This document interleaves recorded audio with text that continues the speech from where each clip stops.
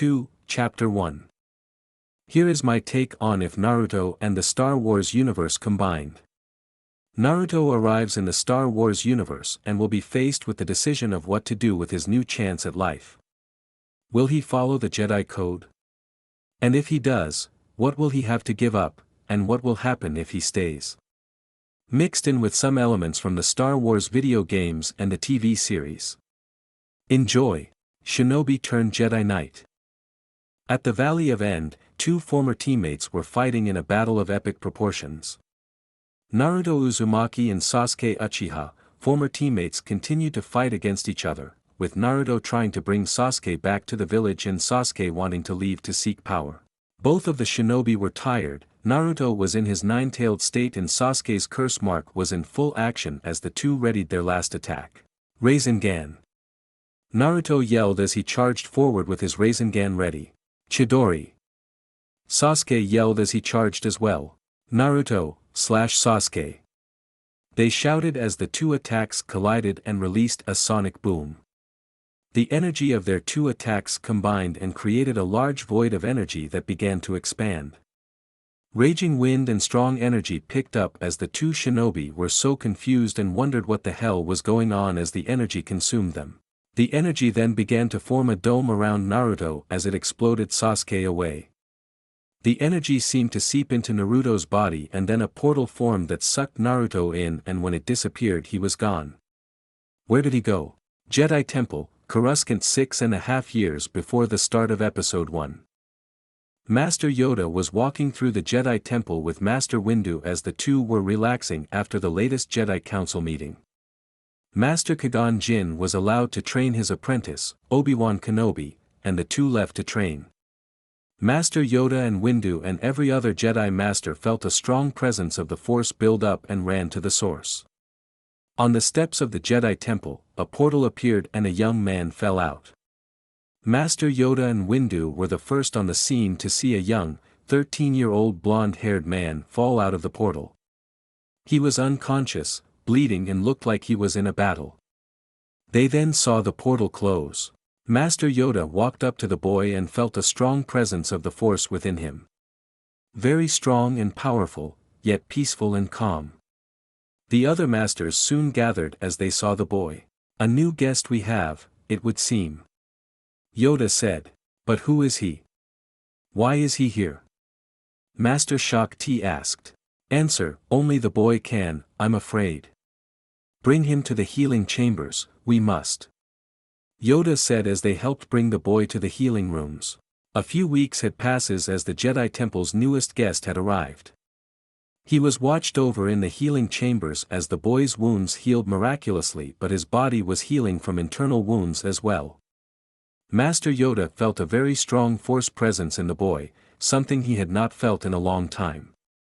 The boy could be a great Jedi, or a very dangerous Sith. The other masters felt it too and agreed, the boy's connection to the Force was probably the strongest out of any of them. They would talk with him when he awoke.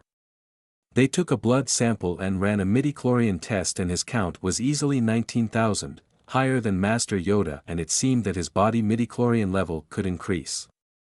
It was extraordinary, his body seemed to have a symbiotic relationship with the Force. Naruto squinted his eyes as he began to stir awake. He slowly opened his eyes to see that he was in a hospital room, but no hospital room he had ever seen before. Naruto leaned up as he saw the small bandages around his body. He put his feet on the ground as he looked around to see technology he had never seen before. Where am I? Naruto asked. Answer that, I can. Naruto heard and turned to see a small green man, sitting on a floating chair. Naruto just looked at him weird and thought he was dreaming. Dreaming you are not. Yoda said as Naruto was surprised he knew what he was going to say. How did you know that? Yoda said as he chuckled. Very strong, the Force is. See and hear things, I can. Yoda, my name is. I am Naruto Uzumaki. Where am I? How did I get here? Naruto asked. Jedi Temple, you're at. Found you, we did. Yoda said. Naruto was confused, but it seemed that the little man was telling the truth. Confused, you are. Come, answers, I will give you. Yoda said as Naruto stood up, grabbed a robe, tied his headband around his head and walked with Master Yoda. Master Yoda began to explain to Naruto of where he was. The Jedi Temple on the planet Coruscant. Naruto looked around and saw the alien species walking around and the city outside as well. He definitely wasn't home. They then ran into a bald man wearing the same robes as Yoda. Ah, it seems our young guest has awakened. Master Windu said. Awake he is, but still confused. Yoda said. Well, hopefully we can help you. My name is Mace Windu. Windu said, extending his hand. Nice to meet you, my name is Naruto Uzumaki. Naruto said, shaking his hand. I bet you have questions. Windu said. That's an understatement. Naruto said as Windu walked with them to help Naruto understand more of his new place of residence. They then walked up to a special room as the doors opened to reveal a large gathering room where many people, aliens of many species, were gathered. Mace Windu and Yoda sat in their seats as Naruto stood in the middle and was a little nervous. Welcome to the Jedi Council, Naruto Uzumaki. Mace Windu. We understand you are confused and have many questions, but we have some as well. Where are you from, Naruto Uzumaki? Master Ki-Adi-Mundi asked. I am from Konoha. In the village hidden in the leaves. Naruto said. Is there any chance we can get you home? Master Shakti asked. I don't believe so. Sometime tells me that the portal that brought me here was a one-time deal. Naruto said. How did that portal appear and how did you come to appear before us in the shape you did? Master Fisto asked. There was a battle that took place. I was supposed to bring my teammate back to our village and we ended up fighting. We clashed our attacks and the next thing I know, the portal appears and I'm being sucked into it. Naruto said as the masters looked at one another. Believe me, I don't want to impose on any of you. I thank you for kindness in taking care of me, but I don't wish to stay and be a burden. Naruto said as the masters smiled at his kindness and thought towards them. A good heart, you have, Naruto. A very good heart. Stay here, you can, until you say otherwise. Yoda said. Thank you, Master Yoda. Naruto said as he remembered his necklace was gone. Masters, I don't suppose any of you saw a jade green necklace when you found me? Naruto asked. Yes, it's right here. Master Windu said as pulled it out from his pocket and showed it to him. Naruto reached his hand out and the necklace shot out of Windu's hand and into Naruto's to his and the council's shock. How did I do that? Naruto asked as the masters looked at one another. For an untrained Jedi to use the Force to pick something up was impressive, but to pull it out of a Jedi Master's hands is something else entirely. Strong with you, the Force is. Very strong. Master Yoda said. The Force? You mean what you were telling me about that all Jedi can use? Naruto asked as Yoda nodded. Naruto, if you'll excuse us. We'd like a moment to talk. Master Windu said as Naruto nodded and a Jedi Knight escorted him out. Do you guys have a library here? Naruto asked as the Knight took him to the Jedi Archive Library. What do you plan to do? The Knight asked. Do some research on my new home. Naruto said. When Naruto left, the masters were still in shock. That boy is very powerful. Master Plo-kun said. Quite powerful. The Force is strong with him. Master Windu said as he looked at his hand. He seemed shocked to see what he could do. For Padawans to learn proper control of the Force takes years, but it seemed to happen naturally, to his shock. Master Even Peel said. That boy does draw some concern, but only because of what we just witnessed. He has a good heart. I believe we all felt it. Master Gallia said as everyone nodded. The question now is what do we do with what we witnessed?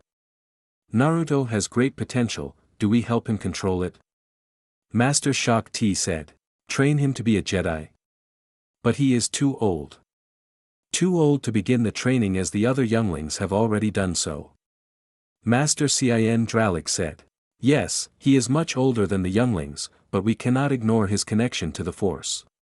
It is strong, and we would be doing him a disservice if we didn't help him understand and control it. Master Depa Balaba said. Master Yoda, what do you think? Master Windu asked as Yoda was thinking. Strong, the Force is with him. Clouded the future, yet one thing for certain I know. A Master Jedi, he could become. Master Yoda said. Well then, let's put it to a vote. Master Windu said. In the Jedi Temple library, many younglings and Jedi were gathered around to see the newest guest to the temple at the library, reading on the history and culture of the various planets and species in the galaxy. But the reason everyone was gathered was because they saw about 50 copies of Naruto going around and reading everything he could get his hands on. He was limited in his access to the more secretive or sensitive material, but he was able to get the basic history books and guides about the rest of the galaxy. Maps of the Galaxy, a book on the politics of the Galactic Senate, the languages and customs of the various planets, and the history of the Jedi. The languages of the various species would take some time to master, but what drew Naruto's attention the most was the history of the Jedi. He found the Jedi fascinating, the power of using the Force and becoming masters of their minds and bodies to protect the galaxy. They fought to defend the Republic during the ages of the old Sith Wars until the Sith were all killed and disappeared. Naruto saw the young children walking around with Jedi instructors going from classes to their other lessons. Naruto was soon pulled out of his research and into his mindscape. He looked around and saw a sewer and saw the cage that held the nine-tailed fox. What have you done, you stupid boy? The fox shouted as Naruto reared a bit from the Force but then quickly regained his composure. I don't know what you're talking about. I tried to save my friend. I made a promise. Naruto shouted back. Your promise holds no more weight anymore. We are now in another galaxy. The fox shouted as Naruto went wide-eyed. So what? I'll just get a ship and fly home. Naruto shouted. No, you foolish boy. The galaxy we are is billions of miles away from our planet. There is no spacecraft that can reach there. The fox said. Then how do I get back? Naruto shouted. You don't. The fox said. What? There has to be a way. You're the nine-tailed fox, surely you can do something, or do you not want to? Naruto shouted as the fox smashed his claws against the cage. Do not test me, boy. I will devour you given the chance. The fox shouted while Naruto kept the grin on his face. I may be the mighty nine-tailed fox, but even my powers have limits. Although, if you were willing to remove the seal, I might be able to get us home. Ha, fat chance. I remove that seal, and you'll just kill me. Naruto said and the fox chuckled. And your fellow ninja tell you that you're an idiot. The fox said. Well, whatever. I'm not removing that seal. Naruto said. Then I suggest getting accustomed to your new home. For you will not be leaving otherwise. The fox said as Naruto was then brought out of his mindscape. Naruto looked around and frowned at what the fox had told him. He was stuck. The promise he made to Sakura, Kakashi, Iruka, Granny, Pervy Sage. All his friends, he might never see them again. Naruto didn't know his next move but was soon brought out of that thought as a Jedi Knight walked up to him. The council will see you again. The knight told Naruto. Naruto followed the Jedi Knight as they walked into the council room. Naruto, we have come to a decision. If you would like, you may remain here at the temple. And if you wish to, we can help you train in the ways of the Force. To be a Jedi. Mace Windu said. Really, but I thought Padawans usually were trained at a younger age. I didn't think the council would accept an older student. Naruto said as the council smiled at Naruto's knowledge. Educating yourself, you have. Yoda said as Naruto nodded. Usually we don't, but under these circumstances, we believe you should have the chance to train your abilities, but it is up to you. Mace Windu said as Naruto thought for a moment. He didn't have much else to do, no real way home. This was a fresh start, and he would take it. I accept, Master. Naruto said with a bow. Welcome, young one, to the path of the Jedi. Mace Windu said. Line break XXXXX for years before the start of Episode 1. 2 years have passed since Naruto agreed to go through the training to become a Jedi. He joined the other younglings as a Jedi initiate and stayed at the temple, taking classes and instructions from the various masters. Naruto training with the Force was improving as he was getting a better understanding of how to control it. He was able to channel the Force and was progressing on a faster track than the other students. He was a prodigy and the Jedi Council saw that. His sense of duty was great as he learned more and more from the masters and about the order. The Jedi were taught to uphold the structures of self-discipline, responsibility, and maintaining the structure and safety of the Republic. Naruto was becoming a master of the Force, his abilities were growing by the day and Yoda said that he would soon become one with the Force. He also studied other lessons as well, such as flying spacecraft and speeders, diplomacy and his personal favorite, lightsaber combat training. Naruto felt comfortable using a lightsaber and his prowess with the blade was only increasing with time. The council saw how skilled he was on his way to becoming a lightsaber combat master.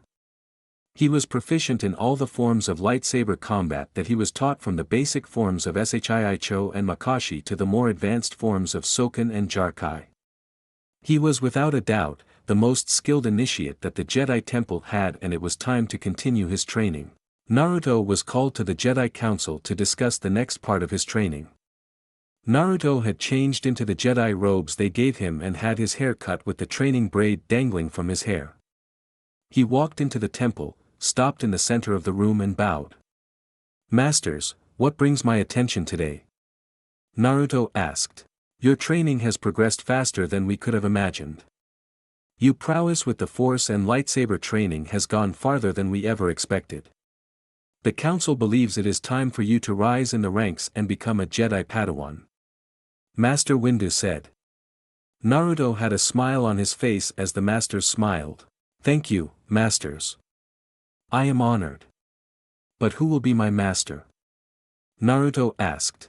Your master, I am. Yoda said. I am honored Master Yoda. When do we start? Naruto asked. Now, we do. To Ilum, we must go. Forge your lightsaber you shall. Yoda said as Naruto nodded. He left the room and when the doors closed, the masters heard him yell in excitement and they chuckled. Naruto gathered some extra clothes and his robe and went to the Coruscant hangar where he and Master Yoda got on a ship that would take them to Ilum, and seek out a Odegon crystal for Naruto's lightsaber. Naruto brought along the rest of the materials such as the hilt and mechanisms and he would build his lightsaber using the Force. Jedi Master Luminara Unduli often looked after the temple with her Padawan, Barriss. The building of a lightsaber was the first step into becoming a Jedi Knight. The ship exited hyperspace as Naruto piloted the ship down to the planet's surface. He was getting some more practice piloting spacecraft and was becoming a pretty decent pilot. He lowered the ship into the atmosphere as the cold and snowy weather of Ilum greeted them. Naruto lowered and landed the ship in a stable clearing, a few meters from the Odegon crystal entrance. Naruto powered down the ship as he and Master Yoda put on heavy cloaks and walked to the cave. Naruto walked in to see a large network of caves that probably expanded for miles. He saw the various stalagmites that formed and laid his eyes on the various colored crystals that were the heart of a Jedi's lightsaber. Jedi Master Luminara and her Padawan Barriss greeted Naruto and Yoda. Welcome, Master Yoda. And you as well, Padawan. Master Luminara said. Good, again to see you, Master Luminara. Yoda said as she bowed. An honor to meet you, Master Luminara. Naruto said as he bowed as well. You have come to forge your lightsaber. A task that all Jedi must do and is the most important. Come. Master Luminara said as she led Naruto and Master Yoda deeper into the cave. They finally came across a small clearing that looked similar to the meditation chambers on Coruscant. To forge your lightsaber, you must be one with the Force. It is not a weapon, but an extension of who you are. Master Luminara told Naruto. Know themselves Padawans must, before a unique lightsaber they can build. Yoda told Naruto, who nodded. Sit and meditate. The Force will guide you. Master Luminara said. Naruto sat down and opened the case that held his lightsaber parts. It had the hilt, guard, and the various mechanisms that made the saber function. Naruto closed his eyes, slowed his breathing and began to meditate. He meditated as small rocks around him began to float, as his control of the Force affected the things around him. Master Yoda smiled as he saw how one with the Force Naruto was. Naruto began to search in his soul, the crystal that was destined to be his. One of the orange Odegon crystals from the far wall started to shake and came out of the wall and floated in the air. It floated down in front of Naruto as the various lightsaber parts floated as well. The crystal is the heart of the blade. The heart is the crystal of the Jedi. The Jedi is the crystal of the Force. The Force is the blade of the heart. All are intertwined. The crystal, the blade, the Jedi, you are one. Master Luminara said to Naruto. Naruto focused more as the parts of his lightsaber began to combine. The orange crystal was encased in the lens assembly. The emitter matrix then attached to the lens and the grip, hand guard with a special button and power cell combined on the molecular level and turned into one item. His lightsaber floated in front of him fully combined and ready. We are one. Naruto said as he activated it and an orange blade came out. First step, you have taken. More challenges and trials, come next. Master Yoda said as Naruto smiled. I'm ready. Naruto said as he deactivated the saber and put it on his belt. Think of his lightsaber design as a combination of Qui-Gon's standard grip with Obi-Wan's hilt and guard but with a special leaf button. Line break XXXXX. After Naruto created a lightsaber, he continued his training with Master Yoda. He did spend most of his time training with Master Yoda and helping at the Senate building on Coruscant. Since Yoda was the Grand Master of Jedi Council, he often remained at the temple. Master Yoda was the strongest master of the Force and an excellent fighter, so Naruto was getting the best instruction. After an additional 2 years of working with Master Yoda on his training, it was without a doubt from the rest of the council that Naruto was the most skilled warrior they had. His ingenuity on the battlefield was unmatched, and with his skill with the saber, he had no equal, except for Master Yoda, for now.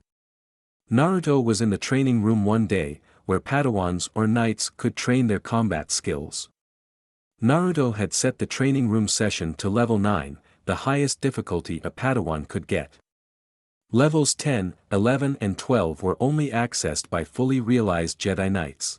Naruto set the training sessions, and an army of droids appeared, about 200 strong. Then 3 Sith warriors appeared as well behind the army. They were his main goal. Naruto decided to fully test his connection to the Force and use a blindfold. Master Yoda told him that a Jedi could feel the Force flowing through him, and the eyes, although vital, could be misleading. A master would learn how to fight without them. Naruto tied the blindfold around his eyes as he heard the clock countdown and the simulation began. The droid army came to life as they drew their blasters and fired at Naruto. Naruto channeled the Force into his hand and used it as a force field to block the large volley of laser blasts at him. The laser blasts bounced off as they were deflected by Naruto's force field. He then used his other hand to send a large force wave that destroyed the front part of the army, 50 droids. Naruto drew his saber and charged at the army. The droids fired their blasters at him as Naruto blocked shots that were aimed at his head or body. When he got close, he jumped, flipped in the air and landed on a droid and stomped its head. He slashed, ducked, dodged and swung his way through the droid army.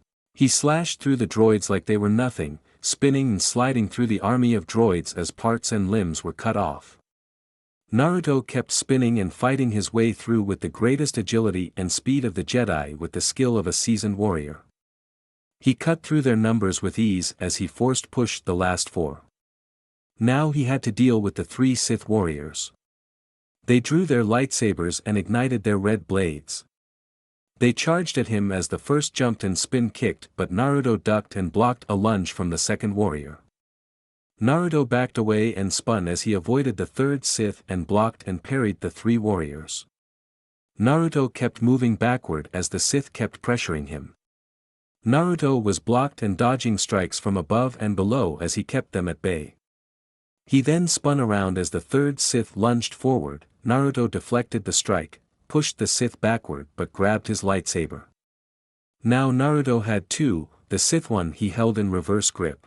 Naruto now pushed the offensive as he fought the two Sith, striking and lunging with great skill for using two sabers. He was able to slice the arm off of first Sith, kicked the Sith in the chest and stabbed him with the lightsaber. The second one swung at Naruto as the third grabbed the dropped lightsaber. They both charged at Naruto, but Naruto flipped over them and spun around to strike as they both blocked. He ducked and spun forward onto his knees and impaled the first Sith in the chest while stabbing the third in the stomach. Naruto deactivated his lightsabers as the two Sith fell over dead. Naruto stood up and took off his blindfold and smiled at the successful training session. "Great progress, you have made," Naruto heard as he saw Yoda walk in. "All thanks to your training, Master," Naruto said as he bowed. "Too modest, you are Naruto." "Very proud of you I am," Yoda said with a smile. "Thank you, Master," Naruto said as he put his Jedi robe on. "What training do we have for today?" Naruto asked. "A mission we have. Message from Naboo, Queen Amidala, help is needed," Master Yoda told him. "So we're going to help." "All right, I'll get packed and we'll leave immediately." "How long do you think we'll be there?" Naruto asked.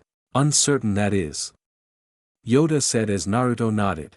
"I changed up the age of Padme. In episode 1 she's a 14-year-old queen, but in this story, she'll be around the same age as Naruto, so now about roughly 18.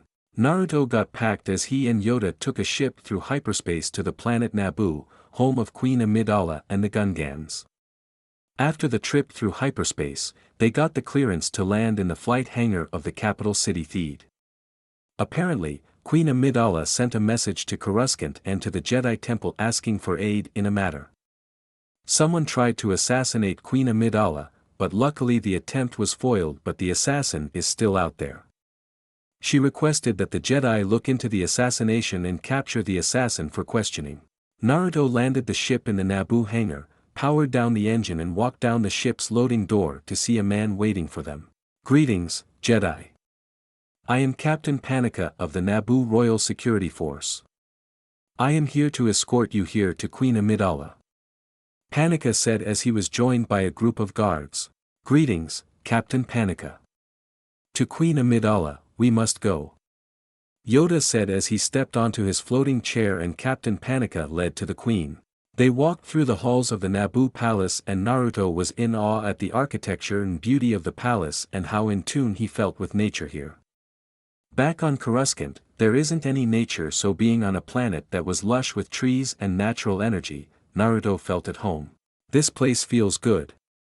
Nice and natural, I could get used to it here," Naruto thought as they were escorted to the main room in the palace. Captain Panika opened the doors and Naruto and Yoda saw a larger meeting room with various chairs for the diplomats of Naboo, but in this case, it was Queen Amidala, Governor Bibble and other various diplomats and the Queen's handmaidens. There was one handmaiden that caught his eye, she was directly next to the Queen. She was probably the same age as Naruto, if not a year younger. She was gorgeous and Naruto slightly blushed but quickly regained composure as he and Yoda were brought before the Queen. "May I present Her Majesty, Queen Amidala of Naboo. My Queen, I present to you, Jedi Master Yoda and his Padawan learner, Naruto Uzumaki," Captain Panika said as Naruto took a bow and Yoda nodded his head. "Greetings, Master Yoda, Padawan Naruto. I want to thank the Jedi Order for responding to our plea for help in this matter," Queen Amidala said. "The honor is ours, Your Grace. We are honored to help in any way we can," Naruto said as Yoda smiled. "The truth, my Padawan speaks. Here to help, any way we can, we will," Yoda said. We are grateful for your protection and investigation in this matter. Hopefully with you here, this matter will be resolved soon. Queen Amidala said. We shall work as hard as we can to end this, Your Grace. Naruto said. And I thank you for that. My head of security, Captain Panika, will provide you with any details and evidence you may need. And should you require anything else, my handmaiden Padme is here to help you. Queen Amidala said. Many thanks, Queen Amidala. Start, we shall. Naruto, tour the palace with Padme, until I come for you. Speak, I will with Captain Panika. Yoda told him. Yes, Master. Naruto said as Yoda and Panika talked and Naruto walked with Padme. Wood was showing him around the palace. It's nice to meet you, Padme. I'm Naruto Uzumaki. Naruto said as he smiled and Padme had a small blush but quickly regained composure and she smiled back. It's nice to meet you. My name is Padme. And as Her Highness has said, anything you should need, I can help you. Padme said. Thank you. If you don't mind, a tour of the palace would be great. It would be a good idea to familiarize myself with the layout to aid in the investigation. Naruto said. Of course. Padme said as she showed Naruto around. Padme showed Naruto the palace and all of the floors, including door access and the areas that the queen often visited in a day. Naruto talked with Padme as she showed him around. She told him that she was a handmaiden of the queen, but Naruto knew she was lying. He could hear her heart beat faster when she said that and he knew she was covering something, but he didn't want to press the issue. He felt no ill intent from her. As the two spoke, Padme got to know Naruto better. He told her that he arrived at the Jedi Temple by unusual circumstances and that he has been training to be a Jedi for 6 years. Naruto and Padme also spoke about other matters, such as hobbies and interests, and the two were quickly becoming close. After Padme showed Naruto the palace, he asked to be shown the area that the assassin struck. Padme showed Naruto a small courtyard and saw a small blast scorch mark on the ground. Naruto got closer and saw the size of the scorch mark, which would suggest the assassin used a sniper rifle. Naruto looked around and felt a strange feeling coming from the nearby trees that led to the forest. Naruto walked out and used the force to follow this strange feeling and came to where he thought the sniper took the shot. He found a small indent on the ground from what looked like a sniper stand and an empty sniper clip. Naruto took it as evidence and walked back but felt a strange feeling coming from the spot. It felt familiar, it felt like the presence of a Jedi. Line break XXXXX. Naruto returned to the room he and Master Yoda would be using during their stay in the Queen's palace. Naruto walked in to see Master Yoda looking over some reports with a blue and white protocol droid and smiled as he saw Naruto walk in. Ah, Naruto. Finished touring the palace? Master Yoda asked. Yes, Master. And I believe I found some evidence. This thermal clip was left by the assassin when they took the shot at the Queen. It may help find our assassin. Naruto said. A clue you have found. Our new friend may help. Naruto, meet R2-D2. Master Yoda said as R2 beeped and whistled. Nice to meet you, R2-D2. Think you can find out what kind of rifle the assassin used? Naruto asked as he showed R2 the empty thermal clip. R2 beeped positive and whistled. Good. Thanks R2. Naruto said as Yoda noticed Naruto was concerned with something else. Troubles you, something else does, Naruto? Yoda asked. Yes, Master. When I was at the assassin's sniper spot, I felt something unusual.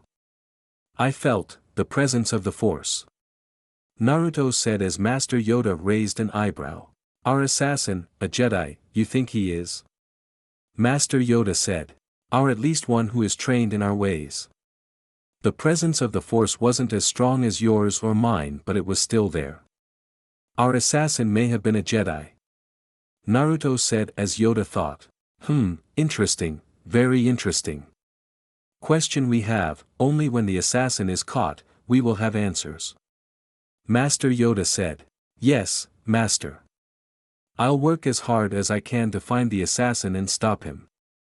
Naruto said. You will, my young Padawan. You will.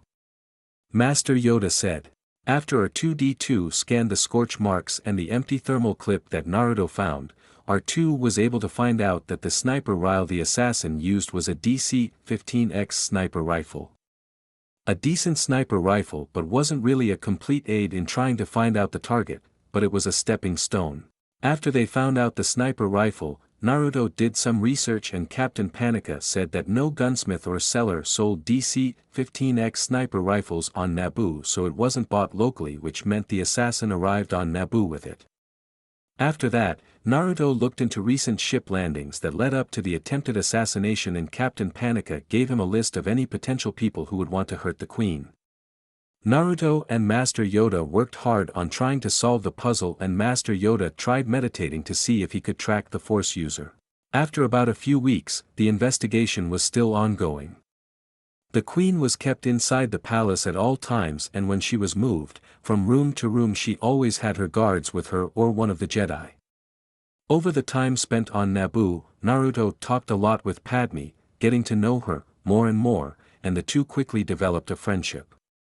Padme found Naruto interesting. He was kind, gentle, handsome, but he was also strong and courageous and devoted to helping people in need.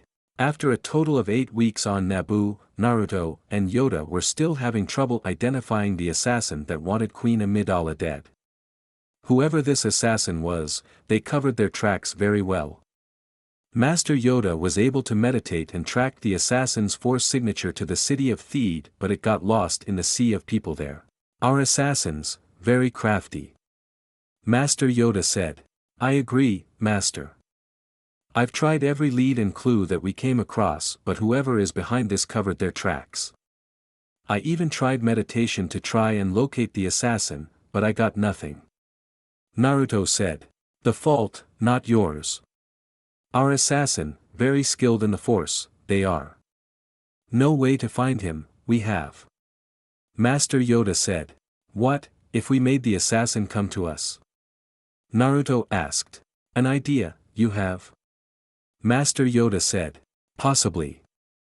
The assassin covered their tracks, not wanting us to find them. So we make the assassin come to us. Naruto said. A plan, you have? Yoda asked. A plan and way to catch the assassin. This assassin may be good, but in Konoha, I was known as the king of pranks for a reason. Naruto said with a smirk. Line break XXXXX. On a nice, clear and peaceful day in the city of Theed, Queen Amidala was being escorted by her guards through the city in her carriage. People gathered around and waved as the queen's carriage rode by. The guards were on alert as they escorted the queen through the crowd, but they couldn't cover the buildings. Atop one of the buildings that overlooked the road that the queen was traveling on, the assassin stepped out into the sun. The assassin was a white humanoid alien, with a long flow of red hair on her head, 2 blaster pistols on her side and a sniper rifle on her back. She used binoculars to get a better view of the royal carriage and prepared to attack. She took her sniper rifle and laid flat on the ground to get a better shot. She loaded a clip into the rifle and zoomed the scope in. She saw the queen through one of the curtains of the royal carriage and took a deep breath as she pulled the trigger, and a sniper blast flew through the air and hit the queen, dead in the chest. The assassin smiled as she had finished another contract, but then saw the queen poof away. She was duped. Then she heard security guards come up the building and she ditched her sniper rifle and ran.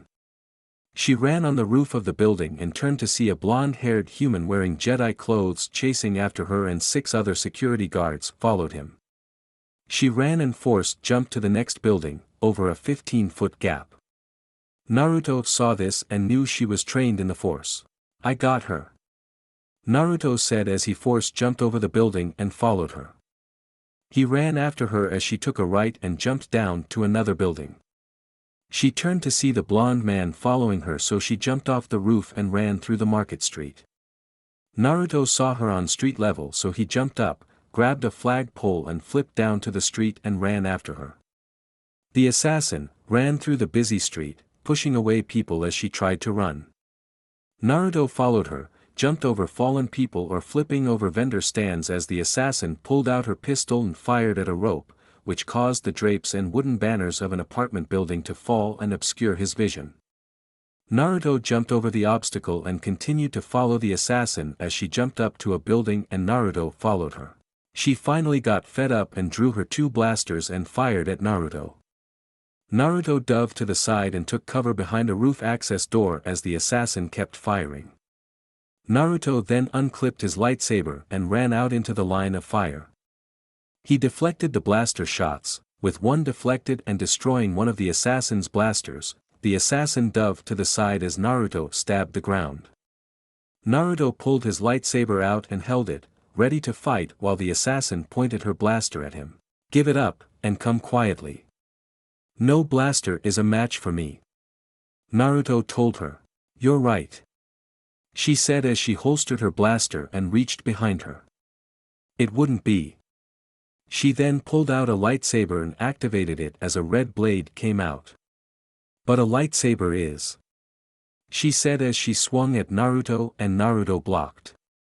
She swung at Naruto as Naruto blocked and dodged, stopping leg or arm swipes and keeping his defense up.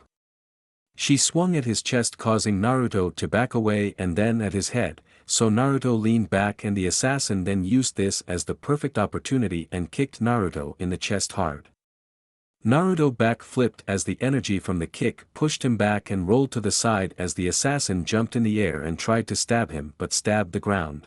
I'm not that great at lightsaber fight descriptions, so imagine a fight scene from the Force Unleashed video games because in this story, Naruto fights a lot like the Secret Apprentice and even holds his lightsaber in reverse grip. Naruto lunged at her back but she deflected it and swung at his head but Naruto blocked it and pushed her back. "Who are you?" Naruto asked. "The name is Aura Singh, Jedi. One of the best bounty hunters and Jedi killers out there." Aura said. "Not anymore," Naruto said as he lunged forward and put Aura on the defensive. He stabbed at her chest but she deflected it so Naruto swung at her head but she ducked and Naruto was able to knee her in the chest and spin kicked her away. She fell to the ground and rolled to the side as Naruto stabbed the ground. She spun on her knees and tried to slice his legs but Naruto blocked her strike. She spun back to her feet and swung at Naruto's chest but Naruto blocked it as the two parried and blocked each other's strikes. The two continued to fight as Naruto saw that Aura was very well trained in the Jedi arts, but not as good as he was. Naruto and Aura locked lightsabers as Naruto then head-butted her hard, causing her to reel back in pain. He then force-pushed her, causing her to fly back.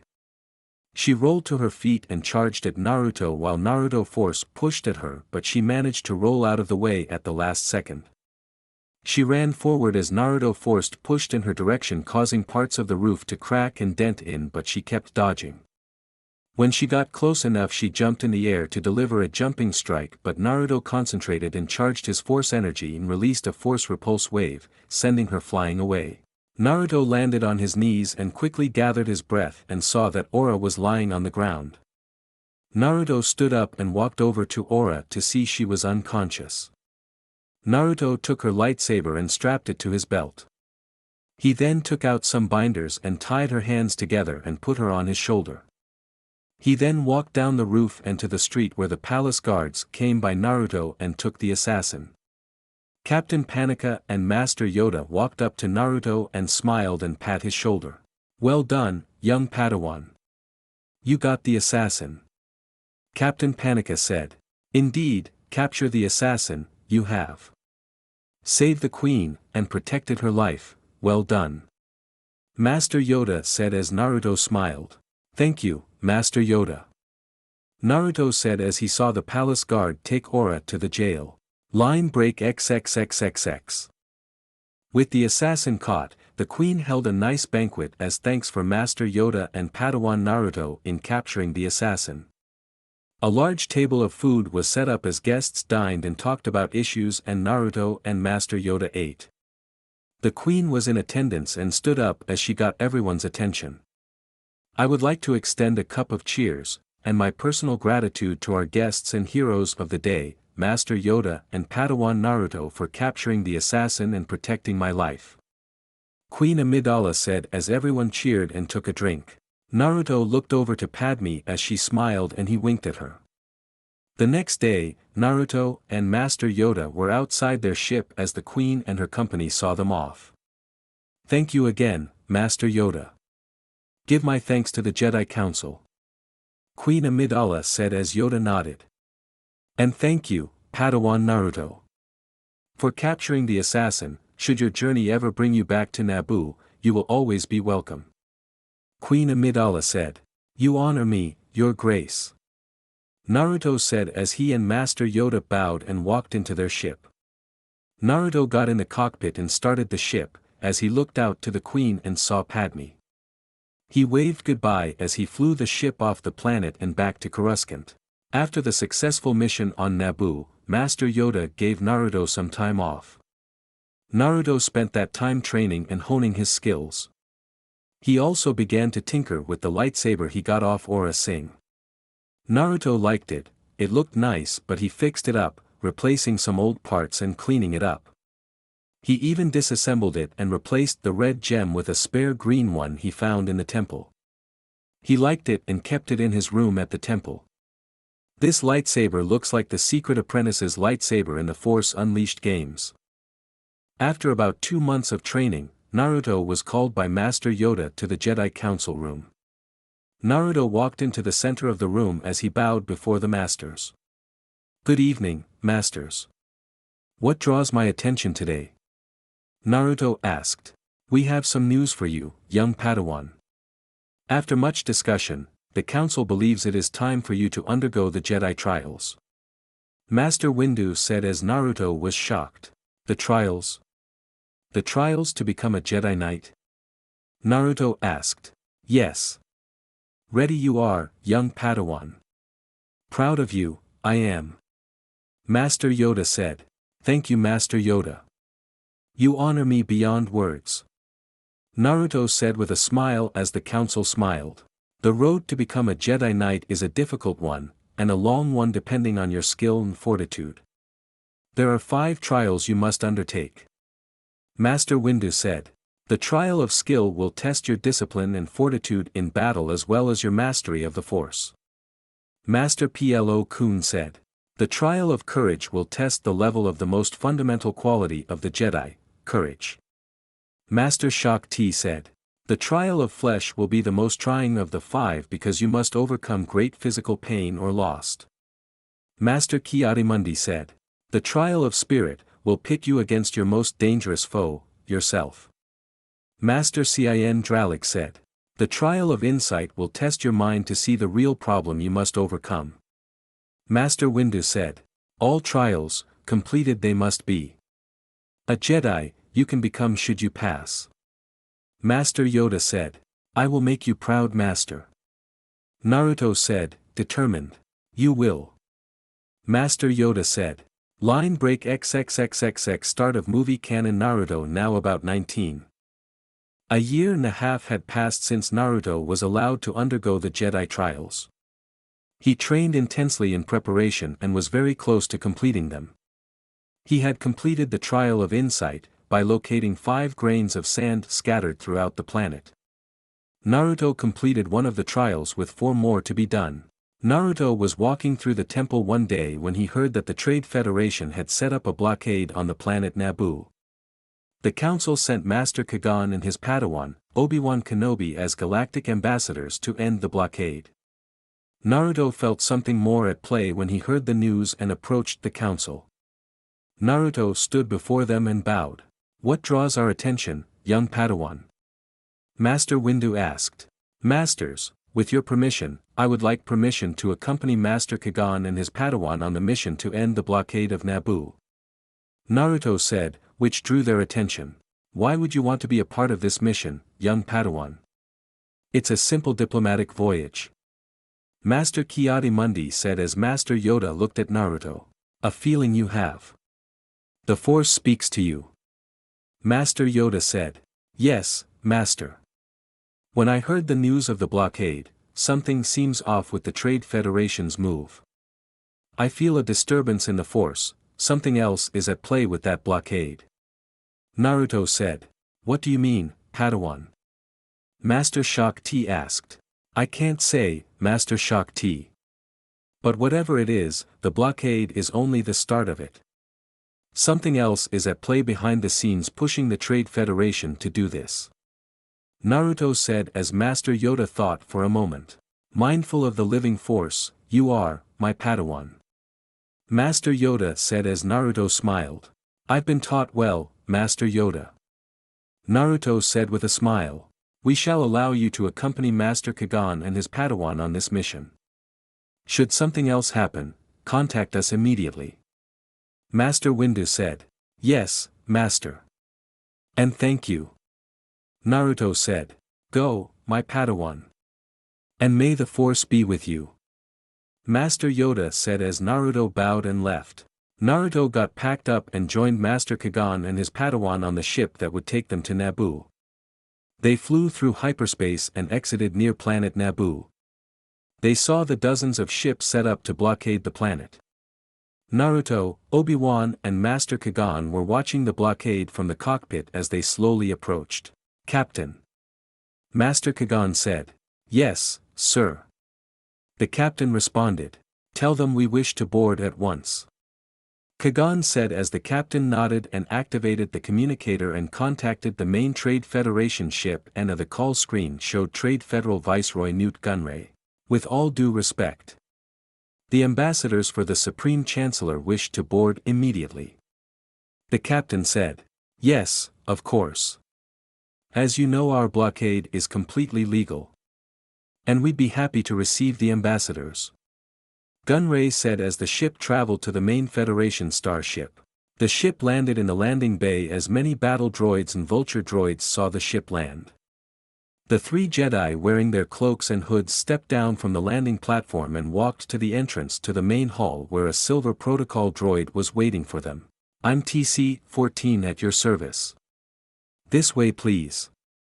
The droid said as it led the three ambassadors to a conference room.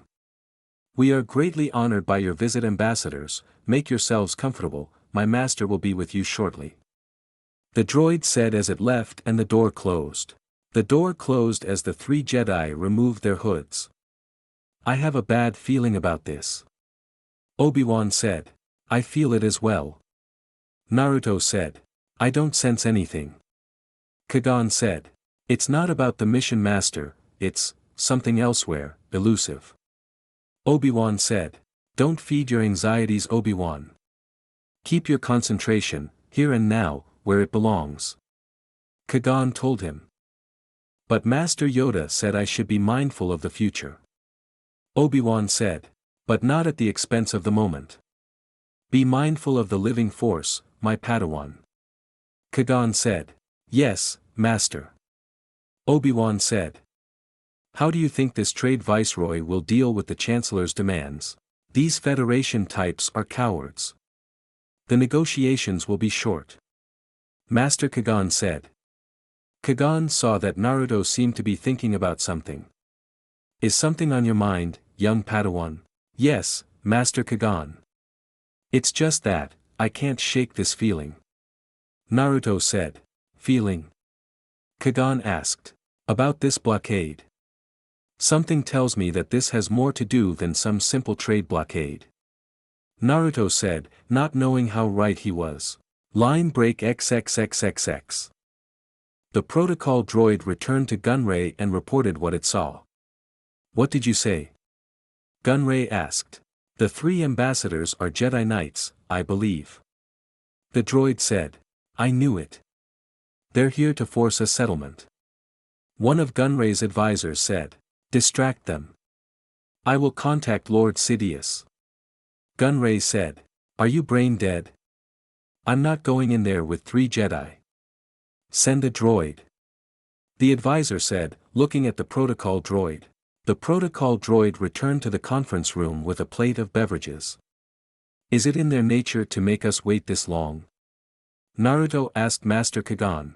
No, I sense an unusual amount of fear for something as trivial as this trade dispute. Kagan said as the three men took cups of Jawa juice. Newt Gunray brought up the holographic communicator and a cloaked figure appeared, Darth Sidious. "What is it?" Sidious asked. "This game of yours has failed, Lord Sidious. This blockade is finished, we dare not go against the Jedi." The advisor said. "Viceroy, I don't want this stunted slime in my sight again." Sidious said as the advisor left. "This turn of events is unfortunate. We must accelerate our plans. Begin landing your troops." Sidious ordered. "My lord, is that legal?" Gunray asked. "I will make it legal." Sidious said. "And the Jedi?" Gunray asked. "The Chancellor should never have brought them into this. Kill them immediately." Sidious ordered. "Yes, yes my lord." "As you wish." Gunray replied. In the hangar, a large laser turret came out of the roof and activated. The co-pilot of the ambassador ship saw this. "Captain, look." The pilot shouted. "Shield," the captain shouted but was too late as the turret fired and destroyed the ship, causing a huge explosion. Kagan, Obi-Wan and Naruto heard the explosion and immediately stood up with their lightsabers activated, ready to fight. The green, blue and orange lightsabers hummed as the protocol droid dropped the plates of drinks in shock. The three Jedi looked around, ready to fight and saw gas being pumped from the air vents into the room. "Dioxins," Kagan said as they all took a deep breath. A squad of battle droids walked up to the door with their battle rifles ready as they stopped outside the door. A holographic image of Gunray appeared. "They must be dead by now. Destroy what's left of them." Gunray ordered as the hologram disappeared. The door to the room opened to reveal nothing but the poison gas as the droids prepared to fire. Then the protocol droid walked out and was startled by the battle droid. "Oh, excuse me," the droid said as it left.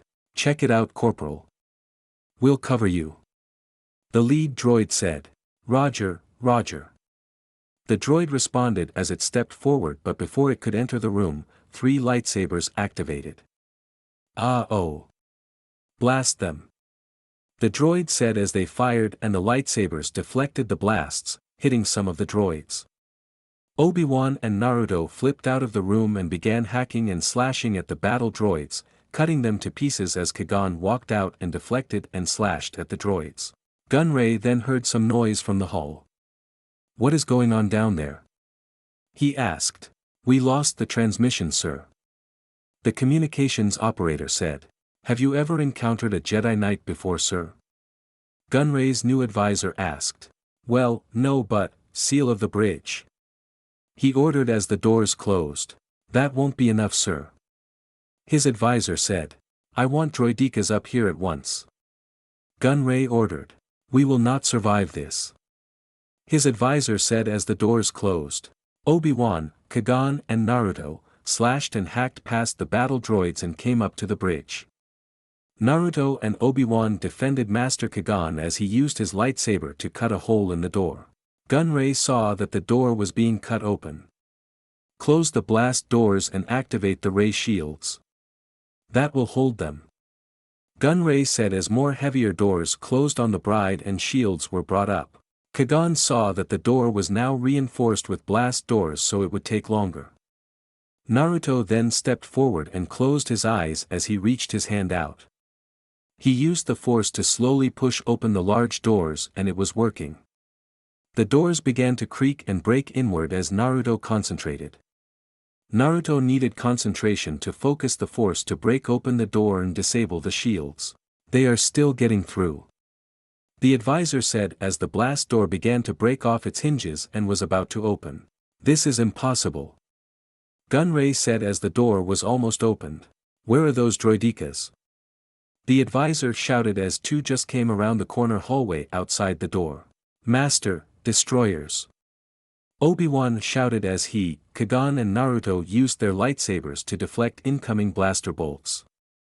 Obi-Wan saw a blue shield around the droids. "They have shield generators.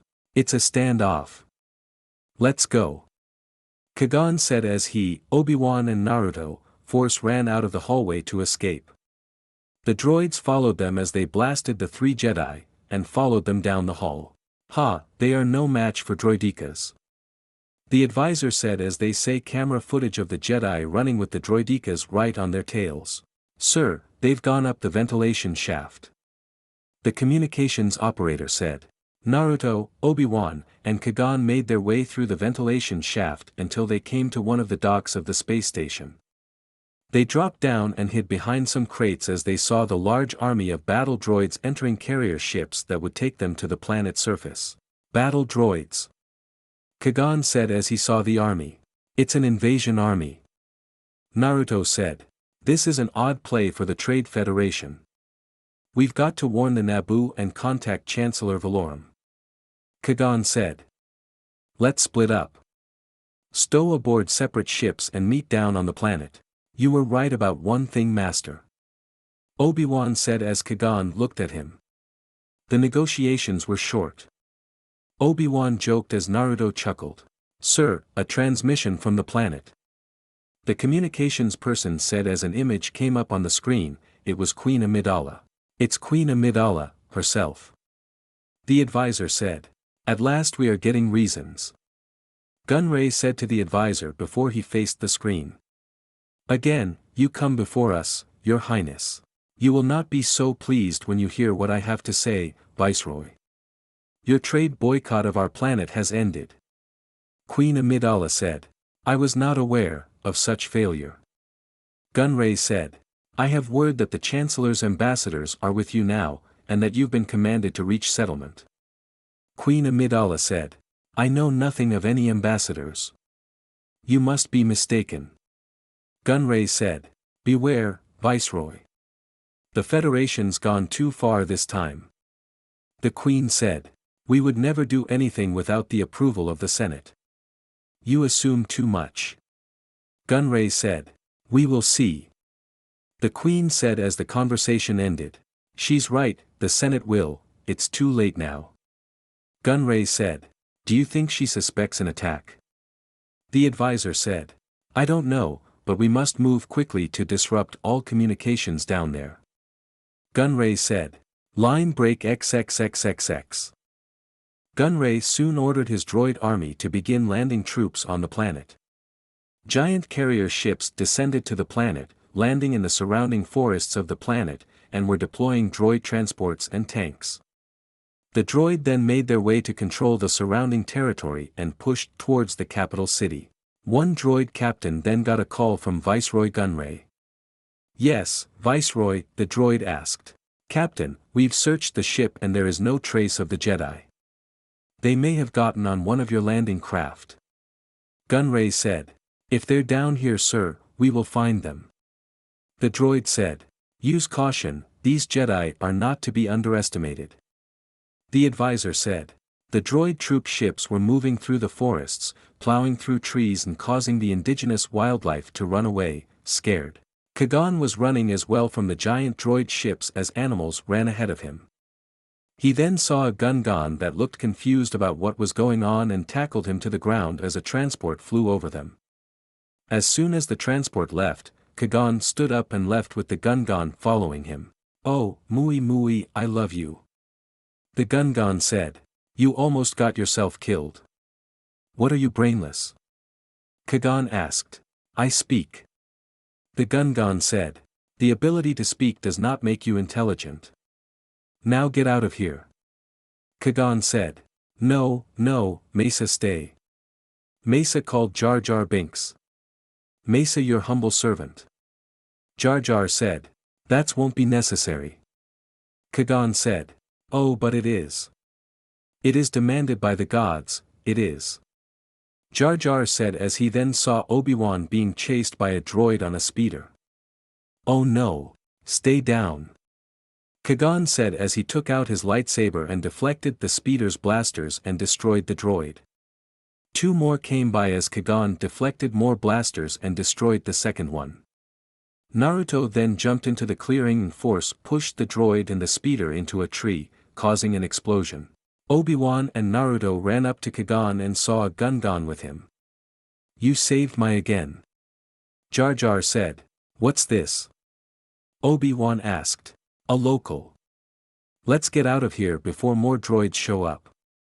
Kagan said as he led Obi-Wan and Naruto away. More? More did you say? Jar Jar asked as he ran up to the Jedi. Excuse me, but the most safest place would be Gungan City. 'Tis where I grew up, it is a hidden city. A city? Could you take us there? Kagan asked. On second thought, no, not really. It's embarrassing, but my afraid my've been banished. My forgotten. The bosses would do terrible things to me, terrible things. Jar Jar said as they heard some loud noises in the distance. Do you hear that? Naruto asked as Jar Jar nodded. That is the sound of 1,000 terrible things heading this way. If they find us, they will crush us, grind us into tiny pieces and then blast us to oblivion. Obi-Wan added as Jar Jar was scared. Yusa point is well said. This way. Jar Jar said as he led them to the city. Line break XXXXX. Back on the lead Trade Federation ship, Gunray was speaking to Lord Sidious on a communications call. The invasion is on schedule, my lord. Gunray said. I have the Senate bogged down with procedures. They will have no choice but to accept your control of the system. Sidious said. Queen Amidala has great faith that the Senate will side with her. Gunray said. Queen Amidala is young and naive. You will find controlling her not too difficult. Sidious said. Yes, my lord. Gunray said as the call ended. You didn't tell him about the missing Jedi. The advisor said. No need to report that to him until we have something to report. Gunray said as he and his advisor got on a ship that would take them to the capital city that the droid army was currently entering. The ship descended to the capital city as droid units and tanks stormed the streets and took control because the Naboo security force was vastly outnumbered. Gunray and his advisor left the ship as they were greeted by a droid commander. Viceroy, we have captured the queen. The droid said. Victory. Gunray said as they walked into the palace. With Naruto, Obi-Wan and Kagan, Jar Jar took them to Gungan City, which was on the bottom of a giant lake and connected to the underground water caves and paths of the planet. When they arrived to the city, the captain of the police force arrested Jar Jar and Naruto. Obi-Wan and Kagan were brought before the leaders. The leaders weren't exactly happy to see them and didn't want to get involved with the humans of Naboo, saying that they would survive. The Gungan chief agreed to give the Jedi a transport vehicle to Naboo, and the only way to get to the city was to pilot through the planet core. Kagan then was able to free Jar Jar by saying that they needed a guide, and since he saved Jar Jar, he had a life debt. The chief agreed and the four left the Gungan city and traveled through the planet core. After a few narrow escapes from some sea creatures, they finally broke the surface in the main river in Theed. Gunray was speaking with Queen Amidala as she, her entourage and her security force were escorted by a group of battle droids. How will you explain this invasion to the Senate? Governor Bibble asked. The Queen and I will sign a treaty that will legitimize our occupation here. I have assurances that it will be ratified by the Senate. Gunray said. I will not cooperate. Queen Amidala said. Now, Your Highness. In time, the suffering of your people will persuade you to see our point of view. Gunray told her before he faced a droid. Commander. Yes, sir. The droid asked. Process them. Gunray said. Captain, take them to Camp 4. The droid captain said. Roger, Roger. The droid responded as it and a group escorted the Queen and her group to the camp. They exited the palace as the droid army was rounding up the civilians in the city. After Naruto, Obi-Wan, Kagan and Jar Jar resurfaced, Naruto led point as he had the most knowledge about the city from his last mission. He led them through the city, avoiding droid patrols and trying to find the Queen. Naruto and the others were stealthy walking through parts of the royal palace and saw Queen Amidala and her group being escorted by a squad of battle droids. They were on the second floor of a building and walked over to the walkway that connected the building with another, and the droid group would walk right beneath. Perfect place for a trap.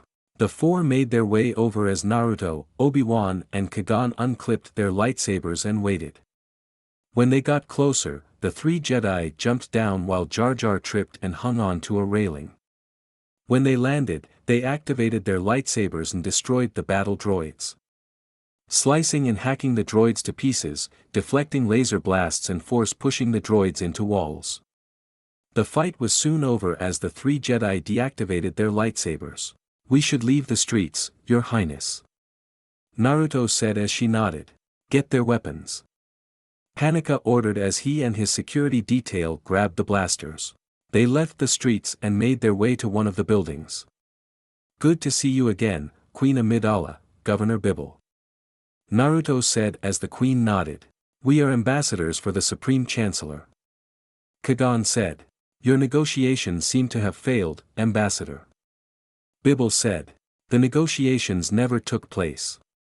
It's urgent we make contact with the Republic," Kagan said. "They've knocked out all our communications," Panika said. "Do you have transports?" Kagan asked.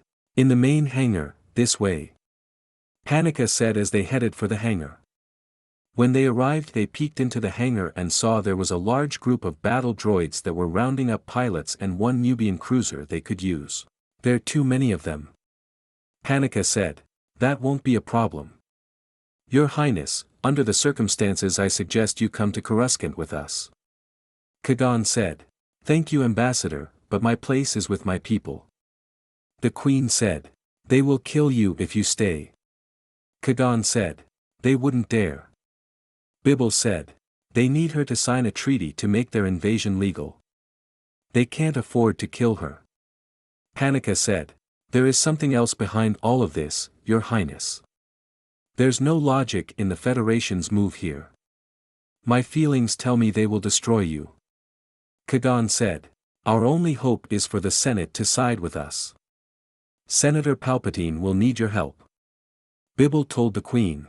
"Either choice presents great danger, to us all," the Queen said as she looked at Padme. "We are brave Your Highness," Padme said. "Trust us, Your Highness. This is the only way," Naruto said. "If we are to leave Your Highness, it must be now," Kagan said. "Then I will plead our case to the Senate," the Queen said as they walked into the hangar. As they were walking to the ship, Panika saw a whole company of pilots who were being detained by droids. "We need to free those pilots," Panika said. "I'll deal with that," Obi-Wan said as he walked over the group as Kagan and Naruto walked up to the Nubian cruiser when a captain battle droid stopped them. "Halt," the droid said. "We're ambassadors to the Supreme Chancellor. We are taking these people to Coruscant," Kagan said. "Where are you taking them?" the droid asked. "To Coruscant," Kagan said. "Coruscant, that doesn't compute.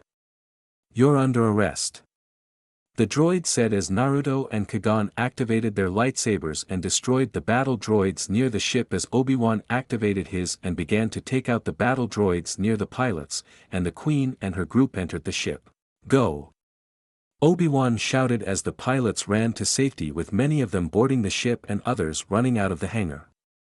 Naruto, Kagan, and Obi-Wan kept deflecting the laser blasts and slicing battle droids and soon all the battle droids were destroyed. The three Jedi then ran up the ramp to the Nubian cruiser as the pilot and Panika started the ship and flew out of the hangar and off the planet.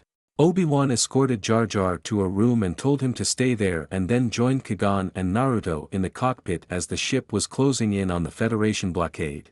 "There's the blockade," the pilot said as they saw the dozen Trade Federation ships orbiting the planet. The large Trade Federation command ships began to open fire at the Nubian cruiser as the ship's deflector's shield was able to deflect a few blasts but then one laser blast was able to hit the shield generator. "Shield generator's been hit," the pilot shouted as an alarm went off on the ship and the ship's astro droids were deployed to repair the shield generator. The astro droids were busy trying to fix the problem but were unfortunately not safe from the cannon fire as one by one, they were destroyed. "We're losing droids fast," Obi-Wan said as they were down from 5 to 3. "If they can't the shield generator fixed, we'll be sitting ducks." Panika said as they were down to one droid that Naruto recognized, R2-D2. Come on, R2. Naruto said as then the console on the ship's computer turned green. Powers back. That little droid did it. Bypassed the main power drive. Deflector shields up at maximum. The pilot said as he then maneuvered past one of the control ship's laser turrets and flew past the blockade and out of their range. There's not enough power to get us to Coruscant. The hyperdrive is leaking. Naruto said, looking at the ship's consoles and reading the power level. We'll have to land somewhere to fuel and repair the ship. Obi-Wan said as he got on a console and began scouring for nearby planets. Here, Master. Tatooine. It's small and out of the way. The Trade Federation have no presence there. Obi-Wan said as Kagan looked at the planet. How can you be sure? Panika asked. Because it's controlled by the Hutts. Kagan said. You can't take Her Royal Highness there. The Hutts are gangsters. If they discover her, it'll be no different than if we landed on a planet controlled by the Federation. Kagan said. Except the Hutts aren't looking for her, which gives us the advantage. Line break XXXXX. Back on the main Trade Federation control ship, Newt Gunray had received a communication call from Darth Sidious about the status of their occupation of Naboo. Has Queen Amidala signed the treaty? Sidious asked. She has disappeared, my lord. One Naboo cruiser maid is past the blockade. Gunray said. I want that treaty signed. Sidious said. My lord, it's impossible to locate the ship. It's out of our range. Gunray said. Not for the Sith. Sidious said as two other cloaked figures appeared, from the horns on their head, they were Dathomirian Zobrix, with one having a red face and the other dark green. Meet my apprentices, Darth Maul and Darth Oppress. They will find your lost ship. Sidious said as he then ended the transmission. This is getting out of hand. Now there are 3 of them. Gunray said. We should not have made this bargain. His advisor said as things were getting much more complicated. Back with the Nubian cruiser, Captain Panika and the 3 Jedi were meeting with the Queen on the next move and to thank R2 for saving the ship. An extremely well put together droid, Your Highness. Without a doubt, it saved the ship and our lives. Panika said. It is to be commended. What is its number? Queen Amidala asked. R2-D2, Your Highness. Naruto said, knowing the droid. Thank you, R2-D2. Queen Amidala said as R2 responded with beeps of happiness. Padme, clean this droid up as best you can. It deserves our gratitude. The Queen said as R2 happily beeped. Continue, Captain. The Queen said as Panika stepped back and Master Kagan stepped forth. Your Highness, with your permission, we are heading for a remote planet called Tatooine. It's in a system far beyond the reach of the Trade Federation. Kagan said. I do not agree with the Jedi on this. Panika said. You must trust my judgment, Your Highness. Kagan said as the Queen thought for a moment. Naruto, what do you think? The Queen asked as Naruto stepped forward. In this case, Your Highness, we aren't left with many options. True, there are risks with Master Qui-Gon's plan, but it's the only one that has a higher degree of success than others. Naruto said as the Queen nodded. Very well, we shall make for Tatooine. The Queen said as they nodded and left. Naruto went with Padme to help clean up R2. They took the droid to one of the maintenance rooms and got out cloths and some oil to clean him up. Nicely done out there, R2. Naruto said as R2 happily beeped and Padme chuckled. I honestly thought we were done for. Padme said. Close, but R2 is one amazing droid. Naruto said as R2 beeped and whistled. The two continued cleaning R2 as Jar Jar walked in. Hello. Huza are Yusa? Jar Jar asked Padme. I'm Padme. Padme said. Mesa Jar Jar Binks. Jar Jar said. You're a Gungan, aren't you? Padme asked as Jar Jar nodded. How did you end up here with us? My no. Mesa day starting pretty okay, with a briskin morning munchin', then boom. Getting very scared, and grab in that Jedi, and pow, Mesa here. Mesa getting very scared. Jar Jar said as Padme and Naruto chuckled. After about half an hour of traveling through space, the ship came up on Tatooine. That's it, Tatooine. The pilot said. There's a settlement. Obi-Wan said as he looked at the map. Land near the outskirts. We don't want to attract attention. Kagan said as the pilot landed the ship on the outskirts of a town. Kagan then told Naruto to get ready as he would accompany him into town with Jar Jar and R2 while Obi-Wan stayed behind to look after everyone. Kagan put on a large cloth poncho to cover up his Jedi robes and lightsaber as he walked into the main engine room to see Obi-Wan looking over the hyperdrive. The hyperdrive generator is gone, Master. We'll need a new one. Obi-Wan said. That'll complicate things. Be wary, I sense a disturbance in the Force. Kagan said. I feel it also. Obi-Wan said. Don't let them send any transmissions. Kagan said as Obi-Wan nodded and left. Kagan walked down the ramp to see R2, Jar Jar and Naruto ready to leave. Naruto decided to remove his Jedi robes and tunic and wore a traditional jacket and shirt that you would see civilians wear. Kagan could pass wearing the poncho because of his age, but a young man wearing the same thing would raise some eyebrows while a boy dressed like a normal civilian wouldn't, and Kagan agreed with the logic. He kept his jacket mainly zipped up with his saber tucked inside the jacket so no one would see it. The group of four made their way from the ship, in the blazing sunshine and heat from the two suns as they walked to the settlement. This sun doing murder to Mesa skin. Jar Jar said. Wait. They heard as they stopped and turned to see Panika walking up to them with Padme wearing some more humble clothes so she didn't stick out like so much. Her Highness commands you to take her handmaiden with you. No more commands from Her Highness today, Captain. The spaceport is not going to be pleasant. Kagan said. The Queen wishes it. She's curious about the planet. Panika said as Kagan looked at Naruto, who nodded. This isn't a good idea. Stay close. Kagan said as he walked away, and Padme walked next to Naruto as they walked to the settlement. After walking for about another hour, they made it to the town where there were people going about their business but also people who you wouldn't want to mess with. Moisture farms for the most part. Some indigenous tribes, and scavengers. A few space ports like this one are havens for those who don't want to be found. Kagan said. Like us. Padme said. They walked around the town, looking for possible stores that could sell them the items they needed.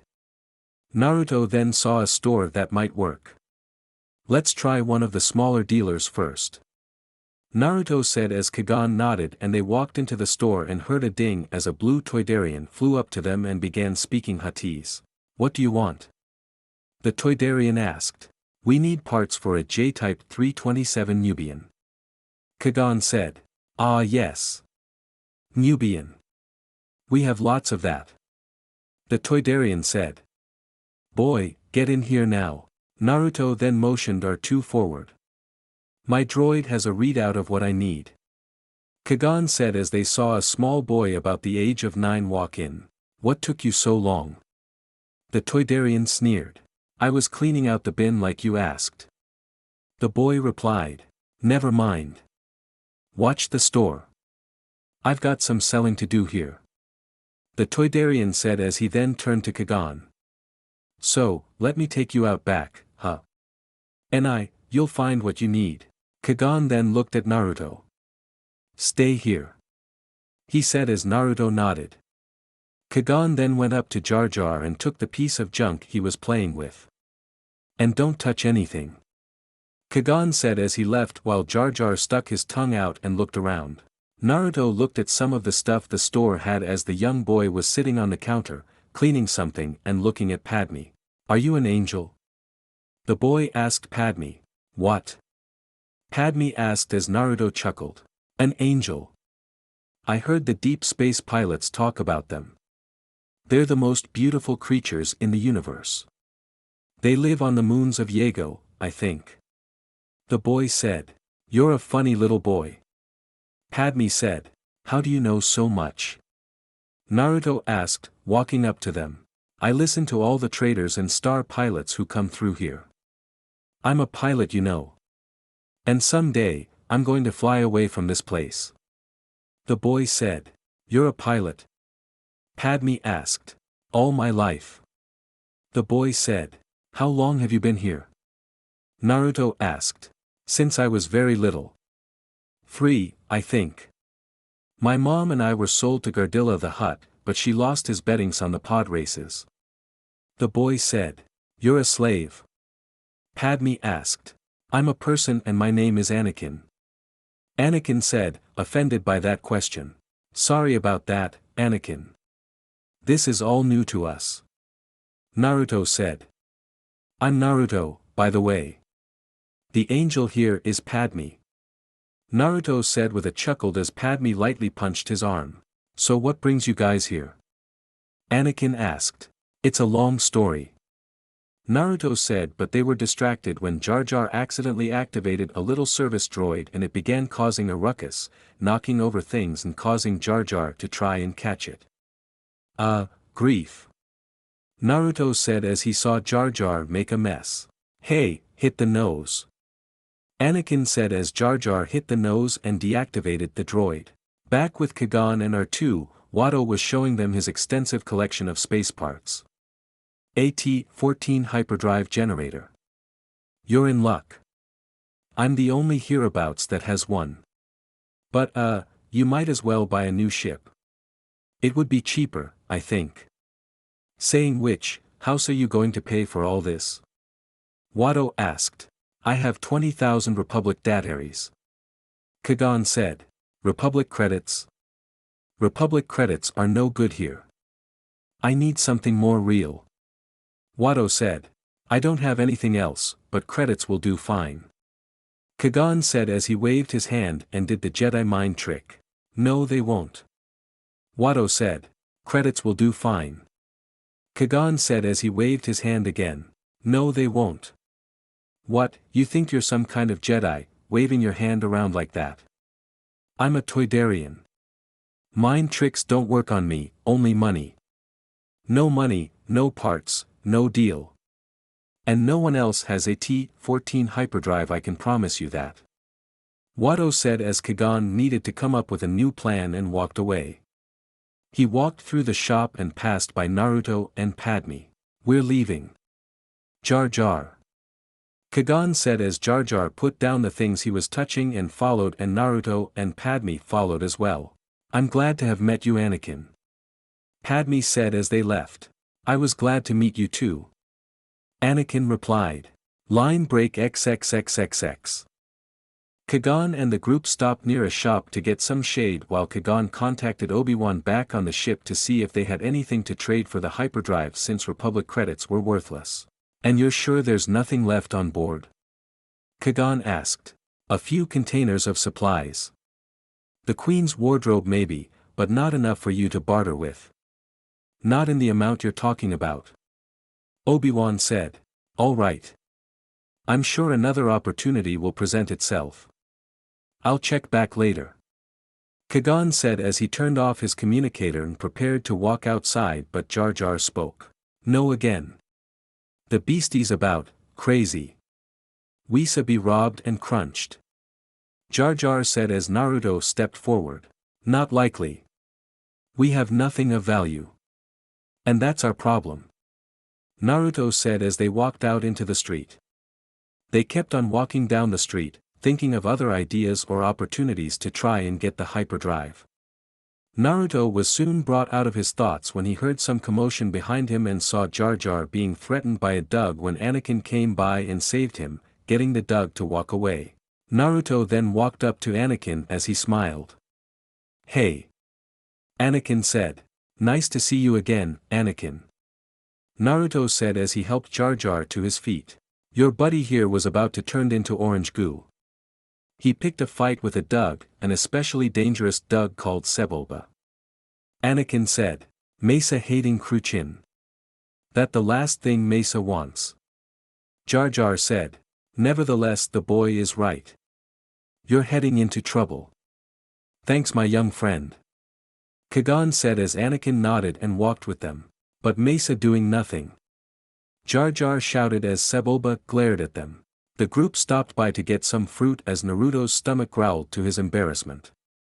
Anakin showed them a fruit stand run by a nice old lady named Jira. Hi, Jira. Anakin said. Hello, Annie. What can I get you? Jira asked. I'll take 4 pallies. Anakin said as Naruto and Padme looked at him. You'll like 'em. He said. Anakin reached into his pocket to get some coins and dropped one by accident.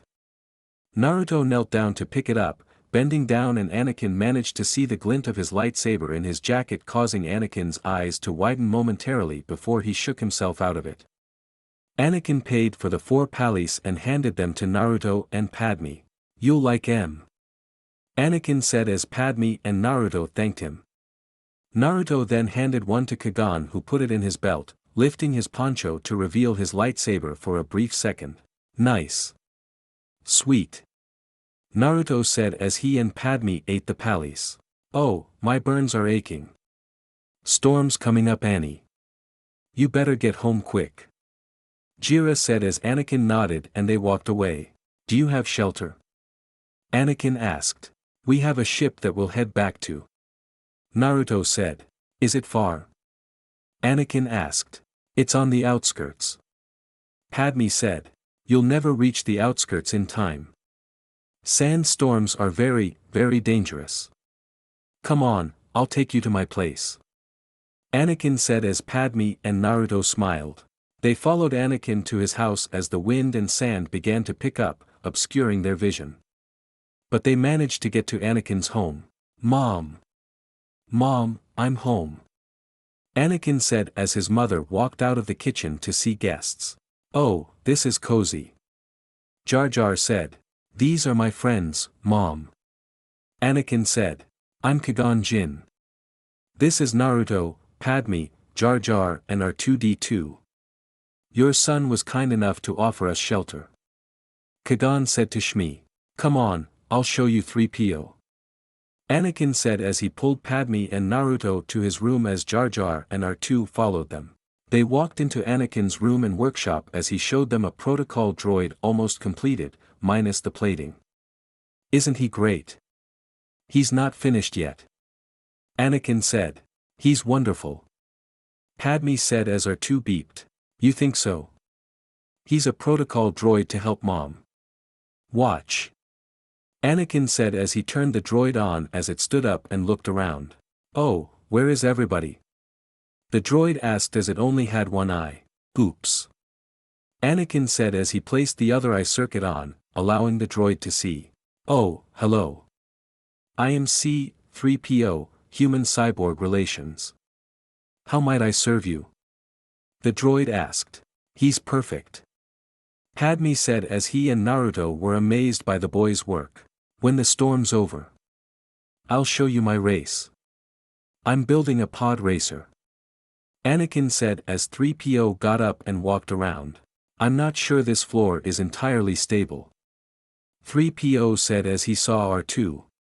Oh, hello. I don't believe we've been introduced. 3PO said as R2 beeped and whistled. R2-D2. Oh, pleasure to meet you. I am C-3PO, Human-Cyborg Relations. 3PO said as R2 beeped. I beg your pardon, but what do you mean naked?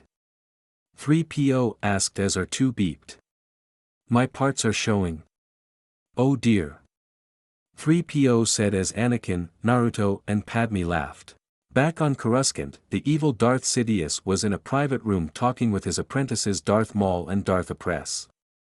Gunray sent out a fake emergency signal from Naboo that helped to pinpoint the Queen's location. Tatooine is sparsely populated.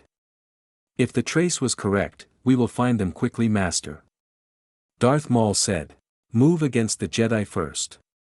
You will then have no difficulty in taking the Queen to Naboo to sign the treaty. Darth Sidious said. At last we will reveal ourselves to the Jedi. At last, we will have revenge. Darth Apress said. You have been trained well, my apprentices. They will be no match for you. Darth Sidious said. Line break XXXXX. Shmi made a nice dinner that everyone sat down to eat. Kagan sat at one of the ends of the table with Naruto sitting next to him. Jar Jar sat on Qui-Gon's other side as Anakin sat next to him and Padme sat next to him and then Shmi sat next to her. They engaged in a nice conversation as Shmi explained how she and Anakin became slaves for Watto. All slaves have a transmitter placed somewhere in their body. Shmi said. I've been working on a transmitter to try and locate mine. Anakin said. Any attempt to escape, and they blow you up. Boom. Anakin said. How rude. Jar Jar replied. I can't believe there's still slavery in the galaxy. The Republic's anti-slavery laws. The Republic doesn't exist out here. He must survive on our own. Shmi said as Jar Jar used his tongue to reach across the table and snag an apple from the bowl next to Naruto, which drew everyone's attention. Excuse me. Jar Jar said. Has anyone ever seen a pod race? Anakin asked. They have pod racing on Malastare. Very fast, very dangerous. Kagan said. I'm the only human who can do it. Anakin said. Then you got to have very fast reflexes if you race pods. Naruto said as Jar Jar shot out his tongue again to catch a fruit, but Naruto quickly grabbed his tongue before it touched the fruit. The others saw that it was like nothing to Naruto, so simple. Don't do that again. Naruto said as he let go of Jar Jar's tongue and Jar Jar shook his head to make sure his tongue was in place. You and Kagan are Jedi Knights, aren't you? Anakin asked as Padme looked at Naruto and Kagan. Why do you say that? Naruto asked. I saw your laser swords. Only a Jedi carry those kinds of weapons. Anakin said. Perhaps we killed some Jedi and took it from them. Kagan said. I don't think so. No one can kill a Jedi. Anakin said. I wish that were true. Kagan said. I had a dream that I was a Jedi. I came back and freed all the slaves. Have you come to free us? Anakin asked. No, I'm afraid not. Kagan said. I think you have. Why else would you be here? Anakin asked as Kagan saw that Anakin was a very smart boy. He looked at Naruto who reluctantly nodded, they couldn't hide it anymore. I can see there's no fooling you, Anakin. We're on our way to Coruscant, the central system in the Republic on a very important mission. Kagan said. How did you end up here in the Outer Rim? Anakin asked. Our ship was damaged and we're stuck here until we can repair it. Naruto said. I can help. I can fix anything. Anakin said as Shmi smiled. I believe you can, but first we must acquire the parts we need. Kagan said. And we've got nothing worth trading. Naruto said. These junk dealers must have a weakness of some kind. Padme said. Gambling. Everything around here revolves around betting on those awful races. Shmi said. Pod racing. Greed can be a powerful ally. Kagan said. I made a racer. It's the fastest ever.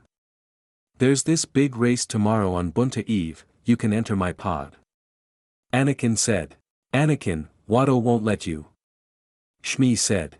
Watto doesn't know that I built it. You could make him think it was yours, and get him to let me pilot it for you. Anakin told Kagan. I don't want you to race. I die every time Watto makes you do it. Shmi said. But Mom, I love it. The prize money would more than be enough to pay for the parts they need. Anakin said. Anakin. Shmi said. Your mother's right. We'll find another way. Is there anyone friendly to the Republic who can help us? Naruto asked. No. Shmi said. Mom, you said the biggest problem in this universe is that nobody helps each other. Anakin said as Shmi sighed. I'm sure Kagan doesn't want to put your son in danger. We'll find some other way. Padme said. No, there is no other way. I may not like it, but he can help you. He was meant to help you. Shmi said as Anakin smiled while Kagan looked at the boy with curiosity. The next day, Kagan went with Anakin to convince Watto to let Anakin enter the race. If they win, they get the parts they need, and if they lose, Watto gets the ship. It was a risky chance, but the only one they had at the moment. They needed to work fast with the race only a day away. Naruto, Jar Jar, Padme, R2 and 3PO helped Anakin finish the pod, making last-minute adjustments and checking to make sure the engines would run. Anakin was in the driver's seat of the pod racer, looking over the controls while Naruto was underneath the left engine with some tools. He had some experience tinkering with speeders and small ships back on Coruscant. A pod racer wasn't that different. While Naruto was helping Anakin, Kagan contacted Obi-Wan about the plan. What if this plan fails, Master? We could be stuck here for a very long time. Obi-Wan said. Well, it's too dangerous to call for help, and a ship without a power supply isn't going to get us anywhere. And, there's something about this boy. Kagan said as he ended his call as Shmi walked up to him. You should be very proud of your son. He gives without any thought of reward. Kagan said. Well, he knows nothing of greed. He has special powers.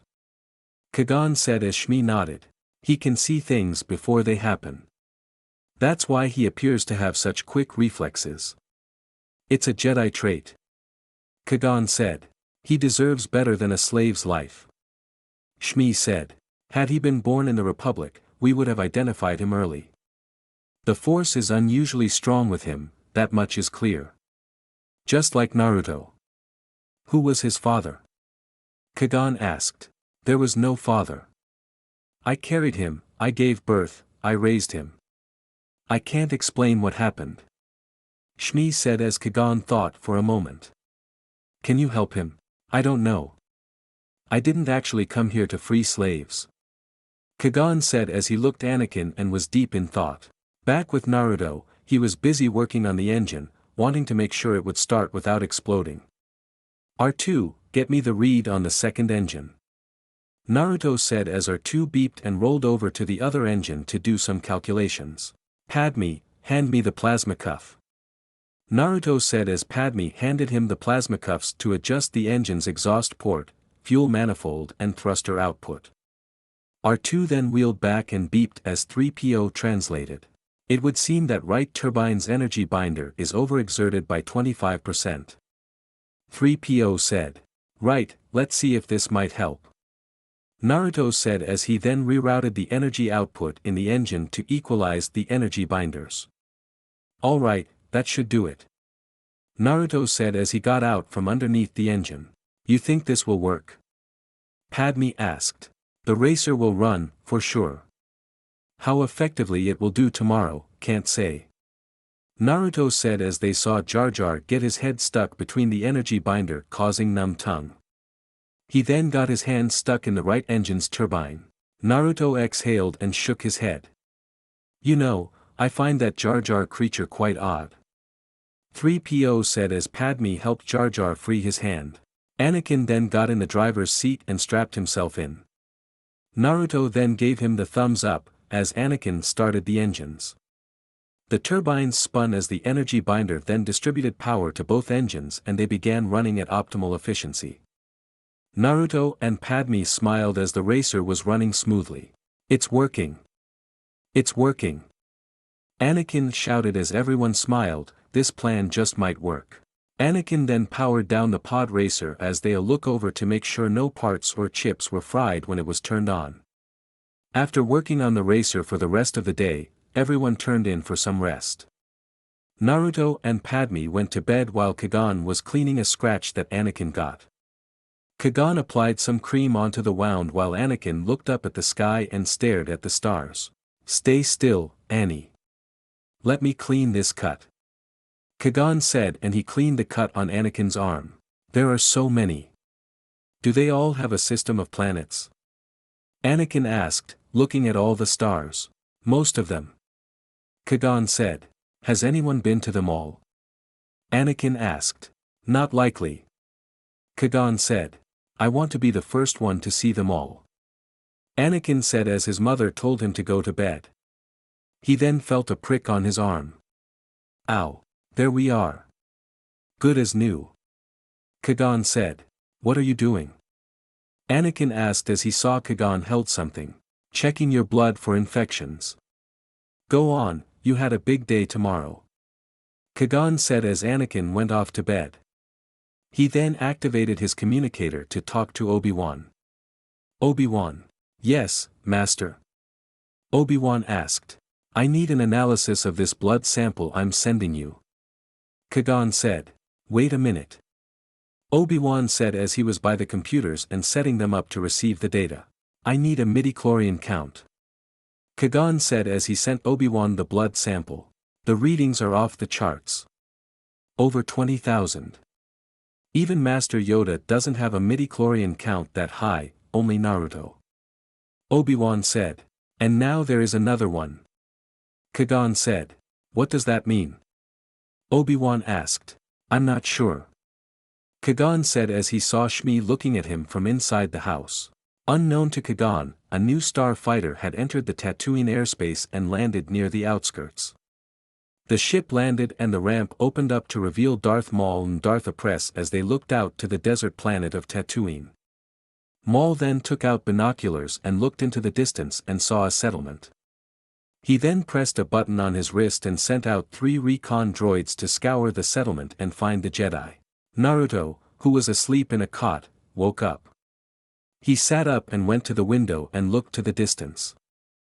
I sense a disturbance in the Force. Naruto said as he held Tsunade's necklace in his hand. Line break XXXXX. The 2 Tatooine suns rose up high as the start of the Bunta Eve pod race. Everyone in the settlement had gathered in the grand racing stands to watch the race as the racers had their racers in the main garage, undergoing last-minute maintenance or adjustments. Padme, Anakin and the others would be arriving soon as Kagan and Naruto had arrived early to talk to Watto to ensure that the bet was still on. I want to see your spaceship the moment the race is over. Watto told Kagan. Patience my blue friend. You'll have your winning before the sun sets, and will be far away from here. Kagan said. Not if your ship belongs to me, ah. I warn you, no funny business. Watto said. You don't think Anakin has a chance to win? Naruto asked. Don't get me wrong, I have great faith in the boy. He's a credit to your race, but Sebulba there is going to win. Watto said as he pointed to Sebulba who was getting a massage before the race. Why do you think that? Kagan asked. He always wins. I'm betting everything on Sebulba. Watto said as Kagan thought for a moment. I'll take that bet. Kagan said. What? Watto asked. I'll wager my new racing pod against, say the boy and his mother. Kagan said. No pod is worth 2 slaves. Not by a long shot. Watto said as Naruto thought for a moment. Then how about this? Naruto asked as he took off his necklace and showed it to Watto. Where I come from, this is worth 3 mountains with gold mines. I'm sure you can find that it's worth just as much here. Naruto said as Watto examined the jewel and even pulled out a gem lens and snickered. The jewel was very special and precious. It was very similar to Corinthian diamonds, the most expensive and prized in the galaxy. From what you say, Sebulba has never lost, so he should have the best chance against Anakin, who has crashed his pod before. Naruto said. All right, you got a deal. Watto said as he snickered and flew away as Naruto put his necklace back on. How did you know he'd agree to the bet? Kagan asked. I didn't, but as you said, greed is a powerful ally. Naruto said as he went to help Padme and Anakin off their camels. This is so cool, Annie. I'll bet you do it this time. Kitsu said to Anakin. Do what? Padme asked. Finish the race, of course. Kitsu said as Padme and Naruto went wide-eyed. Wait, you've never actually won a race? Naruto asked. Well, not exactly. Anakin said. Not even finished. Padme added. Kitster's right, I'll do it this time. Anakin said as Kagan pat his shoulder. Of course you will. Kagan said as he escorted Anakin to his racer. Now, I feel even less sure. Naruto said as Padme nodded. This is a horrible plan. The Queen would not approve. Padme said. Well, we just have to have faith. Naruto said as he put his arm around Padme's shoulder and comforted her. Come on. Naruto said as they followed Kagan and the others onto the racetrack. The people had taken to the stands as everyone was waiting for the race to start. Vendors were selling food as gamblers were placing bets on who would win. When they got the racer into position, Naruto and R2 did a last-minute scan and check-up on the racer to make sure it would run smoothly. R2, give me one last read on the energy binders and power fluctuation levels. Got to make sure this thing won't blow up during the race. Naruto said as R2 beeped and began doing scans on the racer while Naruto did some last-minute adjustments. R2 then beeped positively. All right. It's out of our hands now. It's up to Anakin now. Naruto said as he walked to join Padme and Anakin's mother. Anakin finished fueling the racer as Sebulba walked up to him and they two exchanged words and he then walked away. Kagan then helped Anakin into the pod and gave him some last-minute advice before joining the others. Is he nervous? Shmi asked. He's fine. Kagan said. You Jedi are far too reckless. Padme said. Hey.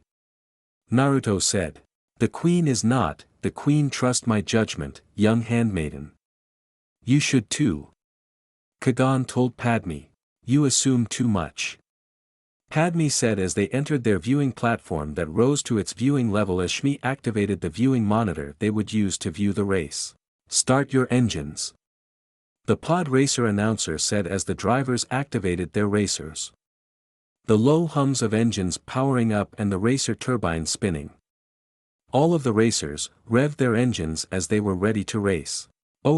This is gonna be messy. Me no wachi.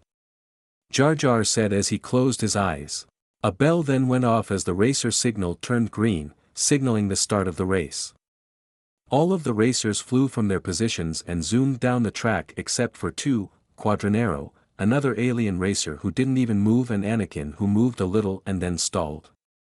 The crowd laughed as they saw the two stalled drivers on the race path as Anakin furiously began to try and restart his pod and figure out why it stalled.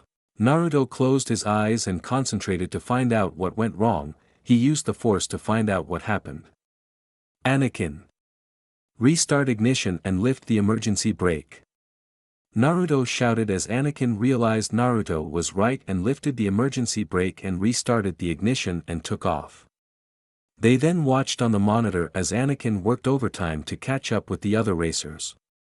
He managed to catch up with the other racers near the Tatooine sand dunes and then through a large desert canyon. Anakin maneuvered past his other racers, as he managed to move up 3 spaces, speeding up at the straightaway after exiting the cave, where the racers were the unfortunate target practice of Tusken Raiders. The race route then came at the end of its loop at the beginning as Sebulba was leading the race, and starting the second lap. Racer after racer followed as they started their second lap as they saw Anakin start to catch up. Come on, Anakin. Naruto said as they watched Anakin race. Anakin zoomed past his competition near the desert canyon as he was closing in on Sebulba who kept the lead, using some dirty tactics. Anakin sped past his remaining competitors near the desert cave route and managed to get to second coming out of the desert cave, where a Raider laser bullet nicked his cockpit but he was fine while his competitor's racer was destroyed from a shot to a turbine. Sebulba then finished his second lap and was on his third and final one with Anakin right behind him and catching up. Anakin was on Sebulba's tail as they got to the desert canyon. Anakin tried to pass Sebulba but Sebulba smashed into his side, forcing him onto the service ramp and into the air. Anakin then decreased acceleration as his racer was falling back to the racetrack, just above Sebulba. He then diverted power to his thrusters and when he was directly above Sebulba, he accelerated and zoomed past him, taking the lead. They came out of the desert canyon and were now racing on the desert plain as Sebulba began to catch up, when Anakin's left turbine caught fire, from a loose piece that Sebulba messed with. Anakin couldn't risk accelerating and blowing his engine, so he slowed down, which gave Sebulba the room to retake the lead. Anakin saw his gauges read that the fire was heating up the engine, so he closed the exhaust ports on the engines to snuff the fire, and it worked, but the engine shut down, so he now had one working engine. He then diverted half of his working turbine's power into the off one to try and restart it. He kept flicking the ignition, but the engine wouldn't restart after a dozen clicks, but then it activated and both his engines were at full power, so he sped up to try and retake the lead. Anakin and Sebulba came out of the desert cave and were on the last strip of desert plain that was the end of the race, and the two were neck and neck. Sebulba began to bash Anakin's pod, but it had the unfortunate side effect of getting their pod stuck as Sebulba tried to free his pod.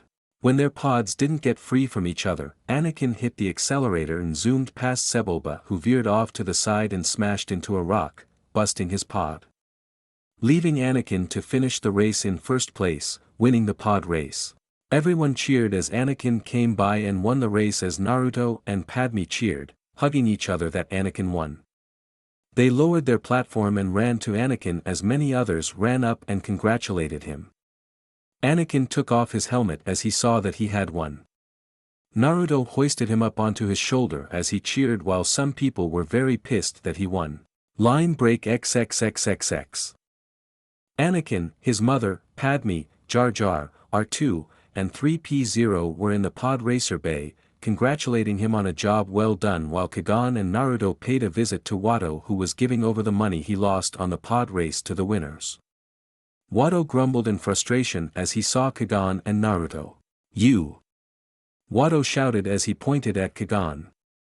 "You swindled me. You knew the boy was going to win, somehow you knew it. I lost everything. Whenever you gamble, my friend, eventually you'll lose." Kagan said as Naruto smirked. "Bring the parts to the main hangar. We'll come by your shop later on so you can release the boy and his mother." "You can't have them, it wasn't a fair bet." Watto said.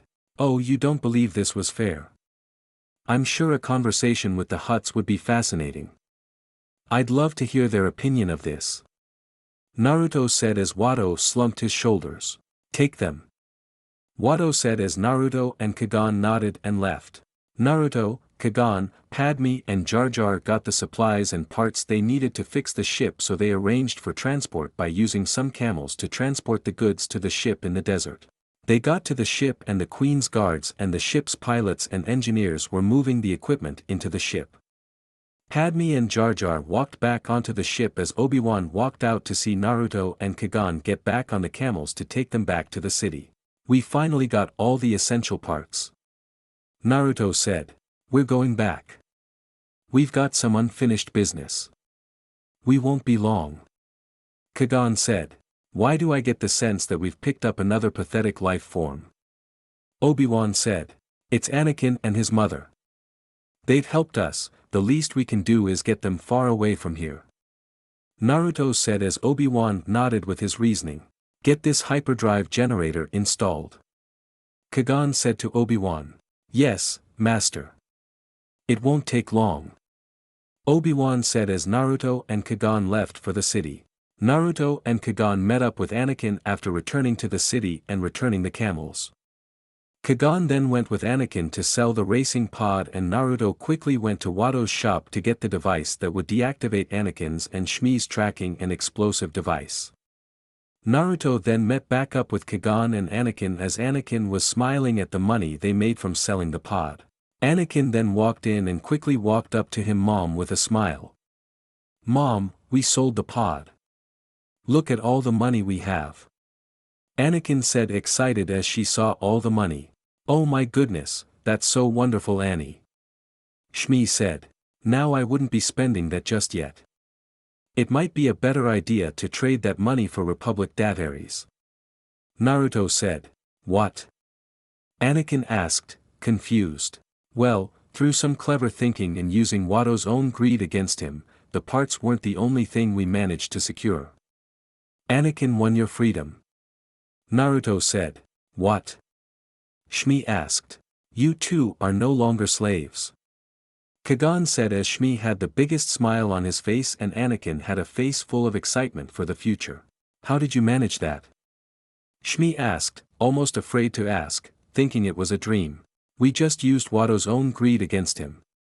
Naruto said as Shmi got up and hugged Annie with all her love as Annie hugged his mom back. Thank you so much. We can never repay you. Shmi said. It's all right. Your gratitude is reward enough. Kagan said as Naruto rubbed the back of his head. It's nothing. We just did what any good person would do. Naruto said. If you would like, both of you are welcome to come with us to Coruscant. We'll be able to find you work and a home there. Thank you. So is Anakin to be a Jedi? Shmi asked. Can I? Anakin asked as Kagan knelt down to Anakin's level. Training to become a Jedi is not an easy challenge. And even if you succeed, it's a hard life. Kagan said. But I want to do it, it's what I always dreamed of doing. Mom, what should I do? Anakin asked.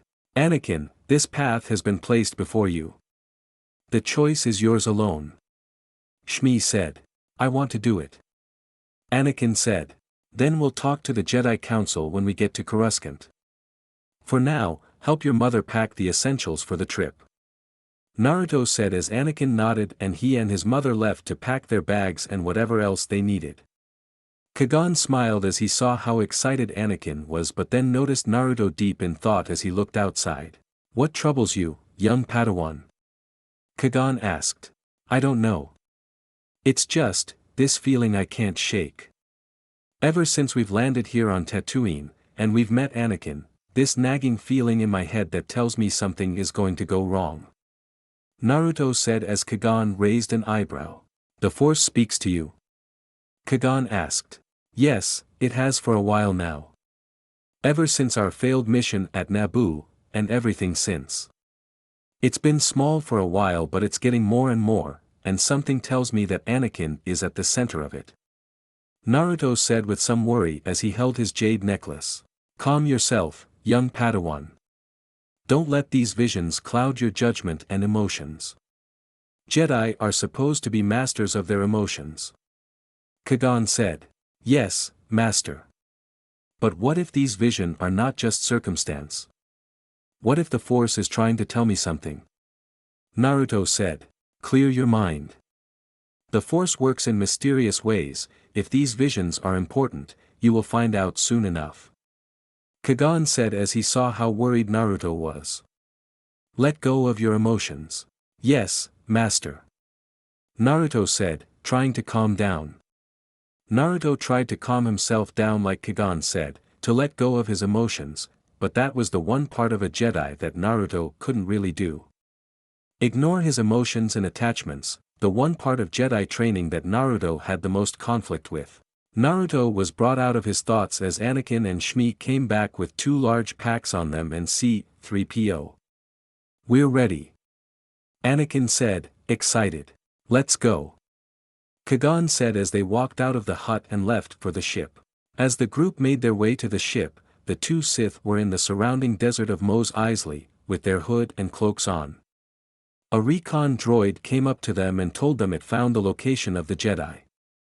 The 2 Dathomirian Zobriks nodded and got on their speeders and were heading to stop the Jedi from leaving. Naruto and the group were walking through the sand as the ship was within sight, about 30 feet away. Shmi and Anakin were walking with them, carrying their packs as C-3PO waddled along, keeping pace. Naruto was walking with them when he got a sense of evil heading towards them and turned to see 2 speeders with 2 black cloaked riders heading straight for them. Anakin, Shmi, get to the ship. Naruto shouted as Kagan, Anakin and Shmi turned around and saw the 2 speeders and 2 figured. Naruto let loose a huge force push towards the riders as the 2 riders jumped off their speeders, just in time as the force push smashed and destroyed the speeders. The 2 figures flipped through the air, reaching into their cloaks and then pulled out lightsabers and each activated one. Each cloaked figure took out one long lightsaber and activated it, as a dark crimson blade shot out. Naruto ran forward and jumped in the air, grabbing his lightsaber and activating the orange blade. Naruto blocked one red lightsaber and kicked the other person in the face as he landed onto the ground, and the two figures landed as well and faced Naruto. Go! Kagan told them as he activated his green lightsaber and engaged the shorter cloaked figure while Naruto engaged the larger one. Kagan swiped at the figure as the person blocked the slash and parried it and struck downward as Kagan did a horizontal block. Tell them to take off. Kagan told them as Anakin and Shmi ran to the ship with C-3PO following as fast as his droid legs could take him. Naruto fought the larger one, using his orange lightsaber to block and parry his opponent. Naruto swung at his opponent's head but the figure ducked and then tried to stab Naruto, but Naruto spun around and then spin-kicked the figure in the face, knocking him away. He saw Kagan get kneed in the gut and bent forward as the figure was about to slice down. Naruto threw his lightsaber through the air and the blade knocked against the red one, preventing the figure from stabbing Kagan. Kagan got back up and kicked the figure away. Naruto rolled forward as the figure stabbed the ground. He then moved his head to the side as the figure pressed another button on the lightsaber, causing another blade to come out from the other end, in an attempt to stab Naruto in the face. Naruto summoned two clones and they charged with Razengans while the real Naruto brought his lightsaber back to his hand. The figure force pushed one clone away and then spun his lightsaber to slice the other as he then blocked a downward strike from Naruto.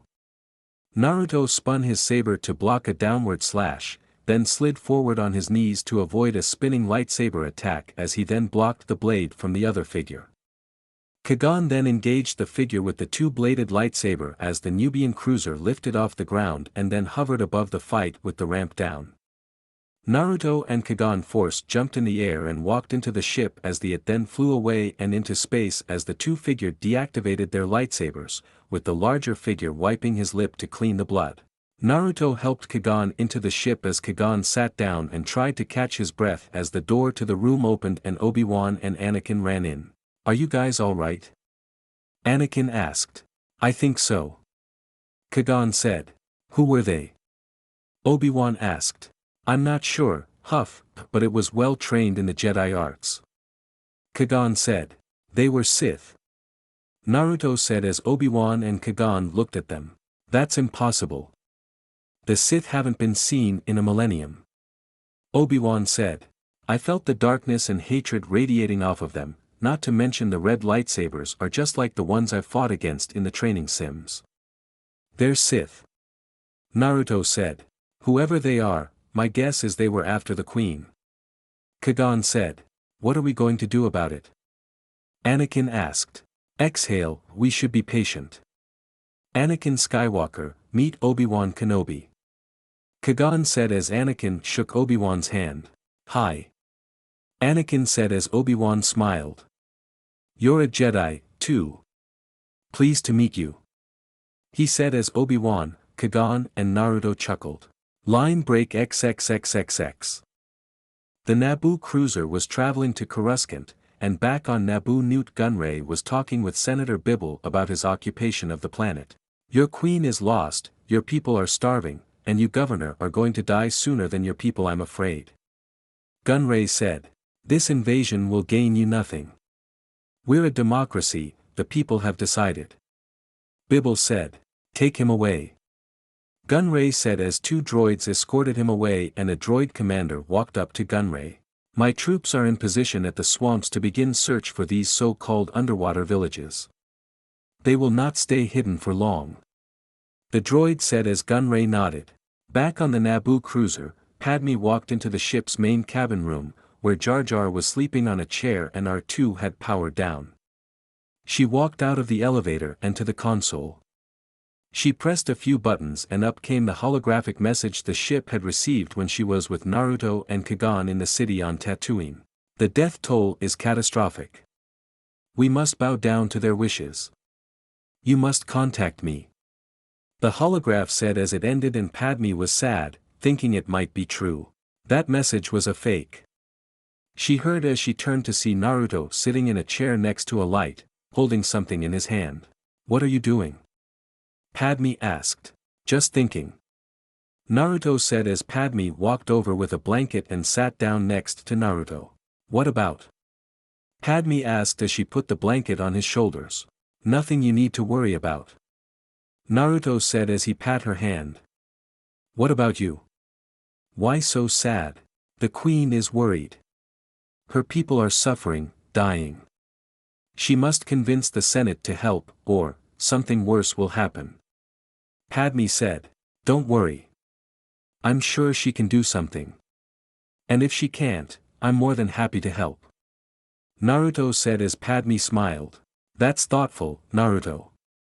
But I don't think the Jedi Order would approve of you leaving to fight a war on my planet. I thought you Jedi were passive. Padme asked. If we were passive, why would we have lightsabers? Naruto joked as Padme chuckled. I guess that is a good point. Padme said. I'm serious, Padme. Something tells me that Naboo will be free again, and I'll be there to help. Naruto said as Padme smiled and leaned her head on his shoulder as Naruto exhaled in bliss. The two young people rested in the ship and eventually fell asleep as the ship neared Coruscant. End of Chapter 1. Hoped you guys liked the first chapters of my story. It's a bit different, and the canon will be changed up because of Naruto. The obvious pairing is Naruto/Padme, so look forward to that. For those who thought that Naruto is a bit weaker, I'm not having him use his full strength yet. That will be saved for bigger threats. He's skilled enough and powerful enough he doesn't have to go full out for droids. The next chapter, the Senate debates on what to do about the Naboo situation and war is on the horizon. If you liked it, leave a review, and if you didn't, I'm sorry, and no hate comments. Disclaimer, I don't own Naruto or Star Wars, both belong to their respective owners, I'm just a huge fan. 3. Chapter 2. Here is the second chapter of Shinobi turned Jedi Knight. Naruto and the group have returned to Coruscant and must deal with the ramifications of their acts and then work to free Naboo. Enjoy. Vote of no confidence / back to Naboo. After flying through space for about a day, the Naboo cruiser finally entered Coruscant airspace and made its way to the planet. Naruto, Anakin and Shmi were in the cockpit as Naruto looked out to the city, and Anakin and Shmi were in awe at seeing such a large and vibrant city, a lot different than anything on Tatooine. Coruscant. The entire planet is one big city. The pilot said as Anakin and Shmi were in awe. Welcome to your new home. Don't worry, you get used to it. Naruto said as Shmi and Anakin nodded. Look, there's Chancellor Valorum's shuttle. The pilot said, seeing the blue Senate shuttle dock at the landing bay. And Senator Palpatine. Naruto said, seeing Senator Palpatine on the landing bay. Anakin, Shmi better get your stuff. We're about to land. Anakin and Shmi left as Naruto joined Obi-Wan and Gungan and the Queen's group who were getting ready to leave. The ship slowed down as it landed on the landing bay and powered down. The landing door opened and the Chancellor's guards walked up to stand in position as Gungan, Obi-Wan and Naruto walked down from the ship. They walked forward with Anakin, Shmi, and Jar Jar behind them. Naruto, Obi-Wan and Gungan bowed in front of Chancellor Valorum and Senator Palpatine, as Anakin, Jar Jar and Shmi did the same. Then Captain Panika bowed as he walked with the Queen right behind him. Then the Queen walked next to them as Naruto saw Padme and the rest of the handmaidens walked with her. It is a great pleasure to see you well, Your Majesty. After the communications breakdown, we were terribly worried. I'm anxious to hear your report on the situation. Senator Palpatine said as Padme glanced at Naruto and Naruto smiled back as she smiled. May I present, Supreme Chancellor Valorum. Welcome, Your Highness. It's an honor to finally meet you in person. Chancellor Valorum said. Thank you, Supreme Chancellor. Queen Amidala said. I must relate to you how distressed everyone is over the current situation. I've called for an emergency session of the Senate for everyone to hear your opinion. Chancellor Valorum said. I'm grateful for your concern, Chancellor. Queen Amidala said as she and Senator Palpatine walked to the shuttle with her group, Jar Jar, Anakin and Shmi. There is a question of procedure, but I'm sure we can overcome it. Senator Palpatine said as they walked to the shuttle while Gungan, Obi-Wan and Naruto walked up to Chancellor Valorum. We must speak with the Jedi Council. The situation has become much more complicated. Kagan said as Chancellor Valorum nodded. Anakin stopped walking and turned to Kagan as his mother called to him. Annie. Shmi said, motioning him to keep up. Anakin was confused where to go, but Kagan motioned him to follow. The Queen's group and Senator Palpatine boarded the shuttle that took them to the residential apartments where they would be staying for the time they were on planet and where Shmi and Anakin would be staying. Naruto had Padme ask the Queen to ask Senator Palpatine about getting Shmi a job. Hopefully something would come up. Naruto, Kagan and Obi-Wan got a shuttle that led them to the Jedi Temple. They walked up to the Jedi Council room where the Jedi Masters were waiting. They walked into the middle of the room as they bowed. Masters. Kagan said. Grateful we are, to see you all well. Yoda said. Thank you, Master. Naruto said. Though we were hoping for an update, sooner. Mace Windu asked. I'm sorry, Master. But they cut off all communications and we couldn't risk sending out messages from the ship for risk being tracked. Naruto said as they nodded. Well, it seems that your hunch of thinking something was off was right, young Padawan. Master Shock T said. Yes he was, but I fear the situation has become much more complicated. Kagan said. What do you mean? Master Windu asked. After we left Naboo, we encountered some trouble that required us to land on a planet called Tatooine to refuel and fix our ship. In the process, through circumstances that were unavoidable, we did manage to secure a way to fix the ship, with the help of a young boy and his mother. Naruto said as the masters nodded. Although it would seem we were followed. As we returned to the ship, Naruto and I were attacked by two cloaked figures. Highly skilled and trained in the Jedi arts. My only conclusion is that they were Sith. Kagan said, as the masters didn't think that was possible. Impossible. The Sith have been extinct for a millennium. Master Mundi said. I do not believe the Sith could have returned without us knowing. Master Windu said. Ah, hard to see, the dark side is. Master Yoda said. Master, I fought beside Master Kagan against our attackers. I felt the anger, the determination, the darkness that resonated off of those two men. I'm sure they were Sith. Naruto said, confident. Naruto, you've never actually encountered a Sith before. None of us have, they've been gone in our lifetime. Master Fisto said. Which would explain why I've been getting these feelings lately. The disturbance I've been feeling in the Force. On Naboo, on Tatooine before we were attacked. The Force is telling me that the Sith have returned, and I believe that those two aren't the only ones out there. Naruto said as all the masters looked at each other.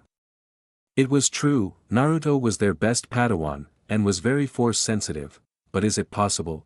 Thank you, Naruto. We will use our resources to find out who attacked you. We will find out the identity of your attackers.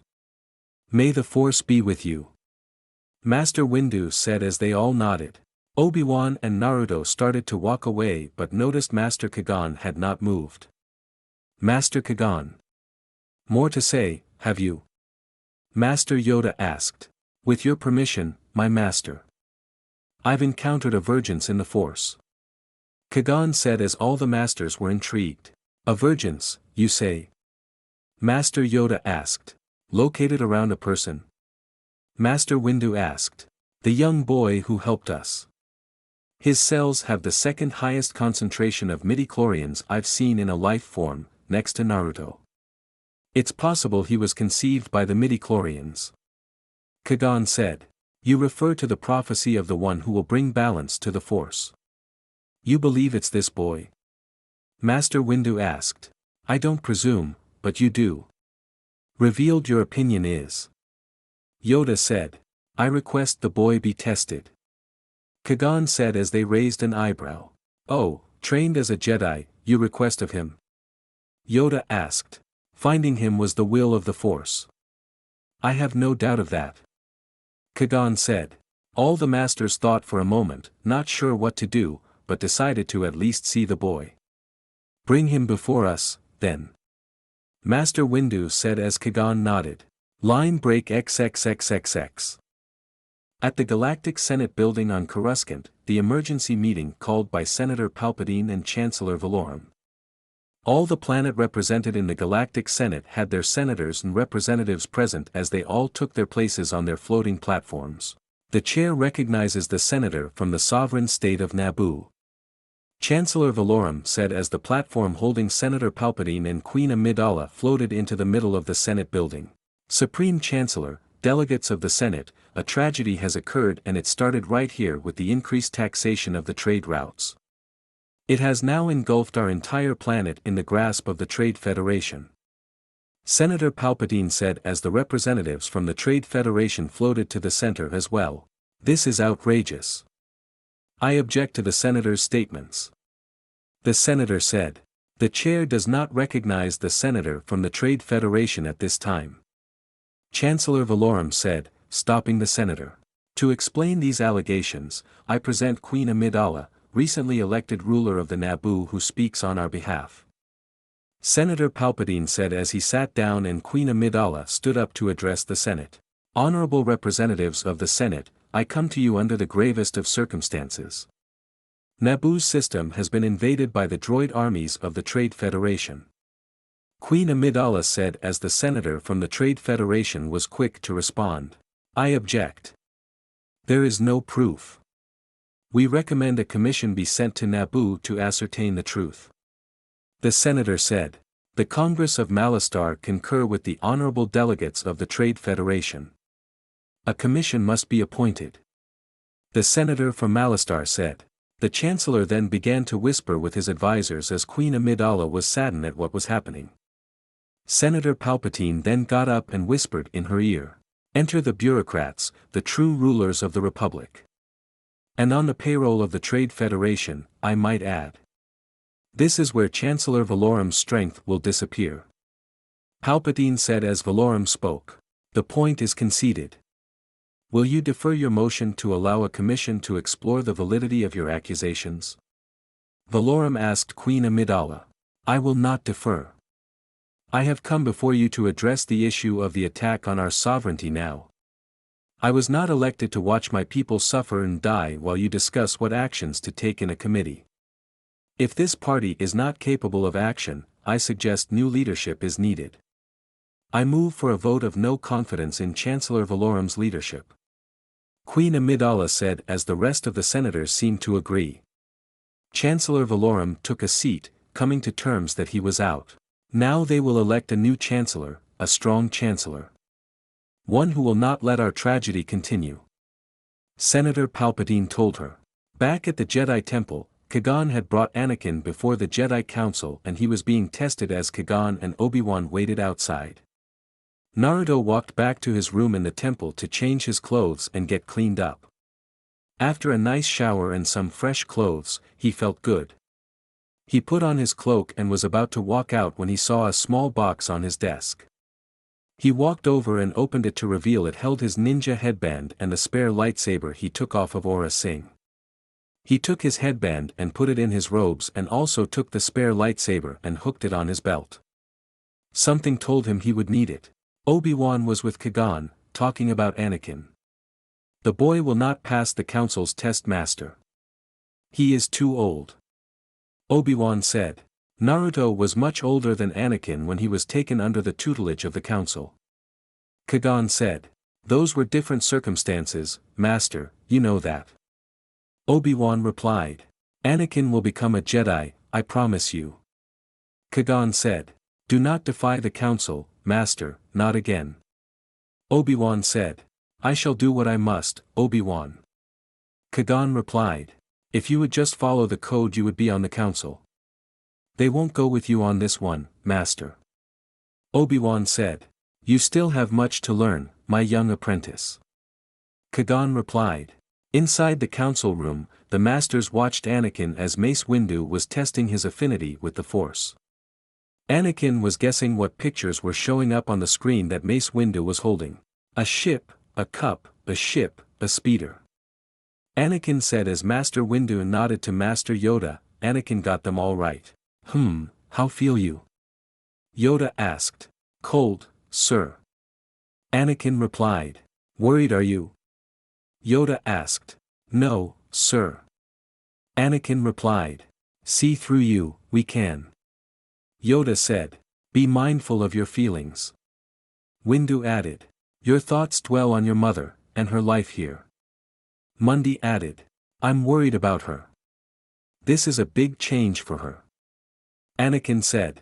Afraid to lose here, I think. Yoda said. What has that got to do with anything? Anakin asked. Everything. Fear is the path of the dark side. Fear leads to anger, anger leads to hate, hate leads to suffering. Yoda said as Anakin didn't seem to take the message as important as he should have.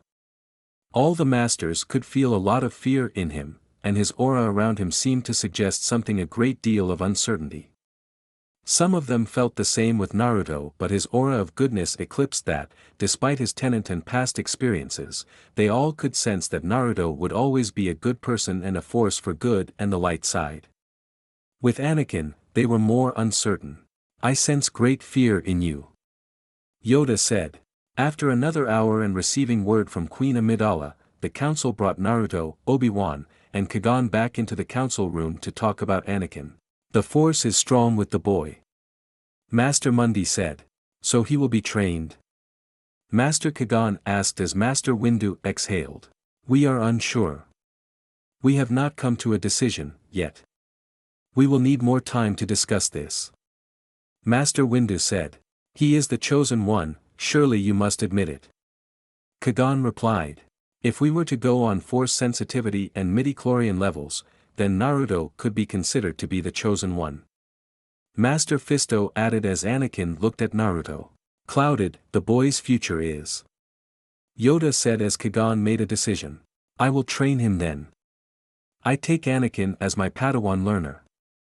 Qui-Gon said before the council. A Padawan you already have, Qui-Gon. Impossible to take on a second. Yoda said. The code forbids it. Windu said. Obi-Wan is ready. Qui-Gon said. I am ready to face the trials. Obi-Wan said as he stepped forward. Our own council, we will keep on who is ready. Yoda said. He is headstrong and has much to learn about the living force, but he is capable. There is little more he can learn from me. He is ready, just like Naruto. Qui-Gon said. Skywalker's fate will be decided later. With his mother, he may remain for now. Yoda said as Anakin cracked a smile. Now is not the time. The Senate is voting for a new chancellor and Queen Amidala is returning to Naboo, which could put pressure on the Federation and could widen the confrontation. Windu said. And draw out the Queen's attackers. Master Shak Ti said. Follow the Queen to Naboo and discover the identity of her attacker. This is the clue we need to unravel the mystery of the Sith. Master Windu said as Naruto nodded. Go, and may the Force be with you. Master Yoda said as they all bowed and left. Qui-Gon talked to Anakin for a bit, saying that after they dealt with the Naboo situation, he would train Anakin. Anakin was allowed to stay with his mother while Qui-Gon, Naruto and Obi-Wan left. They boarded a shuttle, which took them to the floating landing platform where Queen Amidala's cruiser was parked. As the Queen's crew got the ship ready, Naruto helped put some crates inside while Obi-Wan talked to Qui-Gon about Anakin. It's not disrespect, Master, it's the truth. Obi-Wan said. From your point of view. Qui-Gon replied. The boy is dangerous. They all sense that, why can't you? Obi-Wan asked. His fate is uncertain, he's not dangerous. The council shall decide Anakin's future, that should be enough for you. Now get on board. Qui-Gon said as Obi-Wan nodded and walked onto the ship as R2-D2 followed him onto the ship. Naruto helped get the last of the crates on the ship and saw Queen Amidala, Padme, and the rest of the Queen's group arrive. Naruto and Qui-Gon walked up to her and bowed. Your Majesty, it is our honor to continue to serve and protect you. Naruto said as Queen Amidala nodded. I welcome your help. Senator Palpatine fears the Federation plans to destroy me. Queen Amidala said. I assure you we will not allow that to happen. Kagan said as he walked on board with the Queen, and Naruto walked next to Padme as he smirked at her and she playfully nudged his arm. "We're going home." Jar Jar shouted as he got on board and the ship left Coruscant for Naboo. Line break XXXXX. Back on Naboo, Gunray and his official were receiving a holographic message from Darth Sidious. "Is the planet secure?" Darth Sidious asked. "We've taken over the last pockets of primitive life forms. We are in complete control now." Gunray replied. "Good. I will see to it that things in the Senate stay where they are. I'm sending my apprentices, Darth Maul and Darth Apress, to join you." Darth Sidious said. "Yes, my lord." Gunray responded as the hologram ended. "The Sith, here," his advisor said in a worried tone. While Gunray was on Naboo, Queen Amidala and her group were in the Queen's chambers, talking about their plan when they land on the planet, which would be in about a day. "As soon as we land, the Federation will take you and force you to sign that treaty," Captain Panika said. "I'm not sure what you hope to accomplish here, Your Majesty," Kagan said. "I'm going to take back what's ours."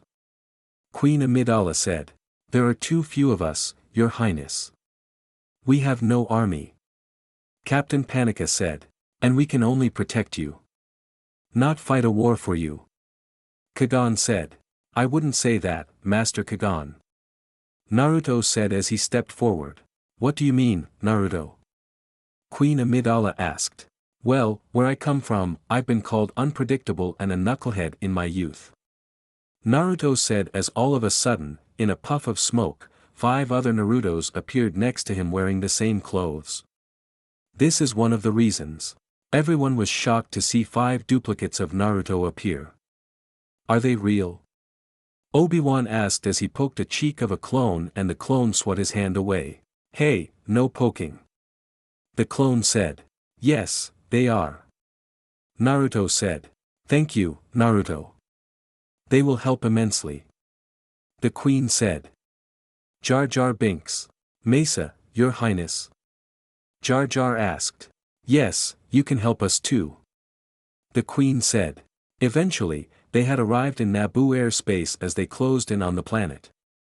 Naruto was in the cockpit with Panika and the pilot. "I see one battleship," the captain said as he brought up an image on the scanner. "It's a droid control ship," Naruto said. "They've probably spotted us," Panika said. "Then we need to hurry before they call for more reinforcements," Naruto said as the pilot quickly flew to the planet's surface and landed in the woods, far from the city. They got out of the ship and they took what they needed from the ship, including weapons and supplies. They set up a small perimeter while Jar Jar left to go talk to his people. Kagan and Obi-Wan spoke as Naruto was leaning against a tree and saw Padme walked out of the ship with the Queen and the other handmaidens, in lighter robes with blasters on their hips. "Whoa! Never thought a girl with a gun could look so good," Naruto joked as Padme chuckled and punched his arm. "Funny. So were you ever planning to tell me about your abilities? You know, your abilities that no other Jedi has?" Padme asked. "Oh, I plan to, eventually. Some things I like to keep close to the chest. We all have secrets we like to keep close," Naruto said. "I know what you mean," Padme said as Naruto chuckled. He then looked to the lake. "Jar Jar is back," Naruto said as he walked up to Obi-Wan, Kagan and Panika as Jar Jar walked out of the lake and up to them. "Thesa, nobody there. The Gungan city is empty. Some kind of fight, Mesa thinks," Jar Jar said. "Makes sense. If the Federation want control over the planet, they'd need to deal with all the inhabitants," Naruto said. "Do you think they've been taken to the camps?" Obi-Wan asked. "More likely they were wiped out," Panika said as Naruto closed his eyes and concentrated. "Mesa no think so," Jar Jar said. "He's right," Naruto said as Kagan saw this and looked at him. "What do you mean?" Kagan asked. "I feel an abundance of energy in the distance. It's most likely the Gungans," Naruto said. Naruto Isa right. When in trouble, Gungans go to sacred place. Mesa show you, come on. Mesa show you. Jar Jar said as he led the way and they followed him. Jar Jar led the group through the forest until some Gungan guards saw them and escorted them to the Gungan chief. They walked through the Gungan settlement and saw the Gungans in small settlements. Men, women and children were moved here to be safe. Your Honor, Queen Amidala of the Naboo. The Gungan guard said as the group walked forward with Jar Jar next to the Queen. Hello there, your big boss Nas. Jar Jar said, a bit nervous to the Chief Ruger Nas.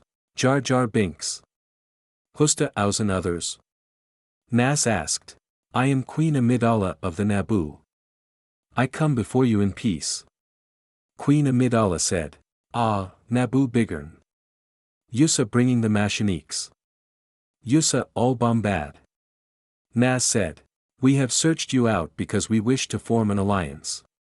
Queen Amidala said as Padme then walked forward. Your Honor. Padme said as everyone wondered what she is doing. Who's dis? Nas asked. I am Queen Amidala. Padme said as everyone was shocked except for Panika and the handmaidens. This is my decoy. My protection. My loyal bodyguard. I'm sorry for my deception, but it was necessary to protect myself. That is some deception. Naruto whispered to Obi-Wan. Although we do not always agree, Your Honor, our two great societies have always lived in peace. Padme said. Nas said. The Trade Federation has destroyed all that we worked so hard to build. If we do not act quickly, all will be lost forever. I ask you to help us. No, I beg you to help us. We are your humble servants. Padme said as she got onto her knees as the others followed her example. Our fate is in your hands. Nas hummed as he thought and then erupted into laughter. Is that good laughter or bad laughter? Naruto whispered to Obi-Wan. No idea. Obi-Wan replied. Yusa no did kin Yusa better than the Gungans? Mesa like Kia dis. Maybe Wisa being friends. Nas said as Padme smiled. The Gungans cheered and everyone smiled as they were now going to fight back. Panika then got on the radio and used a secret Naboo communication line to talk to the rebels in the city about the plan. Padme and Nas had assembled their forces and were now near the edge of the forests near the plains to discuss the battle strategy. Naruto helped Padme move some of the holomaps and information to discuss the strategy. So I'm guessing that was your secret. Naruto said. It was. Padme said. Man, that was a big one. How you managed to hide that from me is astonishing. I'm usually very astute and observant. Naruto said as his foot hit a rock and he stumbled a bit. Right, but like you said. We all have our secrets. Padme said as they walked over to the speeder they were using as a table where Panika, Nas, Kagan, Obi-Wan, and R2 were. Captain Panika, what is the situation? Padme asked. Almost everyone is in camps. A few hundred police and guards have formed an underground resistance movement. I brought back as many of the leaders as I could. The Federation army is also much larger than we thought and much stronger. Your Highness, this is a battle I do not think we can win. Panika said. We can win it. Naruto has assured me that his clones can easily handle a droid army and with the Gungan support they will be fine. But this attack is a diversion to draw the large droid armies away from the city. R2. Padme said as R2's holographic display showed the palace in Thebes. We can enter the city using the secret passages through the waterfall side. Once we get to the main entrance, Captain Panika will create a diversion. Then we can enter the palace and capture the Viceroy. Without the Viceroy, they will be lost and confused. What do you think, Master Jedi? Padme asked. The Viceroy will be well guarded. Kagan said. The difficulty is getting into the throne room. Once we're inside, it shouldn't be a problem. Panika said. There is a possibility with this attack that many Gungans will be killed. Kagan said. We're ready to do our sand part. Naz said. And so am I. My clones can't use lightsabers, but I think that 54 strained chakra-reinforced clones will be more than a match for an army of bolts. Besides, I'm skilled in combat in ways other Jedi aren't. Naruto said. And we also have a plan that should immobilize the droid army. We will send what pilots we have to knock out the droid control ship orbiting the planet. Padme said. A well-conceived plan. However, there is great risk. The weapons on your fighters may not penetrate the shields. Kagan said. And there's an even bigger danger. If the Viceroy escapes your highness, he will return with another droid army. Obi-Wan said. That is why we must not fail to capture the Viceroy.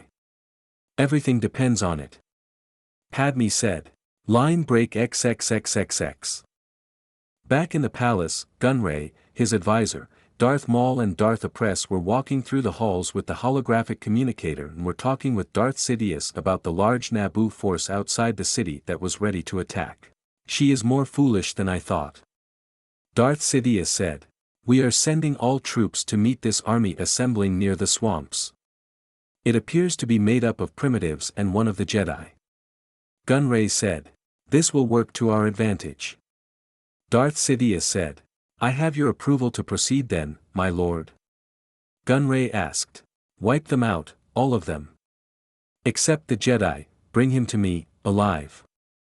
Darth Sidious said. In the swamps of Naboo, not far from the city, one of Naruto's clones was leading the army of Gungans through the swamp. The Gungans were either walking or riding animals, carrying fight staffs, or special energy orbs that would short-circuit and shut down the droids. They were carried in small pouches for the small ones, and large animals carried the catapults and large wagons of the large energy orbs. In the army of Gungans were large animals carrying large portable shield generators.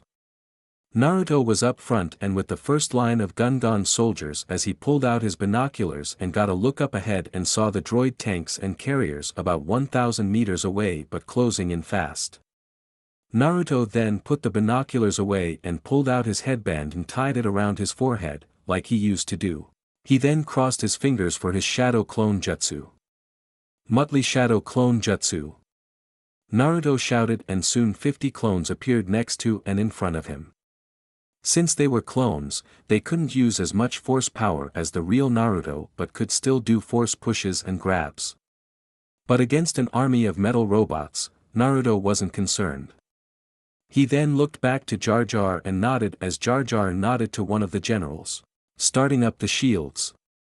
The general said as the shield generators activated and a large protective dome formed around the Gungan army and Naruto. Then about 24 droid tanks appeared on the hill along with 36 droid carriers, each carrying about 200 droids. The lead tank stopped a little down the top of the hill and gave the signal for the tanks to starting blasting. The droid hover tanks then began unleashing energy bolts at the army, but the shield was more than able to block the blasts and the army was safe. Time to go to work. One of the Naruto clones said. While the Naruto clones and the Gungans handled the large droid army, Padme, Naruto, Kagan, Obi-Wan, Panika and the other rebel groups were ready for their part of the plan. Padme, along with Panika and his soldiers, R2, Naruto, Kagan and Obi-Wan managed to sneak into the city through the waterfall side and were now close to one of the gates leading into the hangar. They slowly got into position and saw 4 droid tanks parked in the courtyard near the palace along with several dozen droids. Padme looked across the courtyard and clicked her flasher 2 times and waited. Then a blue flasher flickered, signaling that it was Panika and they were ready. Then a hover speeder appeared near the entrance to the courtyard with a large blaster cannon armed on it. It charged a bolt and fired, destroying the first tank and knocked down 5 droids near it. The droids then immediately opened fire at Panika's group as Panika and his men fired back, drawing the droids away from the gate to the hangar so Padme and her group could sneak in. Panika and a small group of his men split off from the diversion group and entered the palace to regroup with Padme. They neared the hangar as the doors opened and Panika fired a blaster bolt and nailed one droid as 3 others were force pushed away. Naruto, Qui-Gon and Obi-Wan activated their lightsabers and began blocking and deflecting blaster fire as the other droids in the hangar opened fire on the group. Naruto, Obi-Wan and Qui-Gon led the charge, blocking laser fire as Naruto stayed close to Padme, protecting her. "Get to your ships!" Padme shouted as the pilots made their way to the Nubian fighters. Padme's guards and security took cover behind crates and fired on the droids as Naruto deflected another blast and then threw his lightsaber as it spun in the air and sliced through 4 droids and returned to him. Obi-Wan and Qui-Gon helped some soldiers, slicing through droids and blocking blaster fire. Naruto saw some of the fighters begin to take off and also saw R2 enter one of the empty fighters. There were only about 14 droids left in the hangar, and their numbers were falling fast, but Naruto saw that all the living pilots had made it to a fighter, leaving one fighter behind, the one R2 was in. Naruto then made a clone and had it run over to the fighter. "Come on, R2. Let's go take down that ship," Naruto said as he began strapping in and turned the power on. "Besides, I always wanted to fly a fighter," Naruto said as he closed the cockpit and put on the headset. The fighter then hovered up and flew out of the hangar as a tank tried to blast him out of the sky. "Don't worry, we'll be fine." Naruto slashed the last droid as everyone looked around and double-checked to see no droids walking around. Naruto, Qui-Gon, and Obi-Wan deactivated their lightsabers as Panika walked up to Padme. "My guess is the Viceroy is in the throne room," Padme said as Panika nodded. "Red group, blue group, everybody this way," Panika said as they moved hangar door. Insert Star Wars Duel of the Fates. The hangar doors opened to reveal a black-cloaked figure. Panika, Padme, and the group stopped and readied their blasters as they saw the cloaked figure's face, with red and black face of the Sith assassin. Naruto, Qui-Gon, and Obi-Wan felt the darkness radiating off of him and knew if he was here, the other one was close by. "We'll handle this. Naruto, go with them," Qui-Gon said as Naruto nodded. "We'll take the long way," Padme said as they walked back and Naruto walked with them. Qui-Gon and Obi-Wan stepped forward as the cloaked figure took off his hood to reveal his red and black face along with horns on his head. Then Qui-Gon, Obi-Wan and the Sith took off their cloaks as the Sith activated his double-bladed lightsaber and Obi-Wan and Qui-Gon activated their individual blades as the 2 Jedi fought against the 1 Sith. Naruto led Padme and her group through the other exit of the hangar where 3 destroyer droids were waiting for them, but Naruto just yanked them up in the air with the force and then crushed them. They then ran through the palace halls and as soon as they came to hall that split left and right, Naruto stopped. He looked to his left and saw the other cloaked Sith. "Padme, go," Naruto said as Padme saw the cloaked figure and nodded. "Be careful," she said as her group went down the right hallway and Naruto stepped forward and tied his headband around his forehead. He and the Sith then took off their cloaks as Naruto saw his Sith opponent was a tall, horned black and brown/yellow Dathomirian Zobrek. The Zobrek unclipped 2 double-bladed lightsaber from his back, but they had a special spinning hilt and guard around them. He activated the 2 lightsabers and shot out 2 long red blades. He then activated the special hilt, which spun the blades around the hilt while keeping the handle in place. 2 Grand Inquisitor lightsabers.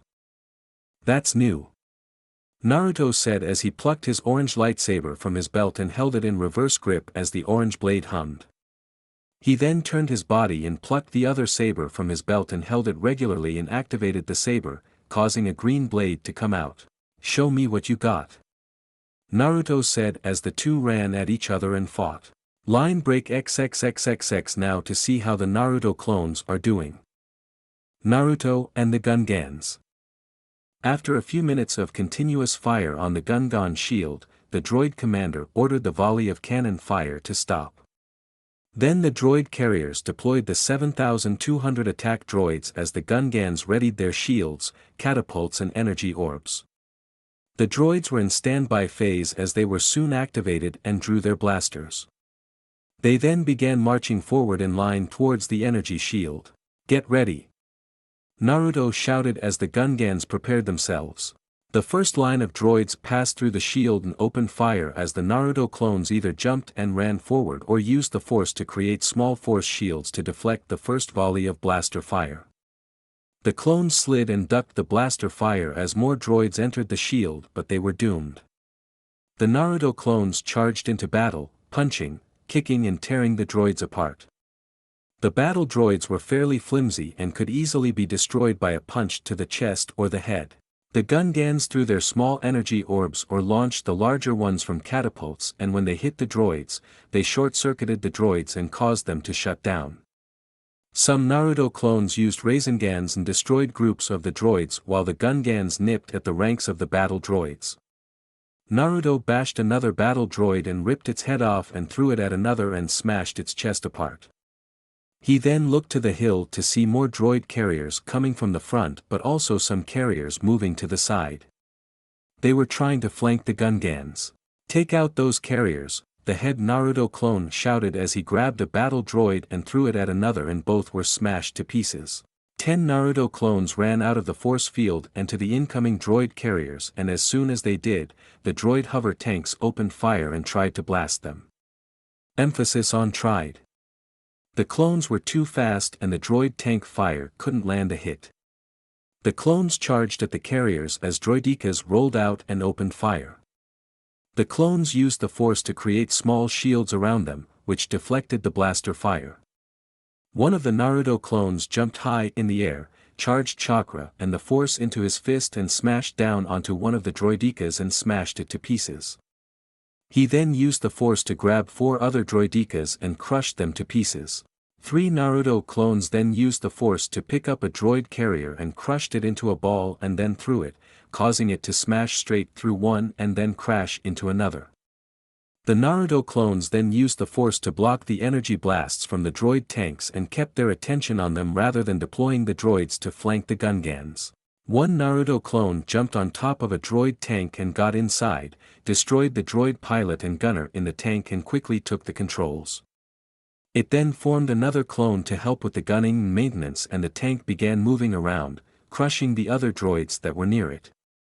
The Naruto clone in the gunner chair aligned the cannon at another droid tank and pressed the gunner trigger, sending the blaster bolt and destroying the other droid tank. "Haha, this thing is fun," the Naruto clone said as it piloted the tank around to get another target lined up. The other clones and Gungans were making mincemeat of the droid army but more carriers were coming in.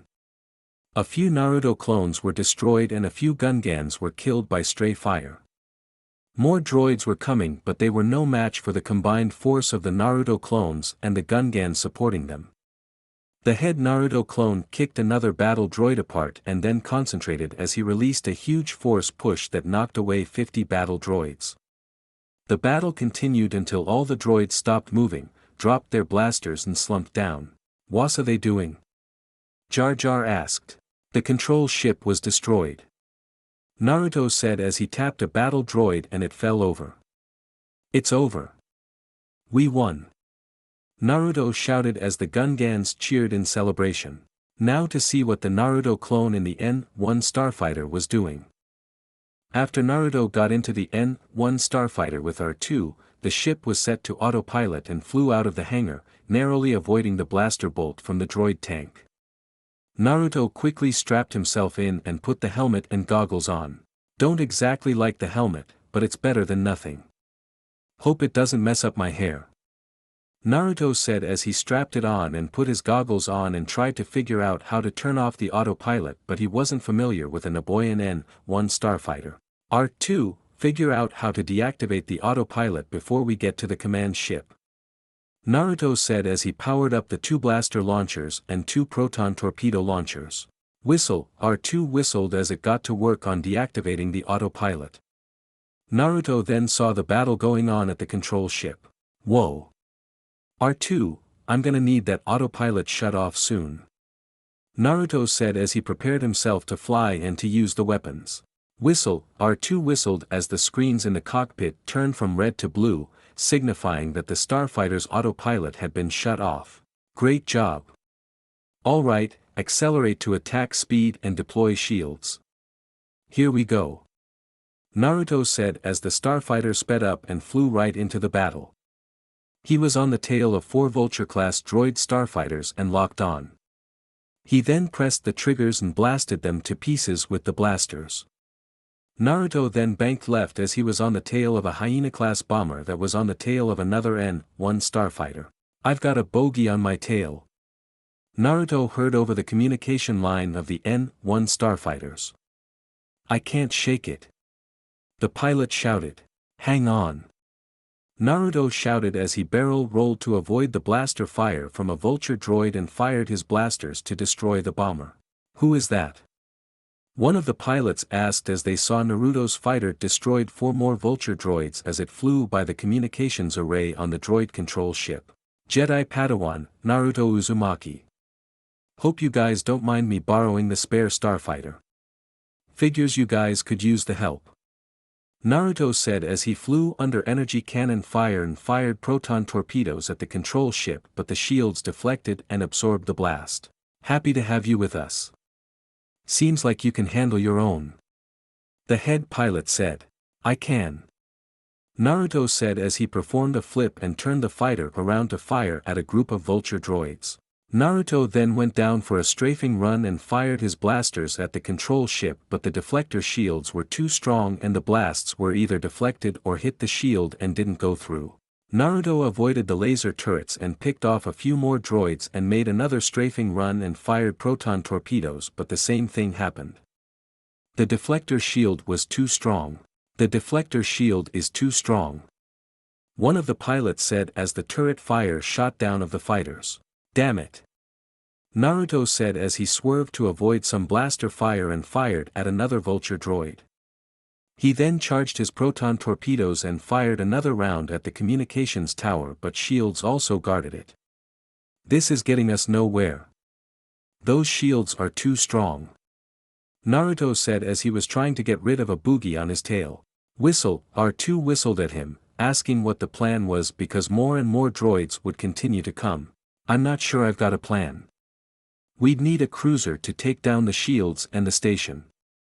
Unless we can do that from the inside," Naruto said as he dove down and spun to avoid blaster fire, but also saw the hangar bay that was open in the middle of the ring of the ship. Naruto then dove up and flew around the ship and saw the other hangar bay where Vulture droids were flying out of. "R2, I think I may have a plan. Are those hangar doors shielded by deflector shields or just regular ray shields?" Naruto asked as he swerved around and R2 tilted his head to get a look at the hangar doors. Naruto did another barrel roll and destroyed a few more Vulture droids when R2 put the data on that shield on one of his monitors. "Nice job, R2," Naruto said as he looked at the data and smirked. "You'd think the Trade Federation would smart enough to put deflector shields on their hangars. Time to show them why." Naruto flew away from the ship and then turned around and lined up to fly towards the hangar door. "R2, reduce speed and divert all unused power except from the weapon system, shields and engine. On my mark, divert all that power to the forward deflector shields," Naruto said as he began to get the fighter ready. Naruto flew the fighter around a blaster tower and destroyed a few more droids and lined up his flight path towards the hangar door. He then flew straight towards the hangar door, blasting any droid fighters that got in his way. "Now!" Naruto shouted as R2 redirected the power to his forward deflector shields and he flew right into the hangar. "Wahoo!" Naruto shouted as he began firing blaster fire and proton torpedoes, destroying everything in front of him. He blasted droids, carrier transports, walls, and anything that was there. 2 torpedoes destroyed one of the energy conduits near the far wall, which set off a chain reaction throughout the rest of the control ship. Naruto then kept flying through the hangar towards the other exit. The other flyers outside the ship saw the small explosions that were going off on the inside. "What's that? It's blowing up from the inside," one of the pilots said. "We didn't hit it," the head pilot said.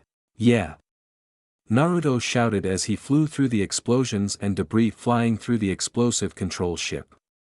"I love flying. Naruto shouted as he flew out of the control ship as he and the Naboo fighters flew back to the planet as the control ship exploded in the background. Line break XXXXX back with the real Naruto. Show me what you got. Naruto shouted as his green and orange lightsabers hummed. He then ran towards the Sith as the Sith charged at him. The Sith held out one of his lightsabers and activated the spinning hilt, causing the other blade to shoot out, activating the double blade. It then spun around like a fan blade as the Sith held it forward and charged at Naruto. Naruto jumped and flipped over the Sith with his sabers right at his side as he flipped his body over his opponent. Appress saw Naruto flip over him, so he spun his other saber and swung at Naruto, but Naruto crossed his sabers and blocked the strike and landed on his feet as he landed from his flip. He then ducked to avoid a slash to his head and then swerved his green saber in reverse grip and stabbed behind him to hit Appress, but Appress backed away. Naruto then swung his orange saber as Appress blocked it and then swung his other saber at Naruto, but Naruto blocked it with his green saber. Naruto then pushed Appress back as Appress back flipped away and threw his two sabers at Naruto. The two sabers spun like buzz saws and Naruto spun his sabers and knocked them away. Naruto then force pushed Appress, but Appress rolled out of the as the force push smashed into a stone pillar and destroyed it. Appress then used the force to bring his sabers back to him and then did a butterfly spin and re-engaged Naruto in saber combat. Because of the spinning nature of the hilt and the two blades in each hand, Naruto had to be extra careful and keep track of the two double-bladed lightsabers. Naruto slid forward to avoid having his head cut off and then turned and swung his two blades at Appress, who blocked them. Appress then pushed Naruto back and swung and swiped at Naruto, but Naruto kept blocked and parrying the strikes to keep his edge up and not get pushed back. The fighting kept pushing through the halls of the palace. Appress then thrusts with one of his double-bladed lightsabers as Naruto backed away. Appress then swung at Naruto's head as Naruto leaned back to avoid it and threw his hand on the ground to catch his body and flipped backward to his feet to avoid the slash to his legs that Appress followed up with. Naruto back flipped away as Appress jumped forward and did a double-bladed saber lunge, which Naruto blocked and head-butted Appress in the face. But that didn't work as Appress wasn't fazed by it and kicked Naruto away. Naruto rolled on the ground and flipped back to his feet as Appress smirked. Naruto spun his orange blade while Appress flexed and rotated his shoulder, obviously to get some strain on his muscles to go away. Not bad, Hornhead. You're pretty good. Naruto said as he spun his sabers as the two walked back and forth, getting a gauge for their opponent. It's not every day you fight a Sith. Soon this battle will end, Jedi. With your death, my ascension to the Sith will be complete. Appress said. In your dreams, Hornhead. Naruto replied. But this one will come true. Appress shouted as he used the force to rip up 3 chunks of the ground and hurl them at Naruto. Not on my watch. Naruto shouted as he slashed the 3 hunks of rubble. He slashed the last one and saw Appress use the opportunity to jump high in the air and stab Naruto. Naruto back flipped away as Appress stabbed the ground, but that was a feint as Appress then force pushed Naruto while he was mid-back flip and knocked him through the air.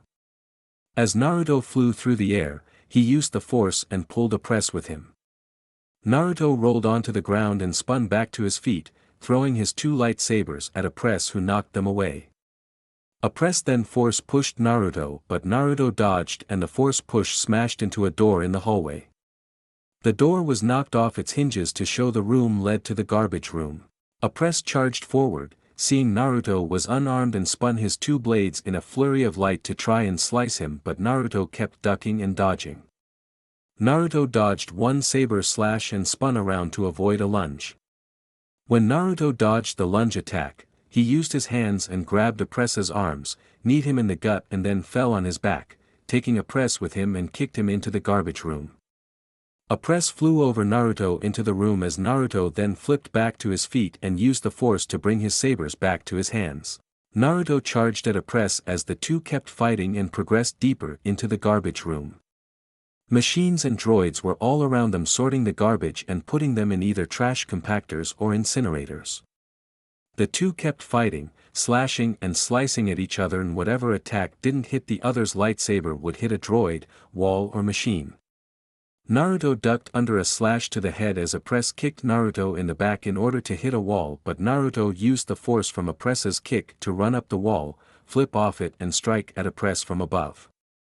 A press saw Naruto run and flip off the wall and blocked the overhead strikes with his sabers. Naruto landed back on his feet and did a leg sweep to try and get a press off his feet, but a press saw this and quickly backed away. Naruto then spun on his hand and back on his feet using his agility to avoid a slash to his legs. Naruto saw a press stab the ground next to him, so Naruto used his right foot and stomped on the handle of one of a press's lightsabers, keeping it and him to the ground. A press saw this and figured it was a stupid plan to lock one of his sabers because it left Naruto vulnerable. A press brought his arm back to use his other saber and slice off Naruto's leg, but before he could, Naruto force pushed him away, knocking him 10 feet away and leaving the saber on the ground. A press flipped back to his feet as Naruto kicked up a press's fallen saber and sliced it in two. Finally. That saber is annoying, Naruto said as a press spun his double-bladed lightsaber. A press then butterfly kicked forward and swung at Naruto, but Naruto blocked the saber. Naruto then backed away and blocked and parried a press who used his singular double-bladed lightsaber to try and push Naruto back. A press took advantage of the spinning hilt and kept spinning the blade after a strike or block to keep Naruto on the defensive or guessing where the next strike was coming from. Naruto blocked a strike and then ran up a wall and flipped forward as a press tried to slash him but slashed the wall, destroying some computers and data banks. A press threw his saber at Naruto while Naruto was mid-air, but when the saber slashed right through him, Naruto exploded in a puff of smoke and was replaced with a dumpster droid that was cut in half. Naruto then force pushed a press, but a press rolled to the side and the force push smashed into the bank of computers. A press then used a force to lift up two garbage droids and hurled them at Naruto, but Naruto sliced them in two. A press used that opportunity to close the distance and re-engage Naruto. A press jumped over Naruto and slashed at him as Naruto blocked the strikes. Naruto then began to push a press further into the garbage section, as their fight moved to a walkway overlooking the various trash compactors and incinerators. Naruto blocked and parried more strikes from a press as their strikes sliced off parts of the railing and kept pushing them further and further down the garbage section. A press spun his blade at Naruto's head, but Naruto ducked and lunged at a press, which a press managed to dodge. A press then grabbed the railing and used it to push himself in the air and flip over Naruto. Naruto then spin kicked behind him, but a press grabbed Naruto's leg and threw him across the walkway. Naruto rolled on the walkway, dropping his lightsabers and nearly falling off and into an incinerator, but grabbed the railing at the last second. A press then threw his saber at Naruto, intending to either kill him or slice off that railing and let him fall into incinerator. Naruto saw this and quickly flipped back onto the walkway as the saber came by and sliced the railing. As Naruto flipped into the air, a press saw this and then did something Naruto had not seen before and unleashed a torrent of dark blue lightning at Naruto, which hit him hard and sent him rolling on the walkway. Ugh, wasn't expecting that. Naruto groaned as a press walked forward. This is the power of the dark side. A press said as a press unleashed another voltage of force lightning, but Naruto quickly got to his knees and held out his right hand using the force to block the force lightning. Naruto concentrated all his focus of the force to his hand to block the force lightning. The force lightning was absorbed into Naruto's hand as he concentrated, but a press didn't let up and released another torrent of force lightning from his other hand, which combined with the force lightning that a press was already hitting Naruto with. The force pushed Naruto back as he kept concentrating to absorb the lightning. RGGGH. Naruto groaned as he kept concentrating as a press didn't let up. I feel the darkness inside of you, Jedi. Do not fight it. Let it flow through you. Join us, join my master and he can show you the ways of the dark side. A press said to Naruto as Naruto did his best to hold back against a force power he wasn't that familiar with. The dark side is stronger. Let it overtake you, embrace it, and you will become stronger than you could ever imagine. Naruto listened to a press and he immediately thought of the Kyuubi. If the Kyuubi could hear him and if Naruto let up even for a little bit, the Kyuubi would gain a foothold. And Naruto wasn't going to let himself become a monster. He thought of Master Yoda and his teachings, his friends back home and his new ones in this galaxy, and of Padme. I will not become a monster. Naruto shouted as the collected force from Naruto and Appress created a shockwave that knocked them both away. The two rolled across the walkway and both nearly fell into the incinerator below but grabbed the railing. Naruto climbed back on and exhaled. He felt different and looked down at his hands to see them glowing a bright blue. He felt some new kind of power, similar to the force lightning that Appress had just used on him, but it was different. It felt clean, it felt pure and good. Naruto saw Appress climb back on the walkway and stare at him. If you won't join us, then you will die. Appress shouted as he released two torrents of dark blue force lightning at Naruto. Naruto held out his right hand and concentrated and to his shock, released a torrent of light blue force lightning. The two clashes of lightning met in the air as they battled for dominance. Appress was shocked to see a Jedi learn and use an ability that is predominantly a dark side power. The dark side will never win. Naruto shouted as he unleashed more of his special force lightning and it overpowered Appress's lightning and shocked him. Appress felt the shock, but the Jedi's force lightning was different from a Sith's. Naruto's force lightning was a lighter color of blue, and was a more sanitized version of the ability. Whereas a dark force user's version of force lightning was extremely strong and dangerous, able to severely hurt, maim or torture their opponent, this force lightning was less powerful and was more like a powerful stun of lightning and less of a fatal dose. The force and shock of Naruto's force lightning knocked Appress off his feet and straight through the railing of the walkway and into one of the garbage incinerators. Arrgh! Appress shouted as he was shocked and fell into the trash compactor where he fell into a pile of old machines and droids. His body hit the metal and the residual lightning from Naruto's force lightning came into contact with some rust and old metal dust which was flammable, and caught fire and exploded. Boom! Naruto shielded his eyes as he saw the contents of the compactor explode in a storm of fire, smoke and metal. The compactor had turned into an incinerator. Naruto exhaled as he called his two lightsabers back to his hands. He walked out of the garbage room and hooked his sabers onto his belt.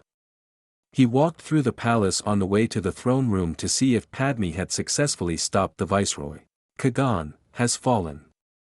Naruto stopped as he felt a disturbance in the force. He felt that Master Kagan had fallen in combat to the other Sith warrior he had engaged with Obi-Wan. Naruto felt Master Kagan fall and felt the rage of Obi-Wan who had witnessed the act. Naruto went to go give his friend aid and quickly followed the force to where Obi-Wan was located. Naruto ran back to the hangar where he saw the large hangar door that was open to the palace's electrical maintenance and power system. He figured the fight must have moved that way.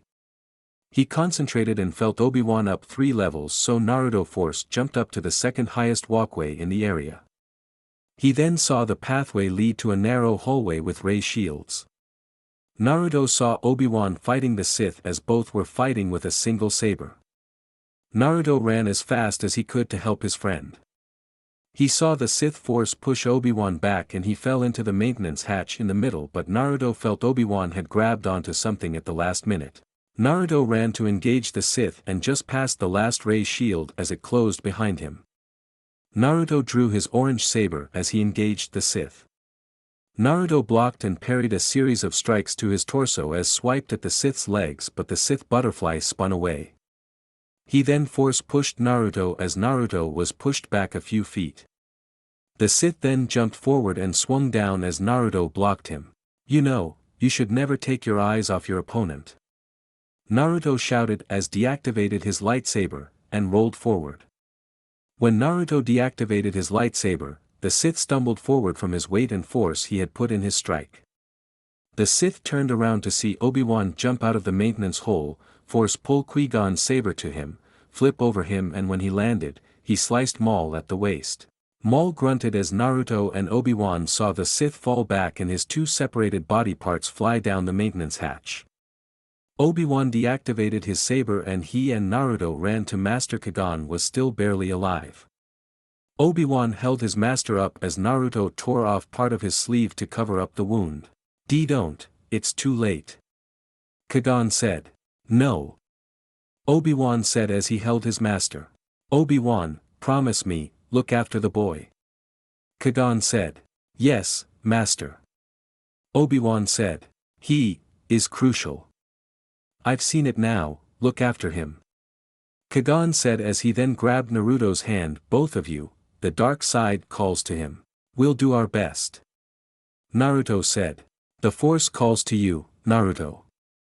Listen to it, just let it in. The future of the Jedi will be safe in your hands.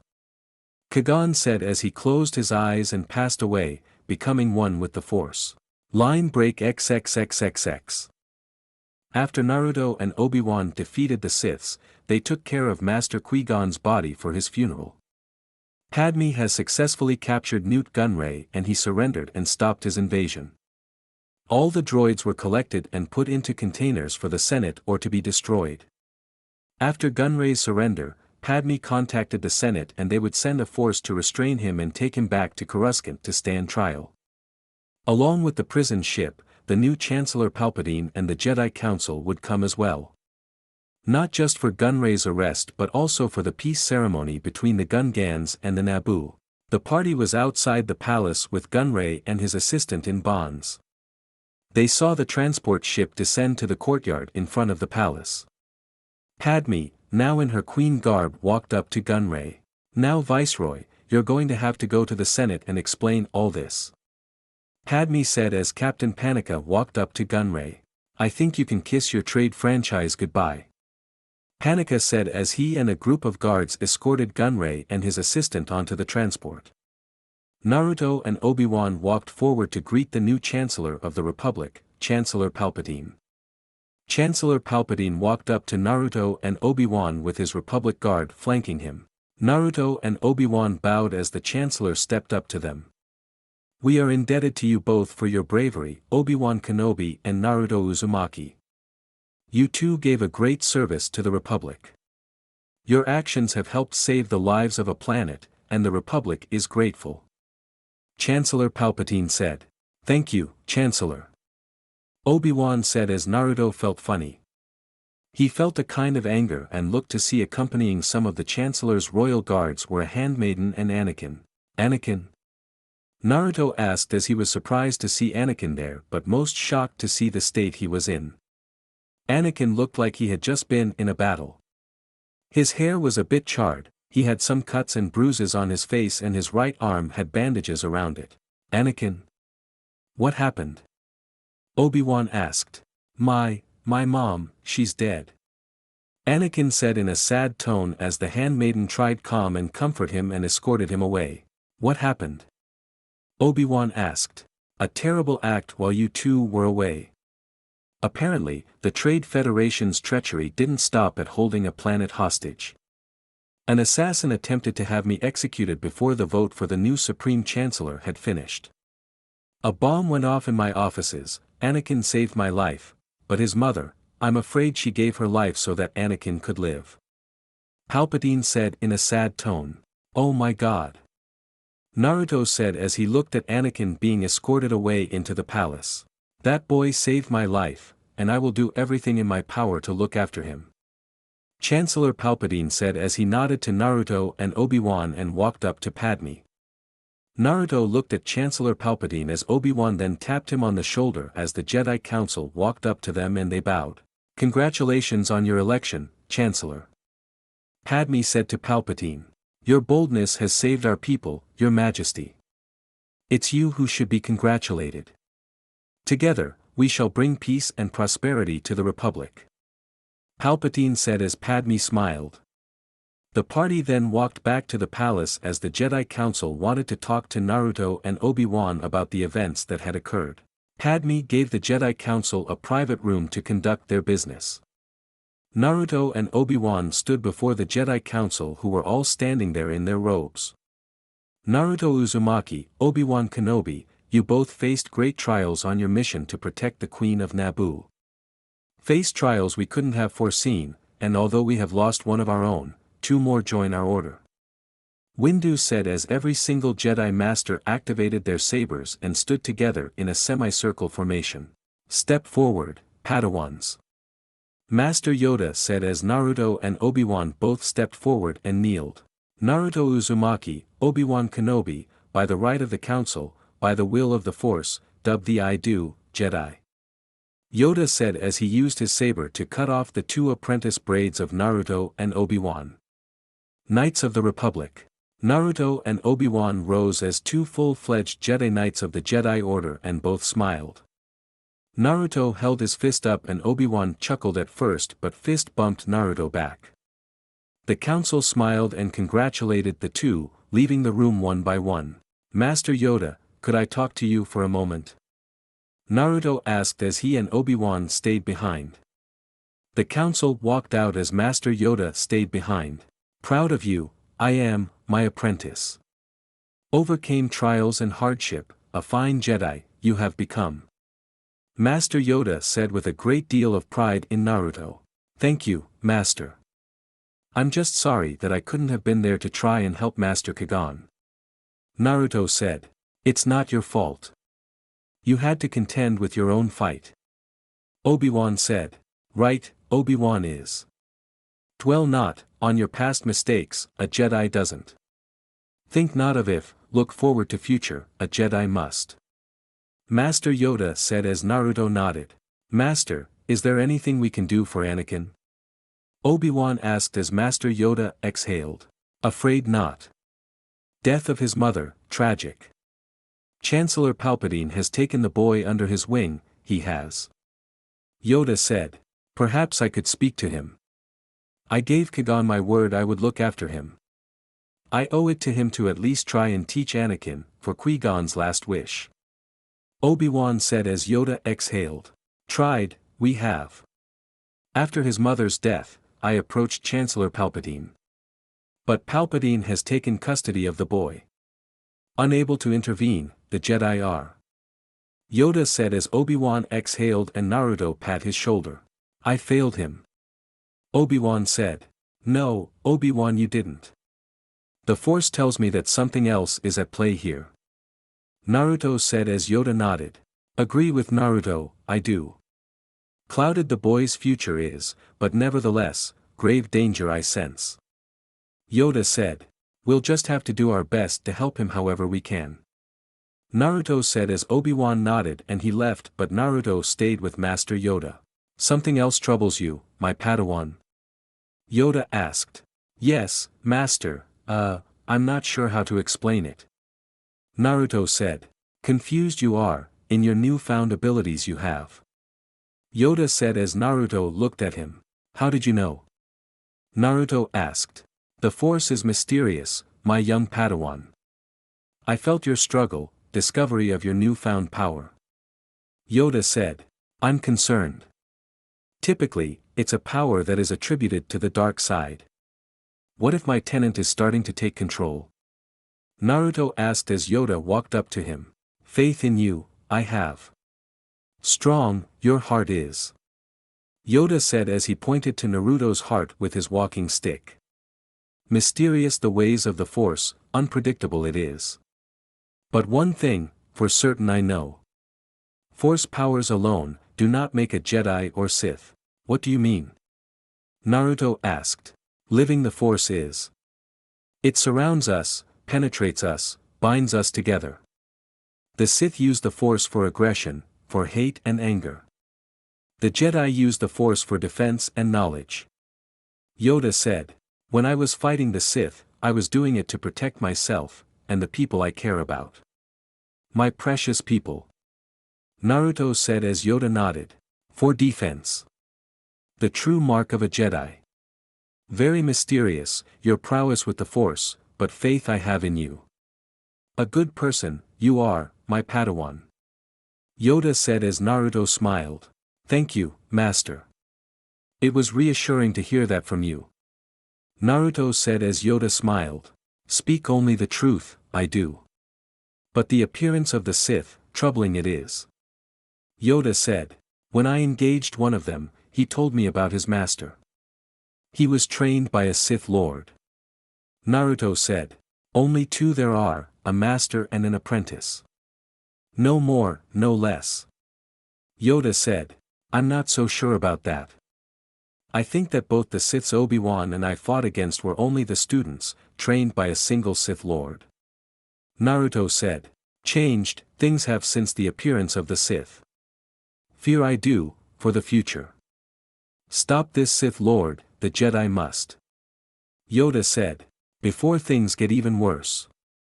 Naruto said as Yoda nodded. Later that night, a ceremony was held for Master Kagan and all the people who had died in the Battle of Naboo. Master Kagan was given a Jedi's funeral and his body was cremated. Obi-Wan had tried to talk to Anakin but he didn't want to talk. Obi-Wan felt sorry for Anakin and that he had failed him, but Naruto was there for him. The next day, the city was in joyous and rowdy cheer for the peace celebration between the people of Naboo and the native Gungans.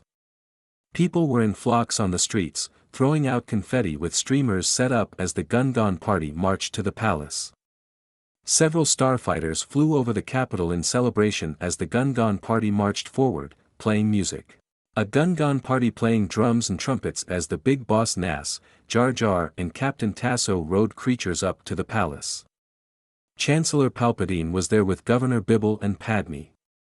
She was wearing an amazing white royal celebration outfit which drew Naruto's attention immediately. Along with the Queen, the Governor and the Chancellor, many of the Naboo royalty and officials were there. The Jedi Council and Masters were there and Naruto and Obi-Wan took their place next to Governor Bibble for their acts of bravery in the Battle of Naboo. Obi-Wan looked at Naruto who smiled, seeing the good things they had done. The Gungans reached the steps to the palace and got off their creatures and walked up the steps. Padme stepped forward to meet Nass and Bibble handed her a Naboo orb of peace as a symbol for the new peace between the two people. Padme then handed it to Nass who took it and turned to face the city. Peace! Nass shouted as everyone erupted into cheers and applause. Padme turned to Naruto who smirked and chuckled at her and she smiled at him. There was nice party in celebration for the peace between the Gungans and the people of Naboo. Everyone joined in to celebrate the peace but Naruto and the Jedi would leave later that night to return to the temple and resume their jobs as peacekeepers. Naboo may be at peace now but the rest of the galaxy was not. Line break XXXXX. The story continues, 4 years later. After the Battle of Naboo, Naruto and Obi-Wan had gained a reputation as some of the most skilled Jedi Knights in the Order. After the battle, the two assumed their new roles as Jedi Knights to the Republic and were assigned peacekeeping missions or whatever other kinds of diplomacy missions the Republic needed help with. After their experience with the Battle of Naboo and protecting the Queen, the two became good friends and often completed missions and trained together. Obi-Wan was a by-the-books Jedi who followed the Jedi Code to the letter. Strict, boring and a bit of a buzzkill which was perfect because Naruto was unorthodox, unpredictable, a bit reckless and the opposite of Obi-Wan but the two worked well together. They trained together often and were becoming the most skilled Jedi Knights in the Order.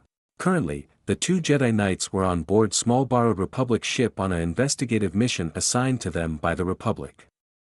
They were on their way to the Outer Rim to the planet Takodana to get some more information on their targets. Their mission came from several merchant guilds from the planet Hosnian Prime, a large cosmopolitan planet similar to Coruscant and many other core worlds. Apparently, a really bad group of pirates who called themselves the Guavian Death Gang have been pirating, pillaging, and murdering several merchants' guilds that occupied Hosnian Prime.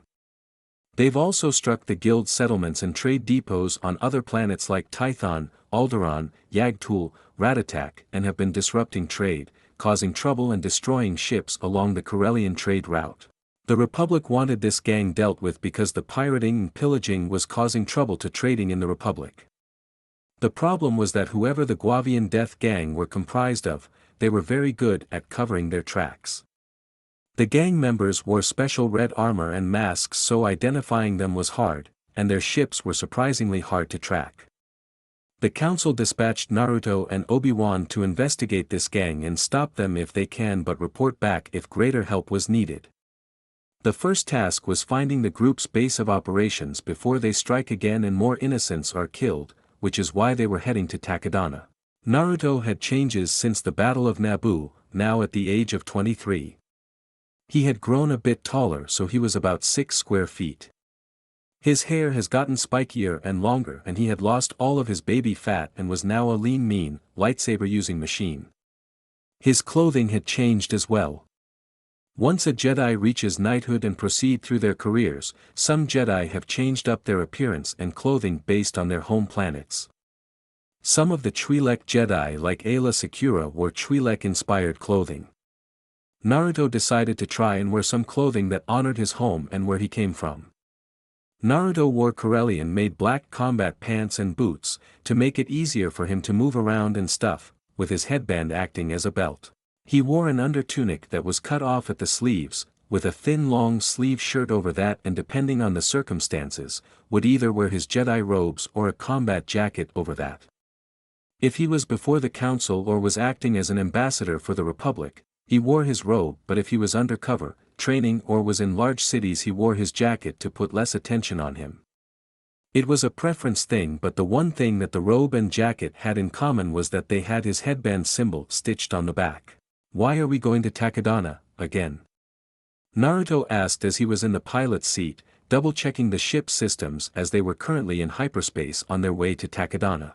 "For information. No one in the Republic has had any luck finding the gang, but I think I know someone who may help us," Obi-Wan said as he looked over some of the reports on the gang's targets and activity on one of the data pads the council gave him. Obi-Wan had changed a lot as well in the past 4 years. His clothing stayed the same, wearing the same tunic and Jedi robes, but some small changes with the belt, and he also created a new lightsaber for himself.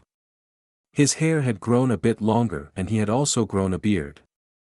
Naruto bugged him to shave it, but Obi-Wan liked it. "Oh well. So how do you know this informant?" Naruto asked. "I met her before. She was an old acquaintance of Kagan and he often went to her for advice or information." Obi-Wan replied. She must have some good connections." Naruto said. "She does. She's been around a long time and knows a lot of people, but she's also a friend to the Jedi." Obi-Wan said. "She is?" Naruto asked. "At least Kagan believed so. She is actually quite force-sensitive, but she didn't want to become a Jedi." Obi-Wan said. "Interesting." Naruto said. "She's been helpful in the past. If there's anyone who may have any idea on where the Guavian Death Gang's base is located, it's her." Obi-Wan said as Naruto nodded. "Okay, dropping out of hyperspace." Naruto said as the Republic ship dropped out of hyperspace and flew towards the planet surface of Takodana. The ship descended into the atmosphere of the planet and the two were greeted to a planet with a beautiful landscape.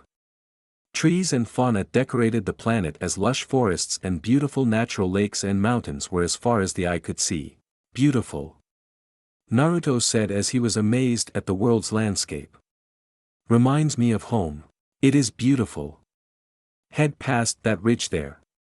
The place we'll find her is there," Obi-Wan said as Naruto steered the ship past the ridge to see a castle-like building near the water. There were various flags from planets all across the Republic and the Outer Rim, belonging to various species, groups and guilds all around a large statue of a female alien in the middle.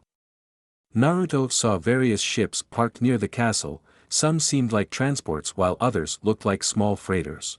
"Land the ship near here. We don't want to attract too much attention," Obi-Wan said as Naruto activated the landing gear and landed the ship further away from the other ships. "What's up?"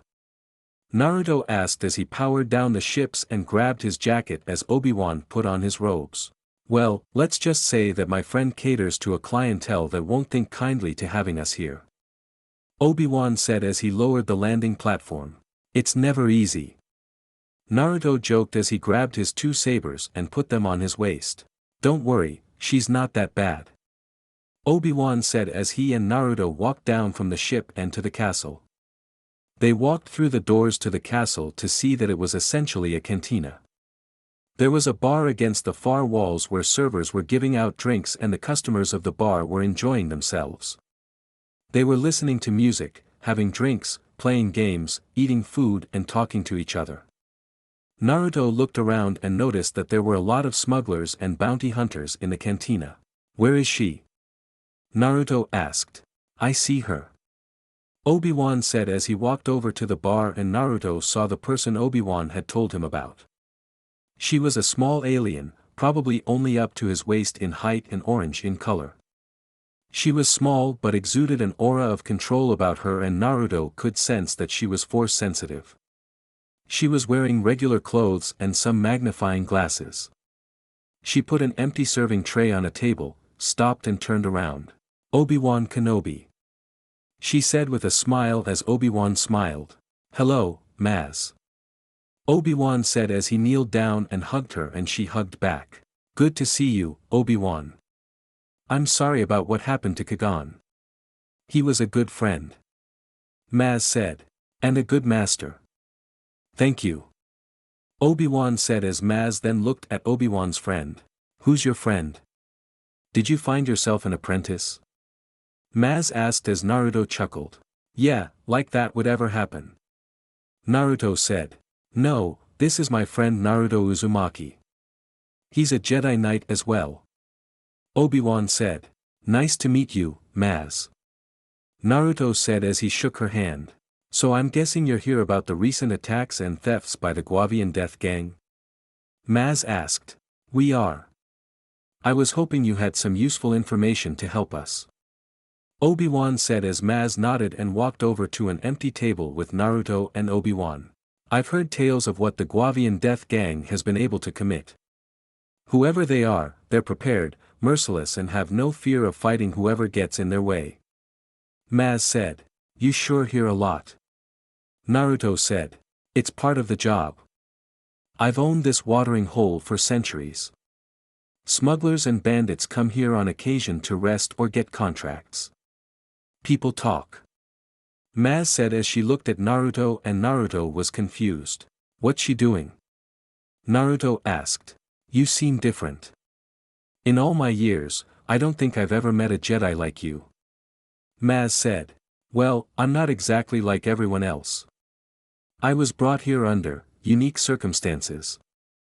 Naruto said as Maz looked at him. "And I believe you. You spend enough time in the universe you can get a read on people, but not you." Maz said. "Well, I'm special." Naruto said with a smile.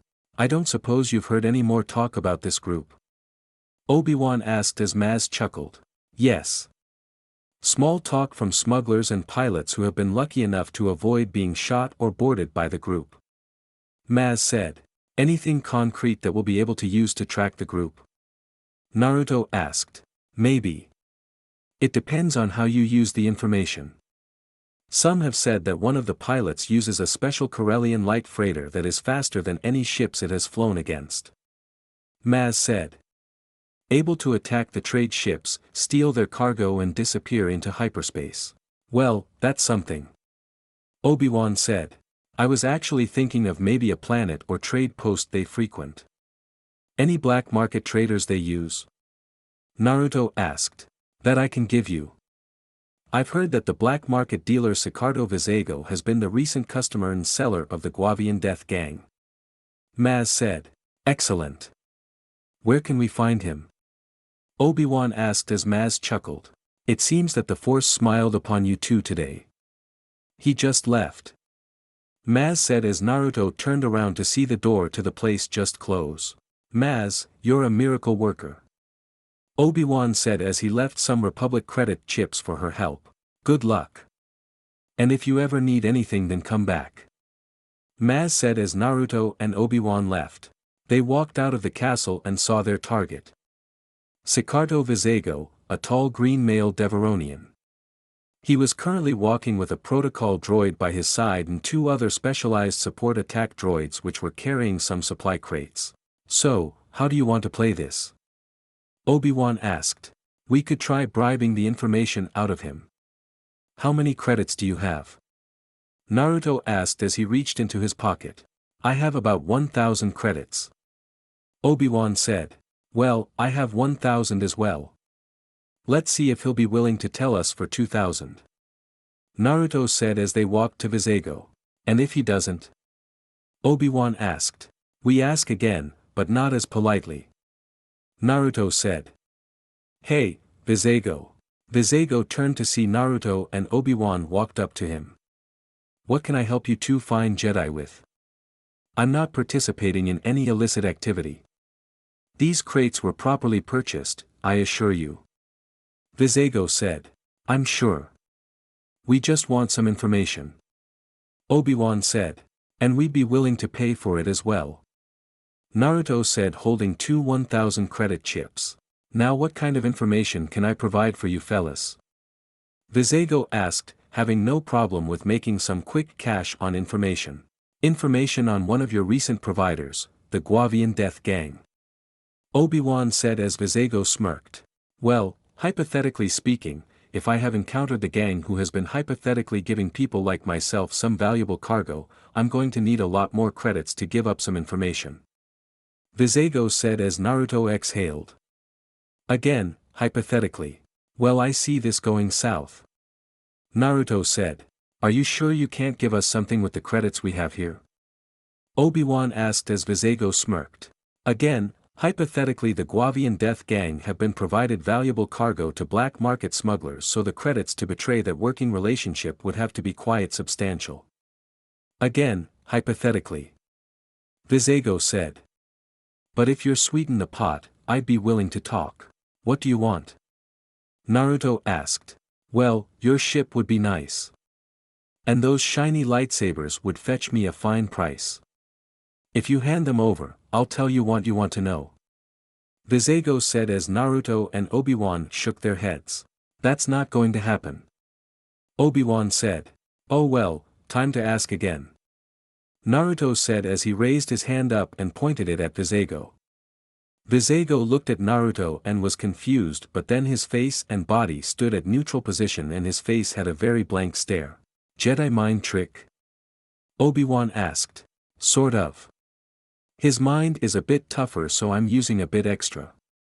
He's now in a more relaxed and cooperative state. He would probably dance like a chicken if I concentrated enough. But go ahead, ask him. Naruto said as Obi-Wan nodded. Now Vizego, what do you know of the Guavian Death Gang? Obi-Wan asked. Not much. All I know about them is that they have 3 small freighters they use to conduct their pillaging and activities. But their group has about 50 or so members, all of who are armed and dangerous. The members with the red armor have cybernetic enhancements making them faster, stronger and more dangerous. Vizego said. Cybernetic enhancements. No doubt obtained illegally. Obi-Wan said. It could explain how effectively they've been able to hit their targets and kill anyone who gets in their way. Naruto said as Obi-Wan nodded. What else? Obi-Wan asked. The group's freighters and star ships are specially modified to be faster than standard ships, allowing them to flee capture. Vizego said. Okay, anything else that could be helpful? Anything that could mention where they stop or where their base is? Naruto asked. I noticed a large amount of volcanic dust and ash inside their vehicles, and one person did mention hating to live in a hut made of volcanic glass because he kept breaking a wall when he went to sleep. Vizego said as Naruto and Obi-Wan shared a look. That could help them. Okay, thank you. Go about your business. Obi-Wan said as Naruto used the Force to make Vizego forget about their conversation.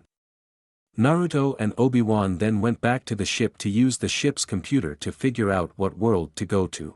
Okay, volcanic ash and dust and a hut made of volcanic glass. That narrows down their base to planets with lava or volcanoes. Obi-Wan said as Naruto pulled up the map on the computer. Mustafar is too far even for ships as fast as Vizego claims them to be. Naruto said as they looked at the map. Okay, well, considering the places the group has hit and stolen from, it's likely to think that they would want to remain on a planet close to this system. Obi-Wan said. And a planet with active volcanoes would make the perfect base because there wouldn't be many cities there. A way station probably. Naruto said as they looked at the planets near where they were. Well, the closet one is Chalcedon in the Tashtar sector. It's not that far from here and the planet has numerous volcanoes and thermal pools. Any indigenous people? Obi-Wan asked. No. No indigenous people but spaceports. It's a slave trade planet. Numerous slave trade posts are set up in the starport or the indexer compound near the southeastern hemisphere of the planet. There's less volcanic activity there. Naruto said as Obi-Wan nodded. It's as good a place to start as any. I'll get in contact with the Jedi Council and inform the Republic about the slave trade of the planet. Since the planet is in the mid-rim, they'll send over a police force. Obi-Wan said as Naruto moved over to the pilot controls. All right, next stop Chalcedon. Naruto said as he turned on the engines and left the planet to their next stop. Line break XXXXX.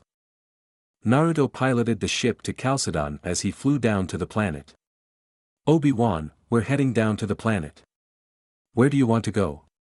Naruto asked as Obi-Wan thought for a second. Our first logical place would be to head to the nearest spaceport and ask around, but since how this planet is a slave hub that may not work. If we're seen asking around, someone may tip off the group and they'll escape. Obi-Wan said as Naruto nodded. Maybe you could run some scans on the ship's scanners. The planet is mostly volcanoes and lava pools, there can't be many ships and settlements around. Naruto said as Obi-Wan nodded and got to work as Naruto began to pilot the ship down to the planet, which was a tricky job.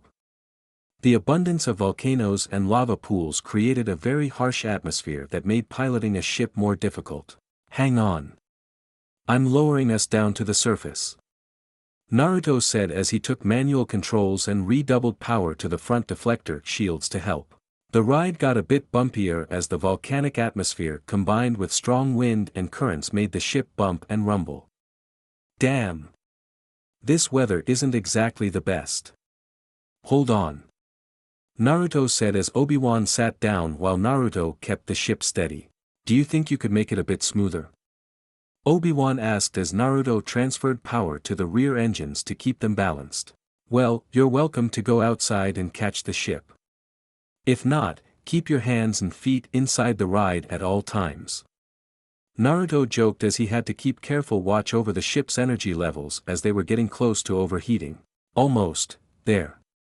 Naruto said as he quickly lowered the ship, but as soon as the landing gear touched down and the ship was settled, the ship's controls and energy gauges sparked and short-circuited.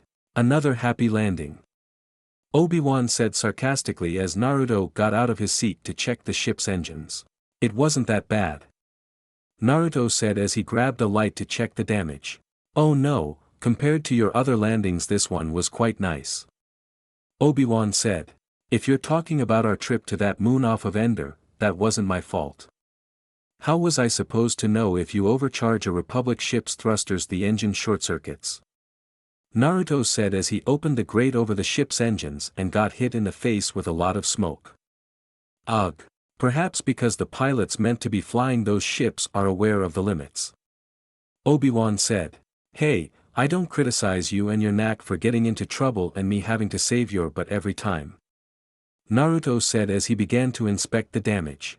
If you're talking about that mess on Cato Neimoidia, that doesn't count. Obi-Wan said. Oh yeah, what about that mess with the nest of Gundarks? I've got a whole bunch of others. Obi-Wan. You, my friend, have a knack for getting into trouble and I end up saving your butt. I should charge you every time I save you. Naruto said as he took a look at the damage.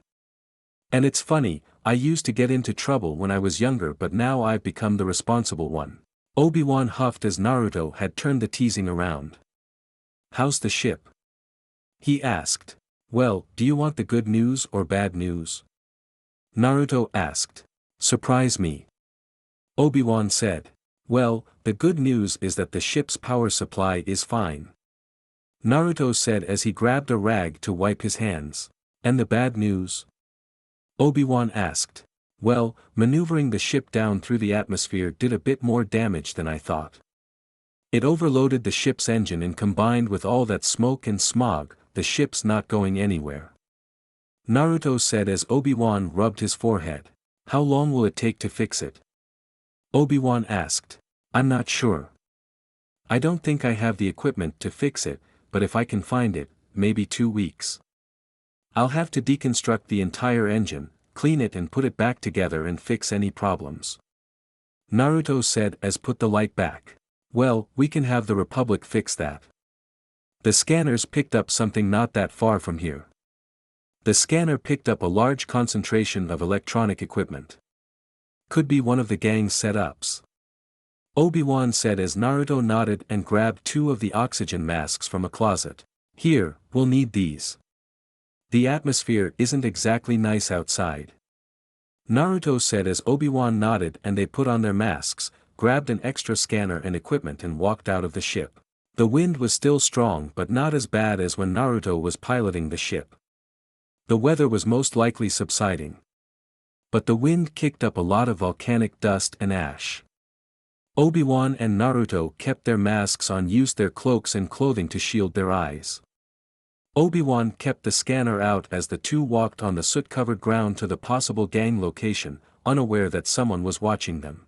After about an hour of slow walking, they found a small enclave of tarps and huts that housed a whole bunch of crates. The wind had died down, which allowed Naruto and Obi-Wan to remove their annoying oxygen masks. Naruto walked up to one of the crates and opened it to reveal some cargo from Hosnian Prime. Well, looks like we're in the right place. Naruto said as Obi-Wan looked around and checked some more crates. You're right. I'll head back to the ship and contact the council. Obi-Wan said as Naruto nodded. Be careful. Naruto said as Obi-Wan went back to the ship. Naruto then made some clones to help organize all the material stolen from the gang, so when the Republic and Council came, the goods would be easier to sort. Naruto put a crate of Corinthian diamonds next to a crate of new Hosnian defense chips when he heard a beep that sounded a lot like a droid. What the? Naruto heard the beeping continue from a large box crate that was underneath some containers holding new droid parts. Naruto moved the containers off and opened up the crate to see a small orange BB unit droid in a net. Its head looked up at Naruto and beeped cautiously. Huh, not something you see every day. Naruto said as he grabbed the net to get the droid out of the crate.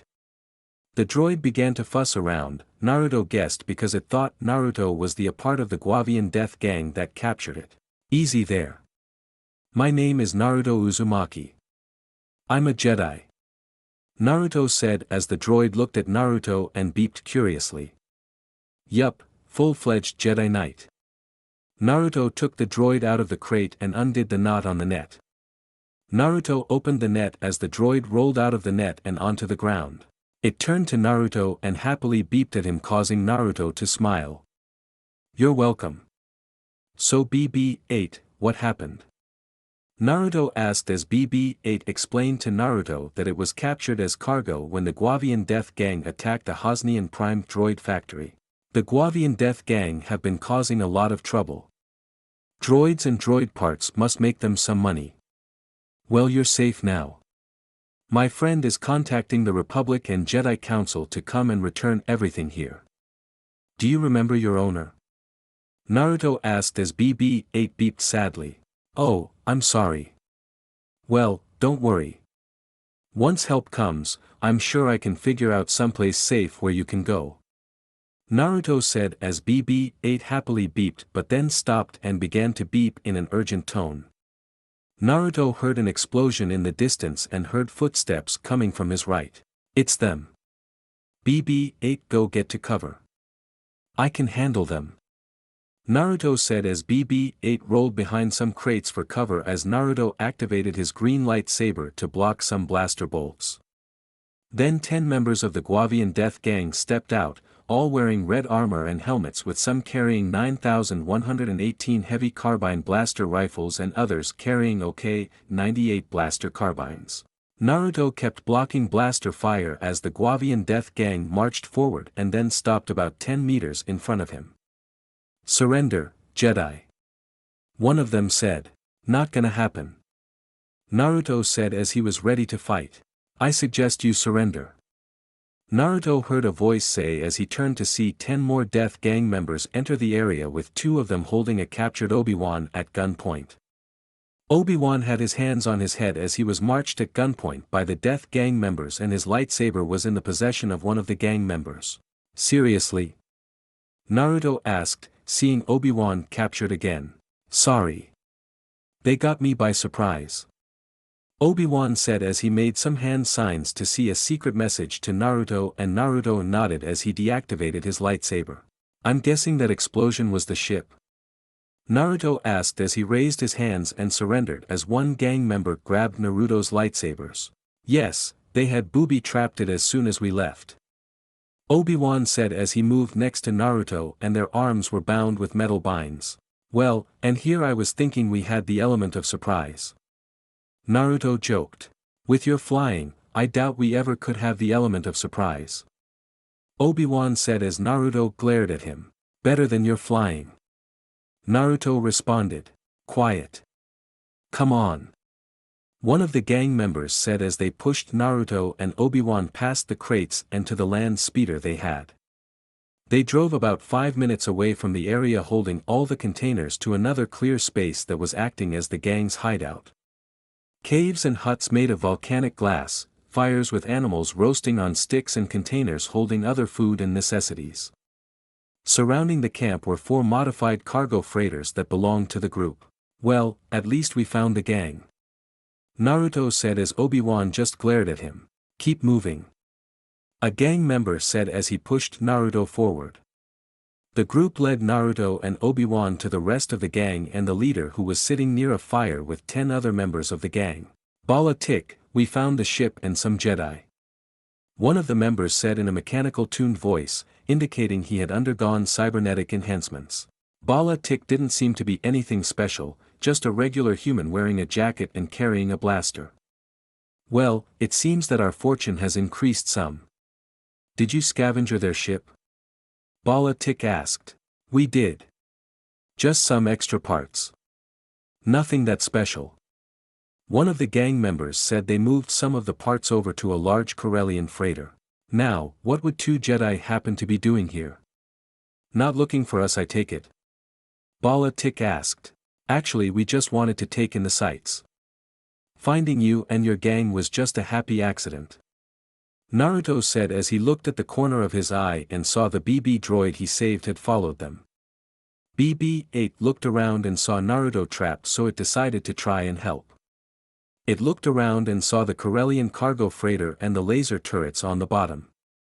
It looked back at Naruto as it saw Naruto wink at it. BB-8 then quickly and quietly rolled over to the freighter. And now that we found you, we can take you in. You're criminals. Obi-Wan said. Criminals. I like to think of us as intrepid collectors of items that are profitable. Bala Tik said. You're thieves. You've stolen from innocent merchants and killed people who've gotten in your way. Naruto said as Bala Tik smirked. Well, when you want to keep up a living and make sure that no see us, people have to die. Bala Tik said as he pulled out his small repeater blaster and aimed it at Naruto's head. Which brings us to me killing you too. And don't worry, your lightsabers will be in good hands and may even fetch us a lot of credits. Any last words? Naruto and Obi-Wan looked at each other and nodded. Yup. You might want to back away. Naruto said as he released a force repulse wave that knocked away the Guavian Death Gang members away and destroyed the binders holding Naruto and Obi-Wan's hands.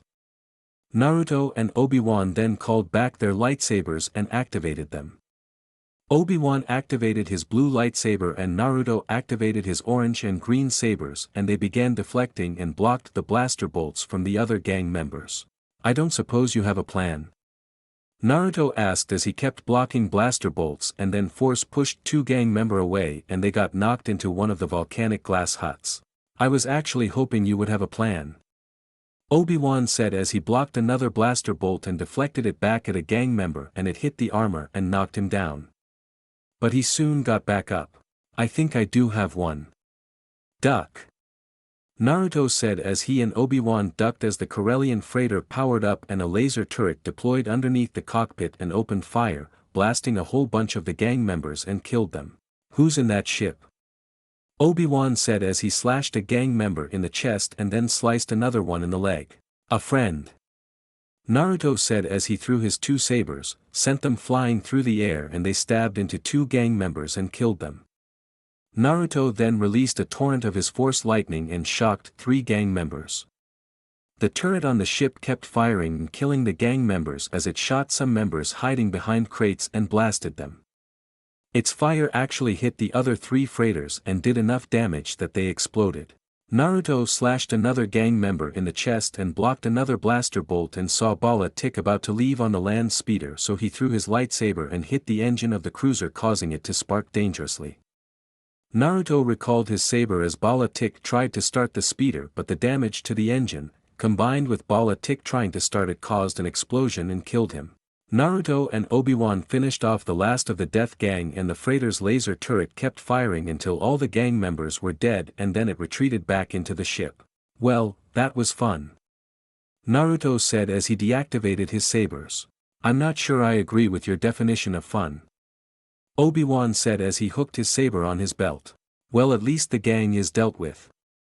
Everyone is dead and all the stuff they took is here," Naruto said as Obi-Wan smirked. "Yes, well, we could have done it more stealthily," Obi-Wan said. What's done is done," Naruto said as he walked over to one pile of crates to inspect them.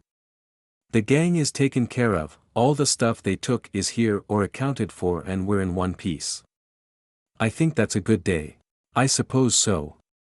So did you have a clone in that freighter after I was captured?" Obi-Wan asked. "Actually no," Naruto said as Obi-Wan heard a droid rolling and beeping. He turned to see a small BB unit droid roll up to them and happily beep. "Hey, BB-8. Thanks for helping us back there," Naruto said as BB-8 beeped happily. "Who is your friend?" Obi-Wan asked. "Oh, this is BB-8. When you went back to the ship, I found him in one of the containers. The gang captured a whole bunch of droids and killed their creator. Thanks again, BB-8. I owe you one. This is my friend, Obi-Wan Kenobi," Naruto said as BB-8 happily beeped. "Hello, BB-8. Thank you for your help. Well, how can we contact the Republic? Our ship is gone," Obi-Wan said. "We can use the recently for sale freighter. They probably have a comms array on board," Naruto said as he pointed to the Corellian freighter that belonged to the Death Gang. "Sounds like a plan," Obi-Wan said as they walked on board of the ship as BB-8 followed them. As they got on board, Naruto took a better look at the ship that BB-8 used to save him and Obi-Wan. It was a Corellian Engineering Corporation, CEC, YT-1300 light freighter. They walked inside and to the cockpit, which sat 2, one for the pilot and the other for the co-pilot. Naruto looked around to see that the ship was very impressive. Highly advanced engine system and hyperdrive core with a whole bunch of other modified things that must have made this ship faster than traditional ships and freighters.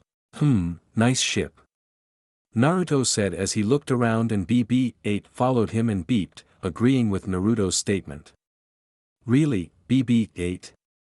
A modified hyperdrive and engine system? Damn, this thing must move." Curious BB-8 asked, wondering what Naruto's plan was for the ship. "Well, I'm thinking about keeping this ship for myself. I wouldn't mind having a nice ship to use, and taking this one would save me having to buy one," Naruto said as he looked around. "I'll have to sort through this thing later, make some modifications of my own, but I like her." "What's she called?" BB-8 replied. "The Millennium Falcon." "Not bad," Naruto said as he then knelt down to BB-8. "I could also use a good droid to help me take care of things. So, BB-8, do you want to stick around and help me out?" Happy BB-8 happily beeped and rolled over to Naruto as Naruto smiled. "Glad to have you on board," Naruto said as he stood up and Obi-Wan walked over to him. "I contacted the Republic and they're sending over a force to help recover all the cargo," Obi-Wan said. "Good. There's too much for one freighter. But I can help carry some stuff. I'm thinking about keeping this ship. Naruto said. Why? Obi-Wan asked. Why not? I've always wanted my own ship, and since this one doesn't have an owner anymore, spoils of war. Naruto said as he looked around. If you say so. Obi-Wan said. It'll be easier than having to borrow Republic ships. I can do some modifications and make this thing even better. Naruto said. Besides, something tells me I might need this in the future. Unknown to Naruto and the entire Jedi Order, a lone ship was flying to a far-off deserted planet in the far reaches of the Outer Rim and the galaxy. The planet was once home to an indigenous people, but the active volcanoes on the planet decimated the environment and killed its inhabitants. The loss of life on the planet cloaked it in an aura of dark force, and because of its location, no other planet or federation came to colonize or set up posts. The small ship descended to the surface of the planet and cleared the smoke that obscured vision of the planet's surface. Once the smoke was cleared, you could see a small run-down temple with a compound built next to it and several large frigates and smaller fighters. The large frigates were Terminus-class destroyer ships with small starfighters, all carrying a golden logo or symbol to represent who they were.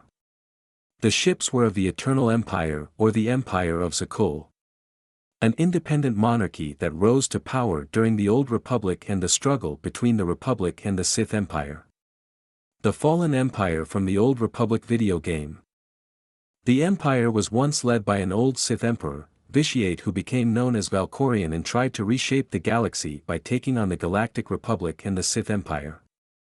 Eventually, the Emperor was defeated and most of the Empire was vanquished, with a small portion that survived and fled to wild space. The Empire had returned, but under whose command? The mystery ship finally descended to the compound near the landing platforms, and as soon as it touched down, 24 men in special black armor marched out onto the platform, carrying reflecting shields and laser pikes. The armor was that of the Knights of Zakul, a group of force-sensitive warriors that loyally served the Empire. These differed because their armor wasn't the traditional white and gold but black and red. The knights lined up in 2 lines near the ship and stood there. The ship powered down and the ramp opened up as a figure walked down. The figure was Darth Sidious, the Sith Lord that had tried to kill Queen Amidala and sent the 2 Sith apprentices after her. He descended from the ramp as the knights faced him and activated their laser pikes, but instead of blue or green blades, they were red. The knights then turned and saluted the Sith Lord as Darth Sidious walked past them to the main compound where 2 of his followers were waiting for him. One of them was an elderly man with a dark brown outfit, a cape and a beard. This was Count Dooku, or Dark Tyrannus, a former Jedi Master of the Republic, but he left the Order and the Republic because he was sick of the bureaucracy of the Senate.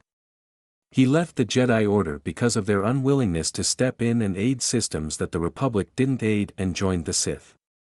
He was now known as one of the leaders of the Confederation of Independent System, or more colloquially known as the Separatists. Dooku led them as Count, and the ever-growing organization were planets and systems that left the Republic.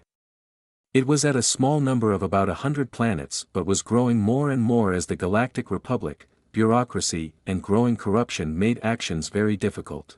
The other follower was a woman, about late 20s, with brown hair tied in a bun with a feather in her hair. She wore short-sleeved armor and pants with boots. This was Tavian Axmus, a force-sensitive dark Jedi who grabbed the attention of the Jedi Order but was denied entrance because of her powerful dark side aura. Sidious, however, was more than happy to take her and train her with the dark side of the Force. She trained alongside Darth Maul and Appress but hadn't finished her training until recently. From Star Wars Jedi Knight, Jedi Academy game. Master.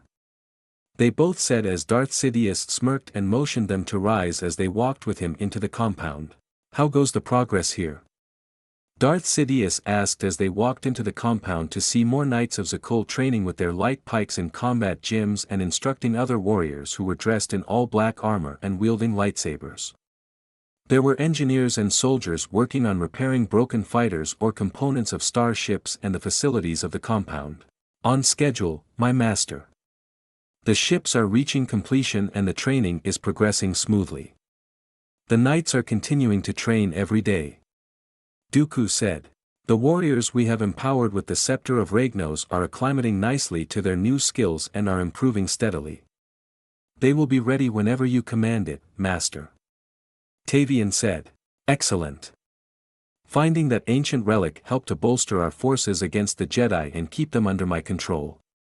Everything is going according to plan, as long as you and the Separatists keep up the pressure with the Senate.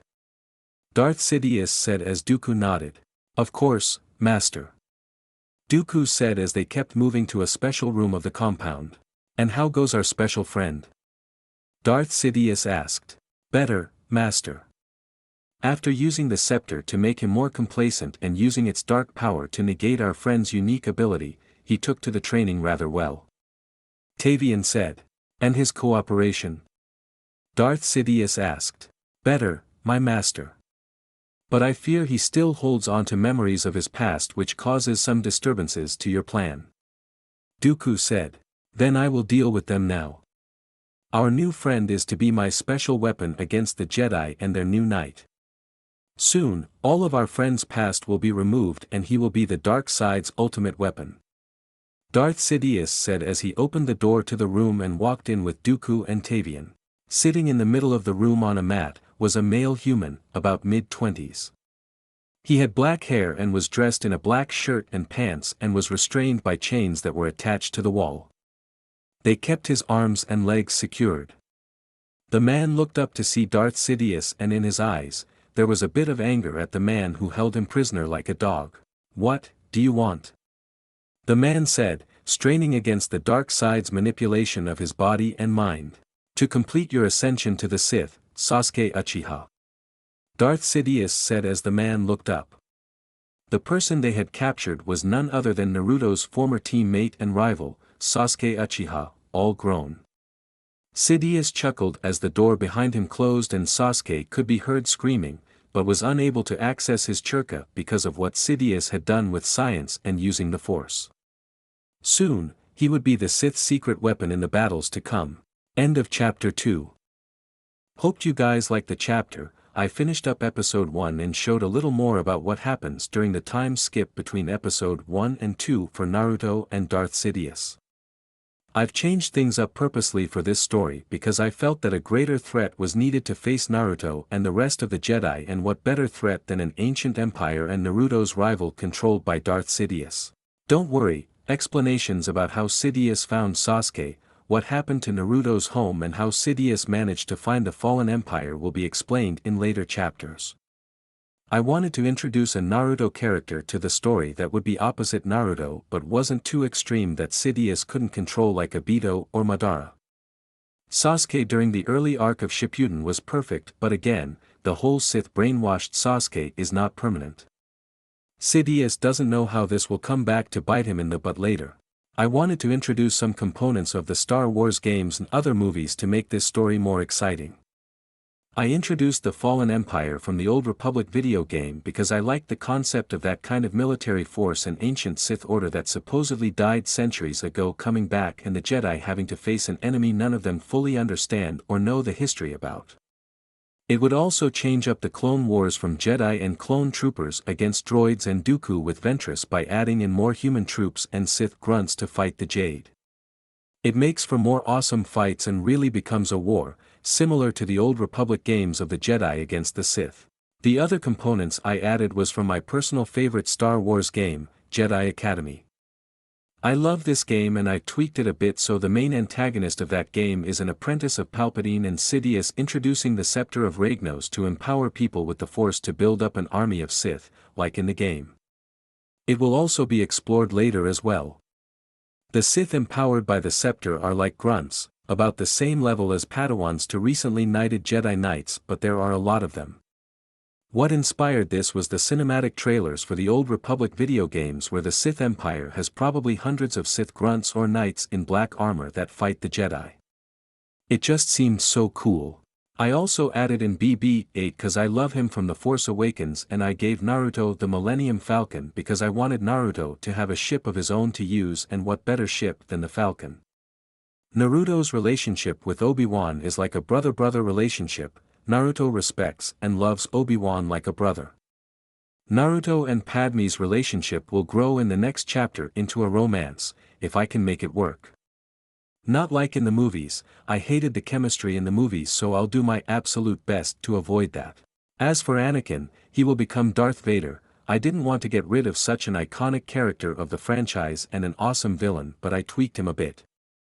Sidious has a grasp on him earlier than in the canon, which will impact his power, and being trained by him, Dooku, Tavian, having some access to the scepter of Ragnos, and with a potentially brainwashed Sasuke on their side, Anakin's training will be vastly different. He is still a main component of the universe and will be, but there are other, more immediate threats at the moment to build up to him.